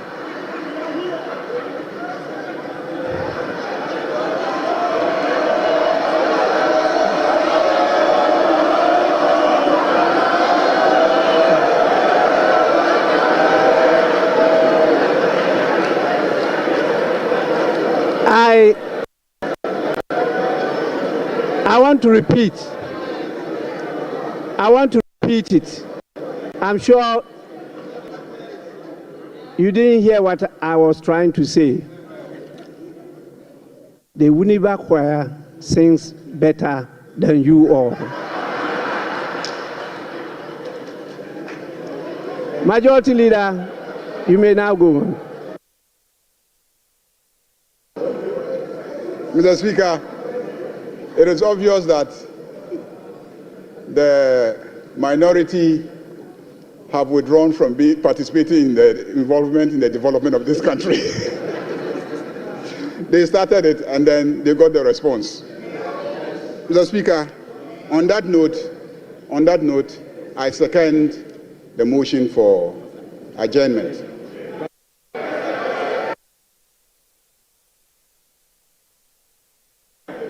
Honorable members, those in favor of the motion for adjournment, say aye. Those against the motion for adjournment, say no.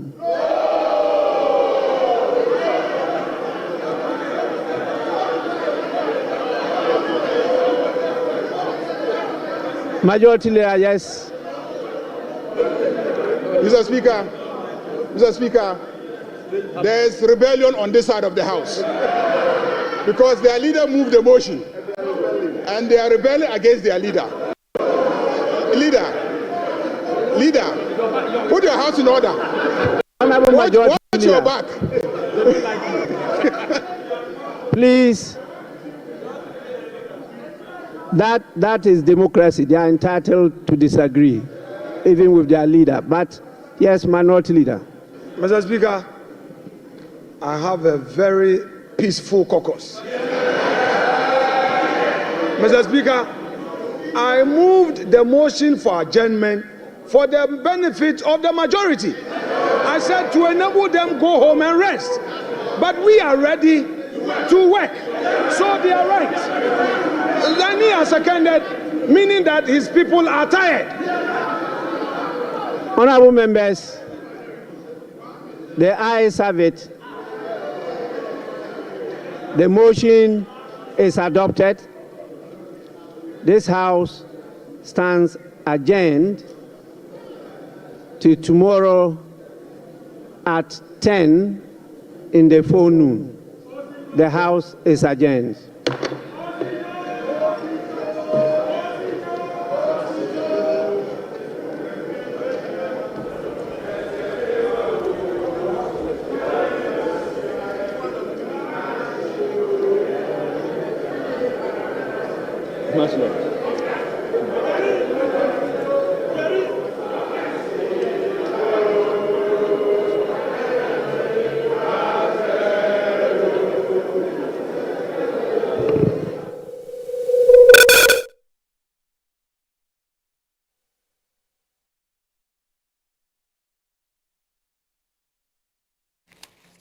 So that was the two leaders of Parliament, the majority side and the minority side, adjourning, proposing for the adjournment of the House to tomorrow. Previously, you saw the Finance Minister Kasil Atuforsen also present the budget statement for the year 2025. A pretty interesting budget he's brought to the fore and presented to the House and indeed Ghana as a whole. We're still bringing you our special coverage of the budget statement, and I have two gentlemen in the House who are going to help us to look at the issues that have come through following the budget presentation. We still have in the studio Mr. Michael Watting, who is a partner at KPMG, as well as Mr. Charles Kusi Apiakubi, Head of Business and Economic Bureau at Guta. Earlier, prior to the presentation of the budget, we had Professor Godfred Bokpin, an economist and a finance lecturer at the University of Ghana Business School, and I am Vivian Kai Loco. So, gentlemen, the first question I would ask, because I think in the morning you spoke about hope inspiration, etc., for this first budget being presented by Casil Atuforsen, which happens to be his first as a substantive finance minister. The business sector was also looking for hope, inspiration, something that will make things easier and better for them to thrive. So my question to the two of you, is this one of hope? Is it one that will bring the necessary development? Has it put a smile on your face? The minority says no. It is not. Part was Forsen's economics, another was Mahama economics and all that. But what does it give to you, this budget? Thank you.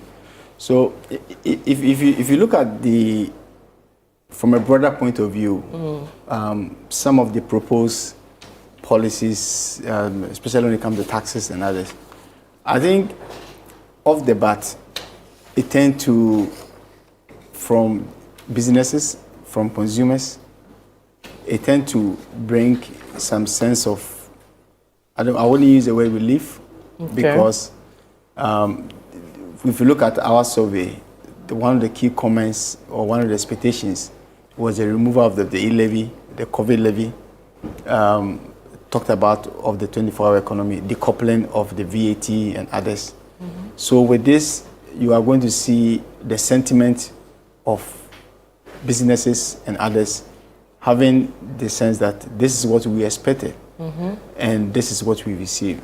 And remember, when you talk about economy, it's all driven by perception, hope, feelings, all these things drive it.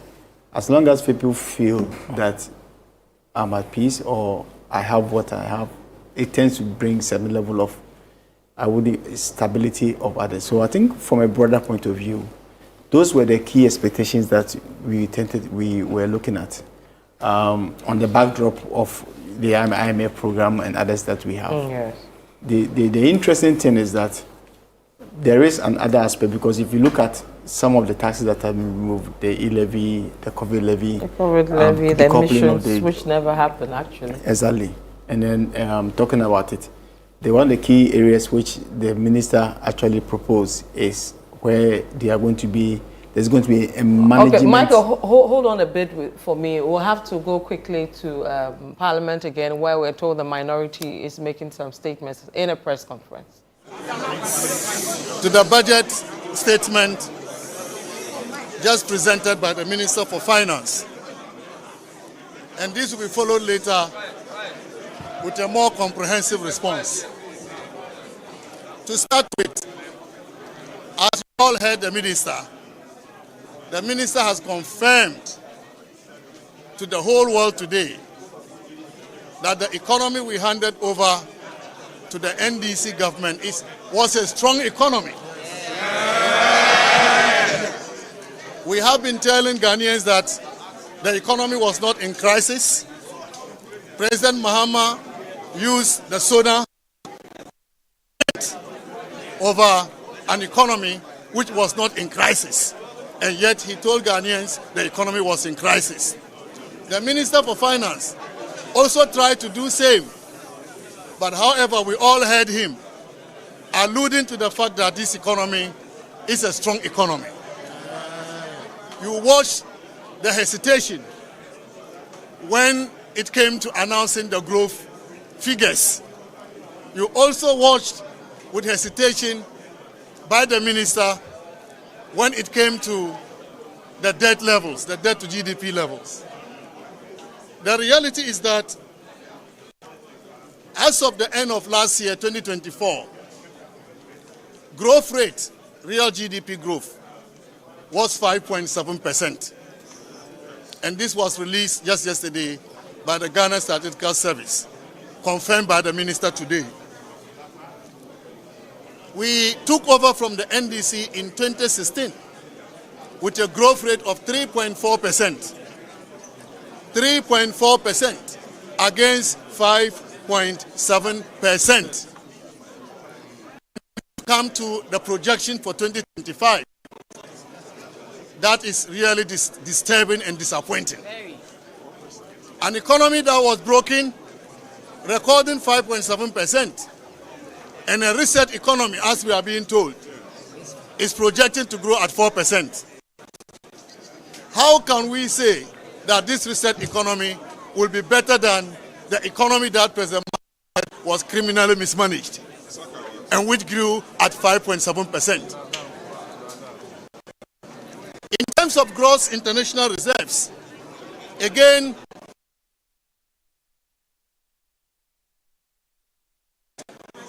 with the NDC government, $8.9 billion of gross international reserves. And that was the equivalent of 4 months of import cover. The NDC handed over in 2016 with import cover of 3.5%. In 2016, we left them with 4 months of import cover.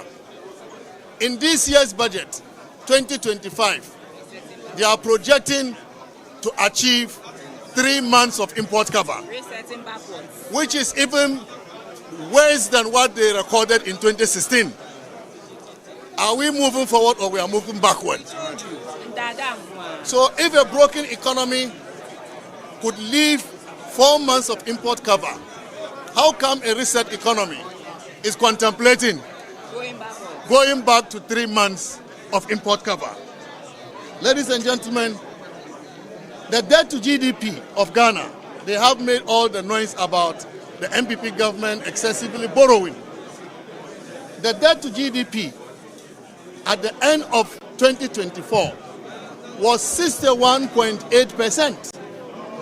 Debt to GDP ratio, 61.8%.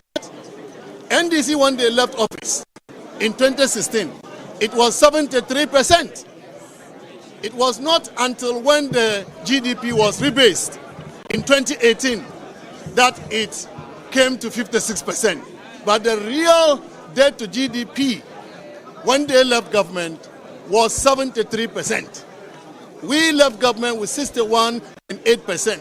It means that Ghana is no longer heavily indebted. We have brought Ghana to debt sustainability path. And we are just left with little percentage points to achieve the IMF target of 55%. If you have 61.8%, we are talking about 6 percentage points to achieve the IMF target of 55%, which Ghana is supposed to achieve by 2028. But ladies and gentlemen, as of 2024, we already have achieved 61.8%. This economy, they said, was a broken economy, ended with a debt to GDP ratio of 61.8%. We have left with the NDC just 6 percentage points to achieve the 55%. But looking at the way they've started borrowing, I am worried. I am worried if they will not jeopardize the achievement, the gains that we have handed over to them. Trade balances have been confirmed today to be in surpluses. Trade balance is in surplus. The current account balance is in surplus. This cannot be a broken economy. The fiscal data was what the minister tried to use to misinform Ghanaians about the economy we handed over to them. The minister was quoting a fiscal deficit on commitment basis of about 8.3% and primary balance of about 3.7% deficit. Ladies and gentlemen, these are cooked figures. These are cooked figures. They have manipulated the data, and we know how they did it. They created a new line called unreleased claims, amounting to 49 billion Ghana cedis. And that is what they have put in the fiscal data to manipulate it to the levels of deficit they are complaining about. But I can tell you, we left a surplus primary balance. When we interrogate the data, every Ghanaian will know that we left a primary balance of a surplus of 0.7% on commitment basis. Ladies and gentlemen, they're talking about IMF, that we have breached the IMF program. I am so shocked that a minister of will be announcing the breach of the IMF program even before the IMF starting the review in April. The Minister for Finance is already giving a judgment that we have breached the IMF program. This has never happened in the history of this country, that a minister will be happy for his country to breach when the IMF has not said so. And that should tell the Ghanaian the lamentation and the misinformation they are carrying out to the world. When a country breaches the IMF program, it has serious implications for attracting investment into the country. This Minister for Finance is appealing to investors to come to Ghana, and the same minister is telling them that the economy is bad when the evidence doesn't support what he said. Is he attracting investment, or he is driving away investments? This is not the way to govern a country. Gentlemen and ladies, the minister also talked about the $10 billion big push. $10 billion big push. And in this budget, he allocated $800 million. $800 million to the big push projects in this budget. When they want to spend $10 billion, assuming they even average $1 billion, they increase it to $1 billion average a year, they will not even be reaching $5 billion by the end of their term. So the jobs they are promising Ghanaians, they are Sakawa jobs. The jobs will not come.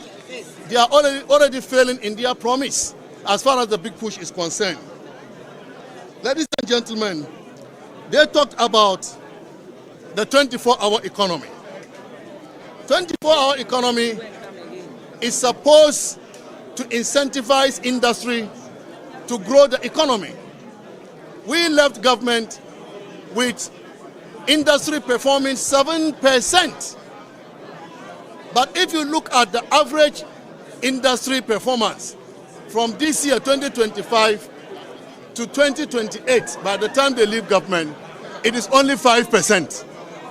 Average industry growth, 5% for the next 4 years. When MPP recorded 7% in 2024. 24-hour economy is another Sakawa. The jobs they are promising will not happen. The budget did not address the cost of living issues. Cost of living issues haven't been addressed. Transport fares continue to increase. The budget did not address how they are going to ensure that petroleum product prices do not increase. And once petroleum product prices continue to increase, transport fares will continue to increase. This budget did not address that. This budget did not address energy bills, electricity bills. They didn't talk about how they are going to reduce energy bills. They didn't talk about how to decrease water bills. All these bills will continue to increase, looking at the indicators that we are seeing. And we thought that having campaigned on cost of living crisis and came to power with the support of the Ghanaian people, the least the government could do was to present a budget that will address the cost of living crisis in terms of transport fares, in terms of petroleum product prices, in terms of energy bills. But even when we come to taxes, the minister announced that they are abolishing VAT on motor insurance. Ladies and gentlemen, we were already not collecting VAT on motor insurance. VAT on motor insurance was exempted. Rather, the minister was trying to be smart.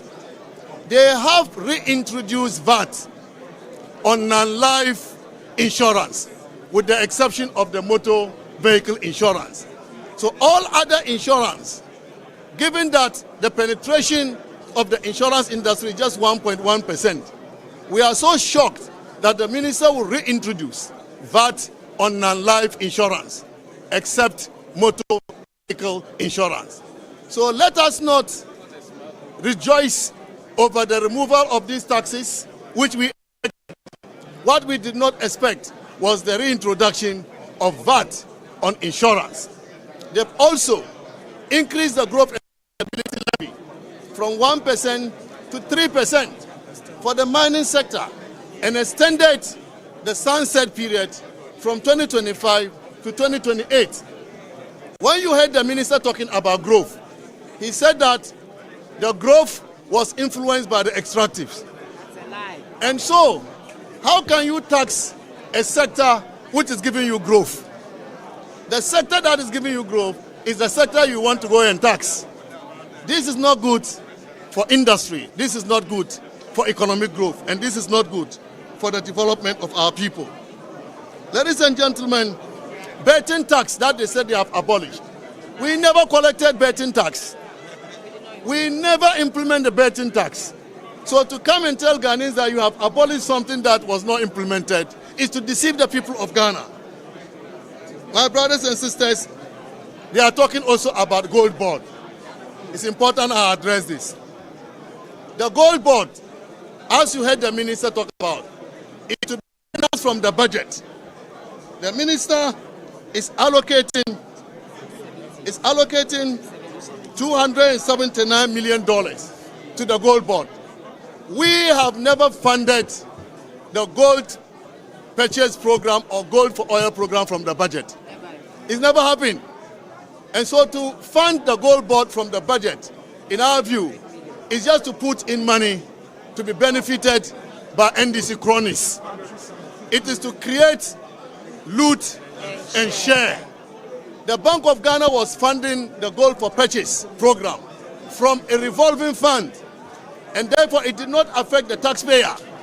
Now you have a gold board which is going to rely on the taxpayer. We think that this is create, loot and share, and we will resist it. Let me also say that the women banking that they said they were going to set up, they have allocated a paltry sum of 50 million Ghana cedis, 51 million Ghana cedis, 51 million Ghana cedis, and the capital requirement is 400 million for banks to be set up. So what are you telling Ghanaian women?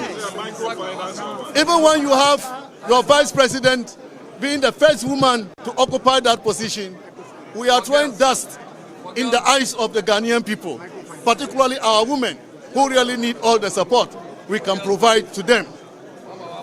Let me add also on free senior high school program. Free senior high school program is so important for Ghanaians. The NDC, as the minister said, there is no dedicated funding for free senior high school. That is not true. That is not true. The free senior high school program is funded from the goods and services component of ABFA. That is how we have funded free senior high school. Now he is deciding to uncap GET fund with the view to using the uncapped amount to fund free senior high school. But GET fund is for infrastructure. GET fund is used for infrastructure. Free senior high school is mostly about goods and services. And this is why we applied the goods and services component of the ABFA to fund free senior high school program. Very soon, Ghanaians will see whether they can provide sustainable funding for free senior high school. Back. Therefore, parents should pay. That is what they are trying to do. But we will expose them anytime they try to do this. Also, the Agenda 11 projects, we had a dedicated funding source for it. We were funding it with the CAPEX component of ABFA allocated to GIF. The minister is taking that money from GIF. He has indicated that GIF will no longer have that money, which means that there will not be any dedicated funding for Agenda 11 projects, and which means that the president does not intend to complete these projects, which are needed badly by our people in all the districts across the country. They are also talking about allocating some money for nurse allowance and teacher allowance. We thought he would have commended the MPP government. After they abolished nurse allowance and teacher allowance, we brought it in. They are continuing with it. and they are allocating money towards it, and they want to take credit for this. This cannot happen. If you recall, the Minister for Education said teacher training allowance was no longer going to be viable. But the Ghanaian people, led by we, the mighty minority, we opposed them, we chastised them, we condemned that attempt to end teacher training allowance. And this is why they have chickened out. And instead of admitting to the Ghanaian people that they've gotten some sense from the mighty minority, they want to take credit for that. I thank you very much, but I want to assure you that this is just preliminary response. Tomorrow, we have a major press conference to give a comprehensive response. It is not going to be for girls, it's going to be for all Ghanaians, all the Ghanaian people. Thank you very much. So this budget is called what? Ndada budget. Ndada budget. So that's the former finance minister and the Honorable Amin Adam addressing the press there on initial comments from the minority side or from the opposition on their budget statement as presented by the finance minister, Castle Atu-Forson. I still have in the studio two gentlemen who are helping us dissect the statement made by the finance minister in his presentation of the budget to us as Ghanaians, Mr. Michael Boate, who is a partner at KPMG, as well as Mr. Charles Kusi Apia Kubi, head of business and economic bureau at GUTA. Now, Mr. Boate, initially you were taking us through your initial comments on the broader perspective of the budget. Sure. So as I was, where I ended before we went on to the break, this is definitely going to give, I would say, a relief, because that's what the expectation of people. So a relief for businesses? Businesses. Okay. So businesses, you're going to have consumers, people. I mean, e-levy is gone. So now that means that in that case, if it's passed, the 1% that we pay doesn't actually comes in. So now those money sits with us. So our disposable income is going to increase. Businesses are going to see that when the VAT, the levies are decoupled, meaning that instead of them to take tax deduction, now they are going to take the tax credit, meaning that business are going to, the cost of doing business is not going to, is going to reduce. So those are the sentiments that we are going to see in the backdrop. And I think one of the key things which definitely, as we are looking at it, if you take a step back, we are looking at revenue and expenditure. I'm looking at it from a government point of view. We talked about us as people, where we bring it as a relief. So now we have to look at it from a government. So if you have expenditure here, and then the income, and then this one reduces. So now the issue that has to come back is how do you rationalize the difference? Where we need to now look at rationalizing the expenditure. So that's where we need to make sure that our costs and the revenue, expenditures are rationalized. Because if you are going to have a deficit, if you are going to have a huge deficit, then the challenge is how do you finance it? Are you going to now go through other means which can go into inflation? These are all things that we need to look at. But as of now, nobody has the answer. It has the answer. We all have to be looking at it as it's debated and all those things. If you take a step back, you talk about decoupling. Lifting the refund. There's a refund, tax refund, where now the cap has reduced from 6% to 4%. What this means is that what will be available for businesses when you have overpayment is going to be reduced, or it's going to be now streamlined.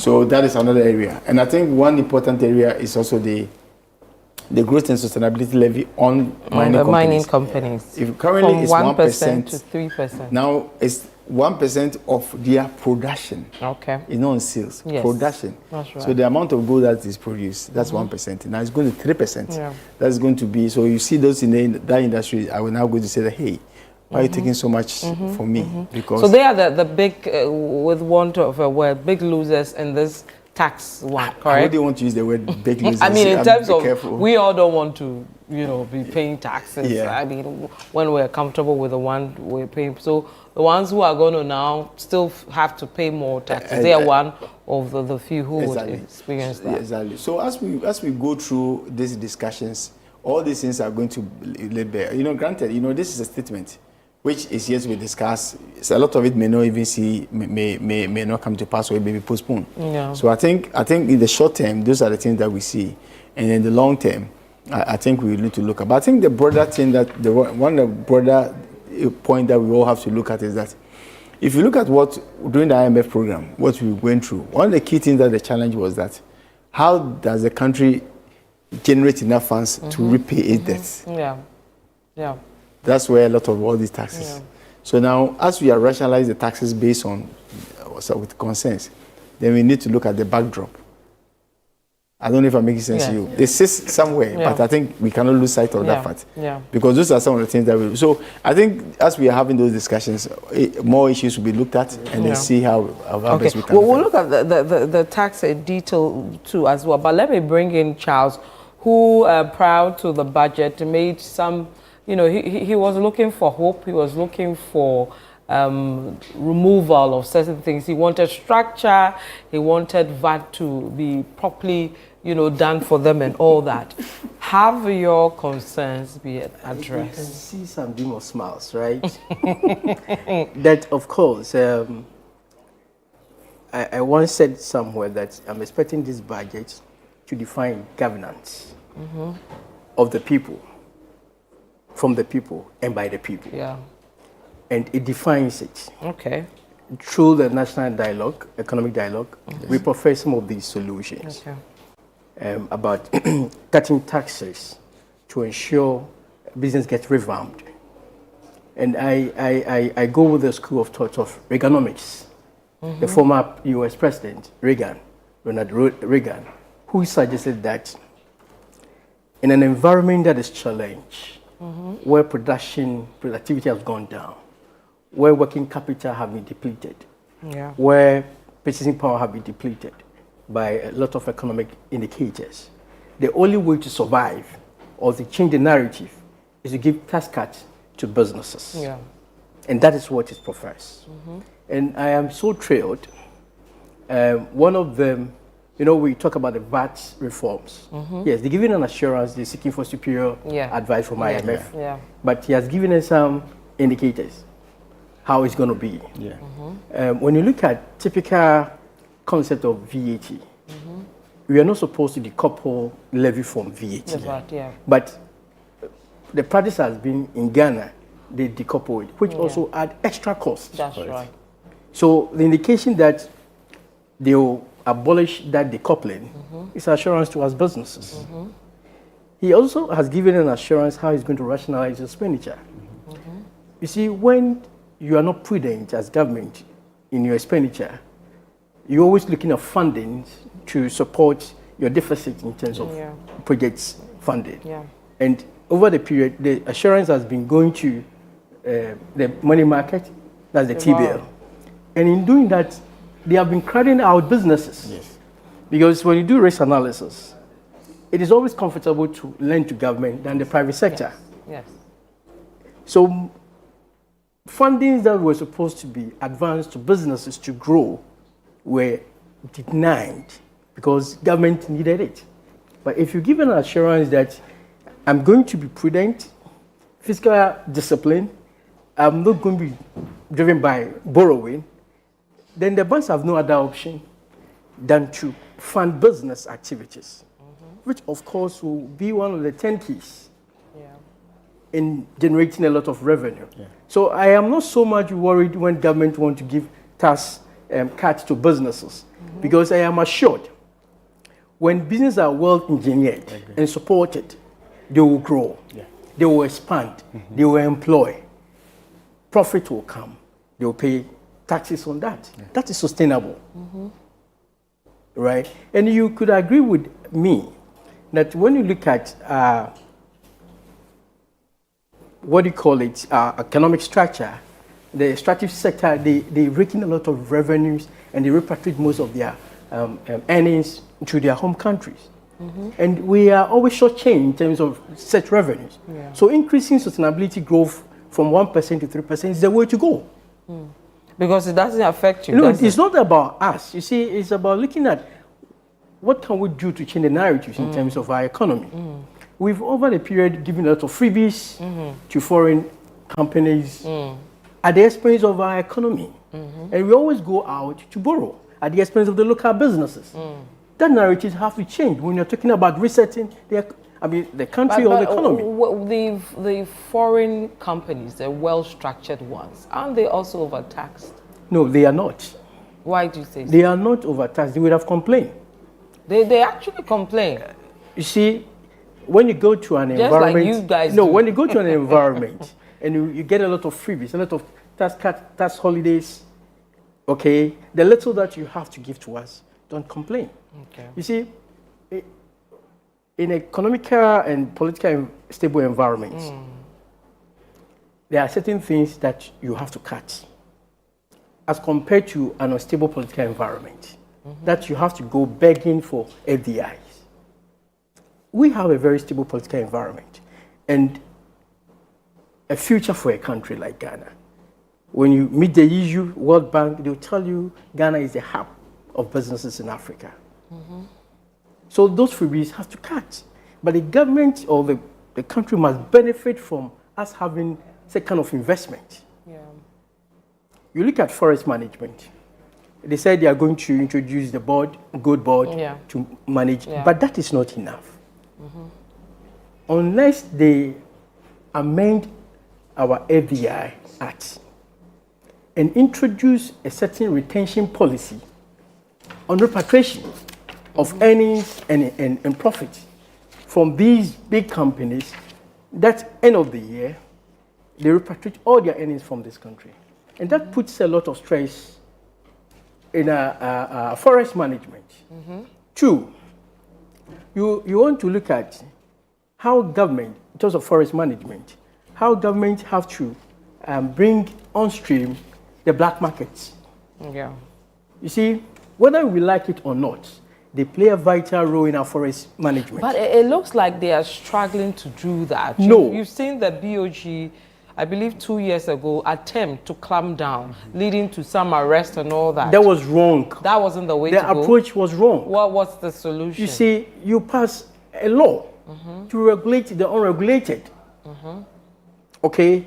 So don't flash them out, but regulate them. How come that when commercial banks are run out of forest, you can get some from the black market? The black market. That means they have certain solutions you don't have. Engage them. When you engage them, you get the solution.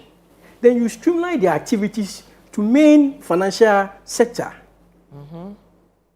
I hope you get it. I get you. That is how we do it. It's not knee-jerk, it's not emotional. Okay, the criminals in society are not dumb. They are intelligent people. You have to engage them to understand how the market plays so that you can get the solution. Because you've done this severally. What has been the solution? So engage these people. When you're able to do that, then you are sure that you are getting somewhere as a country.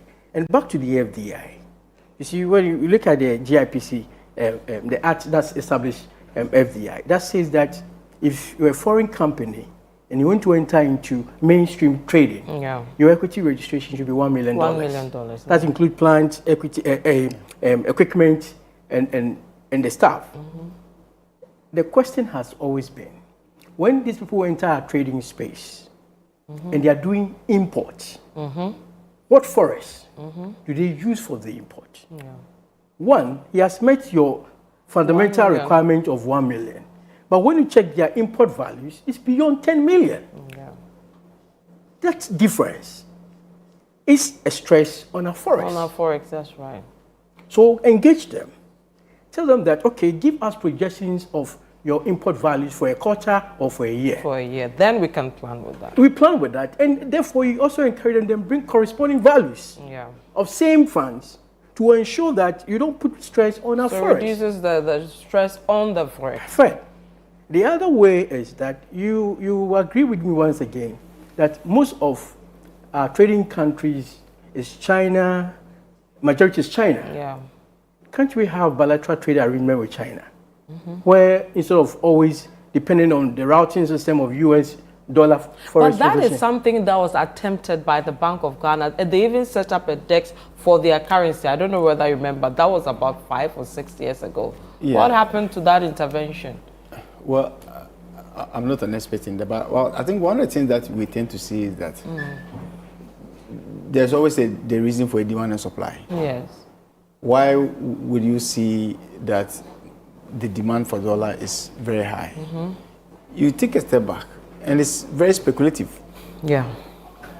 Very, very speculative. You go to other jurisdictions, you hardly see people hoarding USD because, first of all, it's difficult, and also they trust this thing. A lot of the shortage and everything is coming from, is very speculative. Everybody has cities, some people have cities. Look, let me change the dollars because I believe, and that's what damn. It's like an investment instrument. Correct. Yeah. But what is driving that? So there are macro issues that needs to be looked at to be able to address that. And I think if you go to other jurisdictions, you see that you don't see black market. You go to South Africa, you don't see black market. No, even not at all. when you even want a USD, even as a visitor, what you go through before you can change it, you have a feel. And I was even saying the other time, you correct me if I'm wrong, in the US you hardly see the forex bureaus around like you see in Ghana. Because it's dollar. You just see probably one at the airport, that's it. You go to Singapore, I mean, you go there, you can't even, I mean, their rate is even lower than so even when you have the US, it's even useless to you, but it's all driven by the fundamentals of the economy. I mean, when those things are good, that will drive a lot of things. But I think there's a notion that maybe sometimes we here, as tax practitioner, is about freebies that multinationals always get. There are some that they are, but if you take a step back, a lot of times governments need certain investment in certain areas. Certain areas of the economy, they need huge investments. For instance, when it comes to oil and gas, or sometimes they will need maybe billions of dollars or hundreds of dollars, millions of dollars to invest in an industry. So the thinking has always been that let's give them a certain level of stability. So this stability, what does it mean? We are going to give them a preferred rate, a standard rate of tax. That for you, for the next 10 years, this will be your tax rate. Okay. For the next thing, so that it gives them that level of comfort. All these things have been rationalized. We are looking at it to make sure that the abuse are stopped. But one of the things which I think we need to look at is that in the absence of some of these things, in time past, and when you talk to people, when some of the mining companies were coming to Ghana, Ghana was we were not the Ghana, this is not the Ghana we know now. That time we were coming from revolutionary regimes. How many years now? Yes. Investors, no investor will want to put his money in such a country. At the time. So you find stability agreements being a way to pull them in. Yeah. So there's a history behind it. But haven't we pulled them in now enough? No. So these are discussions that we need to talk about, because I think sometimes when the conversation is being thrown out, people don't seem to appreciate where we came from. The beginning. Because some of them, I mean, somebody sitting in a jurisdiction where they have excess funds and you want them to come and invest in your country, but they will, well, history shows that you've been nationalizing. Assets at the point. So why would that come? But you need them. You need the expertise, you need their comfort, you need to give technology, everything. Exactly. So this discussion needs to be looked at. And I think one of the things that we see where we are talking about the tax expenditure, whereby if you look at the tax expenditure, the amount of revenue, amount of billions of Ghana cedis that are given out in terms of some of the tax waivers that are going on. These are things that need to be looked at. But I think the broader scheme is that one of the things which I'm happy, which came up, which the minister actually proposed, is not retooling, but to just enhance the administration in terms of digitalization, digital business, and then also tax administration. Granted, this is something that has been talked over and over. One of the things which as the discussions is going on, we talk about the property taxes. If you look at it in 2023, GRA had a platform that the MMDAs were supposed to collaborate to make sure that they can roll out to collect property taxes. I think this initiative, I don't know where it ended. Maybe we may have to relook at it and see how best we can begin to trickle in to get some of the revenues to support. Because I think I, as a tax person, from a policy point of view, know that a lot of the things that we see, the financing that we see, the good growth, in every place that you go are driven by taxes. And we can't run away from that. And that's why I don't shy away with that encouraging. I think Ghanaians will love to pay the taxes if they see it's being used, effectively. So if I'm having good roads, my lights are on, education is good, the hospitals, I would happily pay. But when I'm paying and I'm not getting all that back, it becomes draining and annoying. And you want to stop doing that. When you see the political class taking advantage of the system, especially probably you have known someone before he enters into politics, and then 3-4 years into politics and he's driving all the best cars, and you are nowhere near. You feel like what's going on? No, I agree. So there's a need to have a shift. But back to the FDI thing, right? We can't keep on doing the same thing over and over again, and expect a different results. When you look at even Nigeria, they've made an attempt to control or have equity contribution or shareholding in most of the lucrative sectors. Why can't we do that? Go to Botswana, they are trying to do that. South Africa is trying to do that. So we can't relax and hold on to history and expect something new today. So there's a need for us to engage and re-engage. You see, what can we do differently? You have your investment in Ghana, there's no way you're closing down. Now government, if it's about capital, you can borrow as government and invest in that investment there. Or engage private sectors who can mobilize their own resources. Local. Okay, to be part of that lucrative sector. One of the things that I'll be thinking is about PPP, public-private partnership. A country that we don't have immediate access to external capital markets, and we are really saying we're trying to reduce government debt to GDP. There are certain projects, government stay your hands off. Open the markets, let your local people, the private sector, to be part of such projects through build, operate, and transfer. In that way, the burden of raising taxes, the burden of looking for loans will be taken off. And in that way, you are calling in the private sector to be a key player in your economy. And that's how we raise champions for a country, like what you call it, a country like Ghana. But and I think that's a very good point, because if you look at it, even this PPP concept has been discussed years. A lot of time. Years. And a lot of the rules that the government may be struggling to finish is all because it's solely government. But then the idea and the concept was good, was to remove it from the back of government, let private people build manage them, it, tax them, and then pay you back and give it back to you. Exactly, whether it is roads, whether it's hospitals, whether it's certain key infrastructure. And I think that is one of the key things that we need to look at.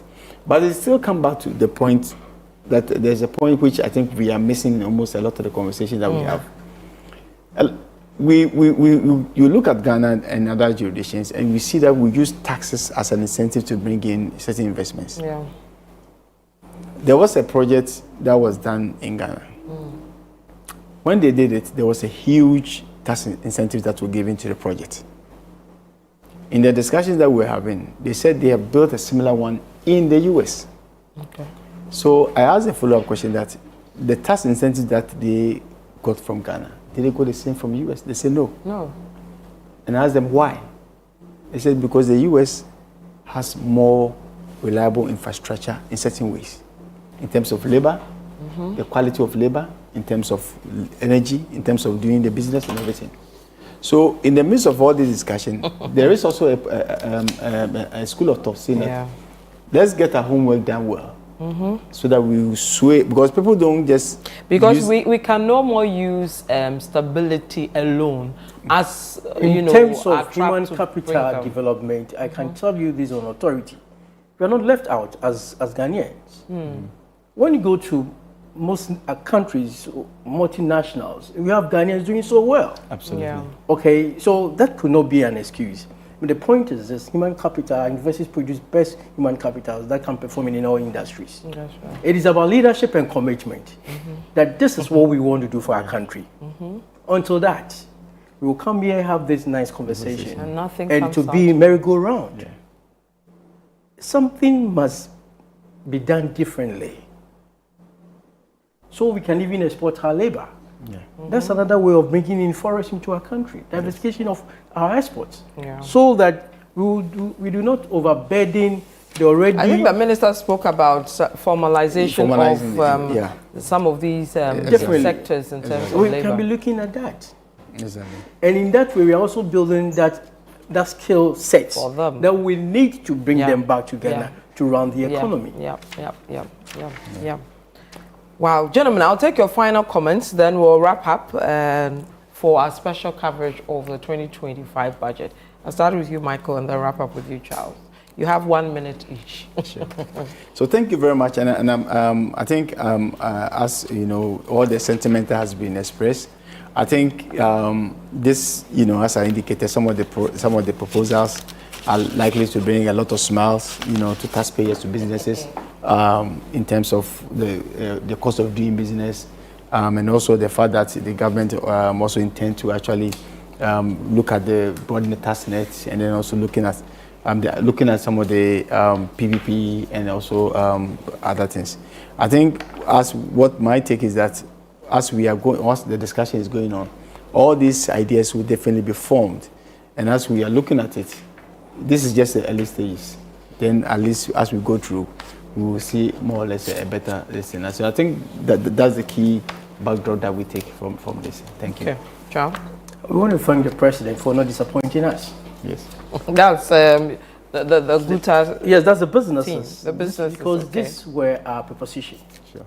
And he has delivered on his part of social contract. We therefore want to call on him to sustain it.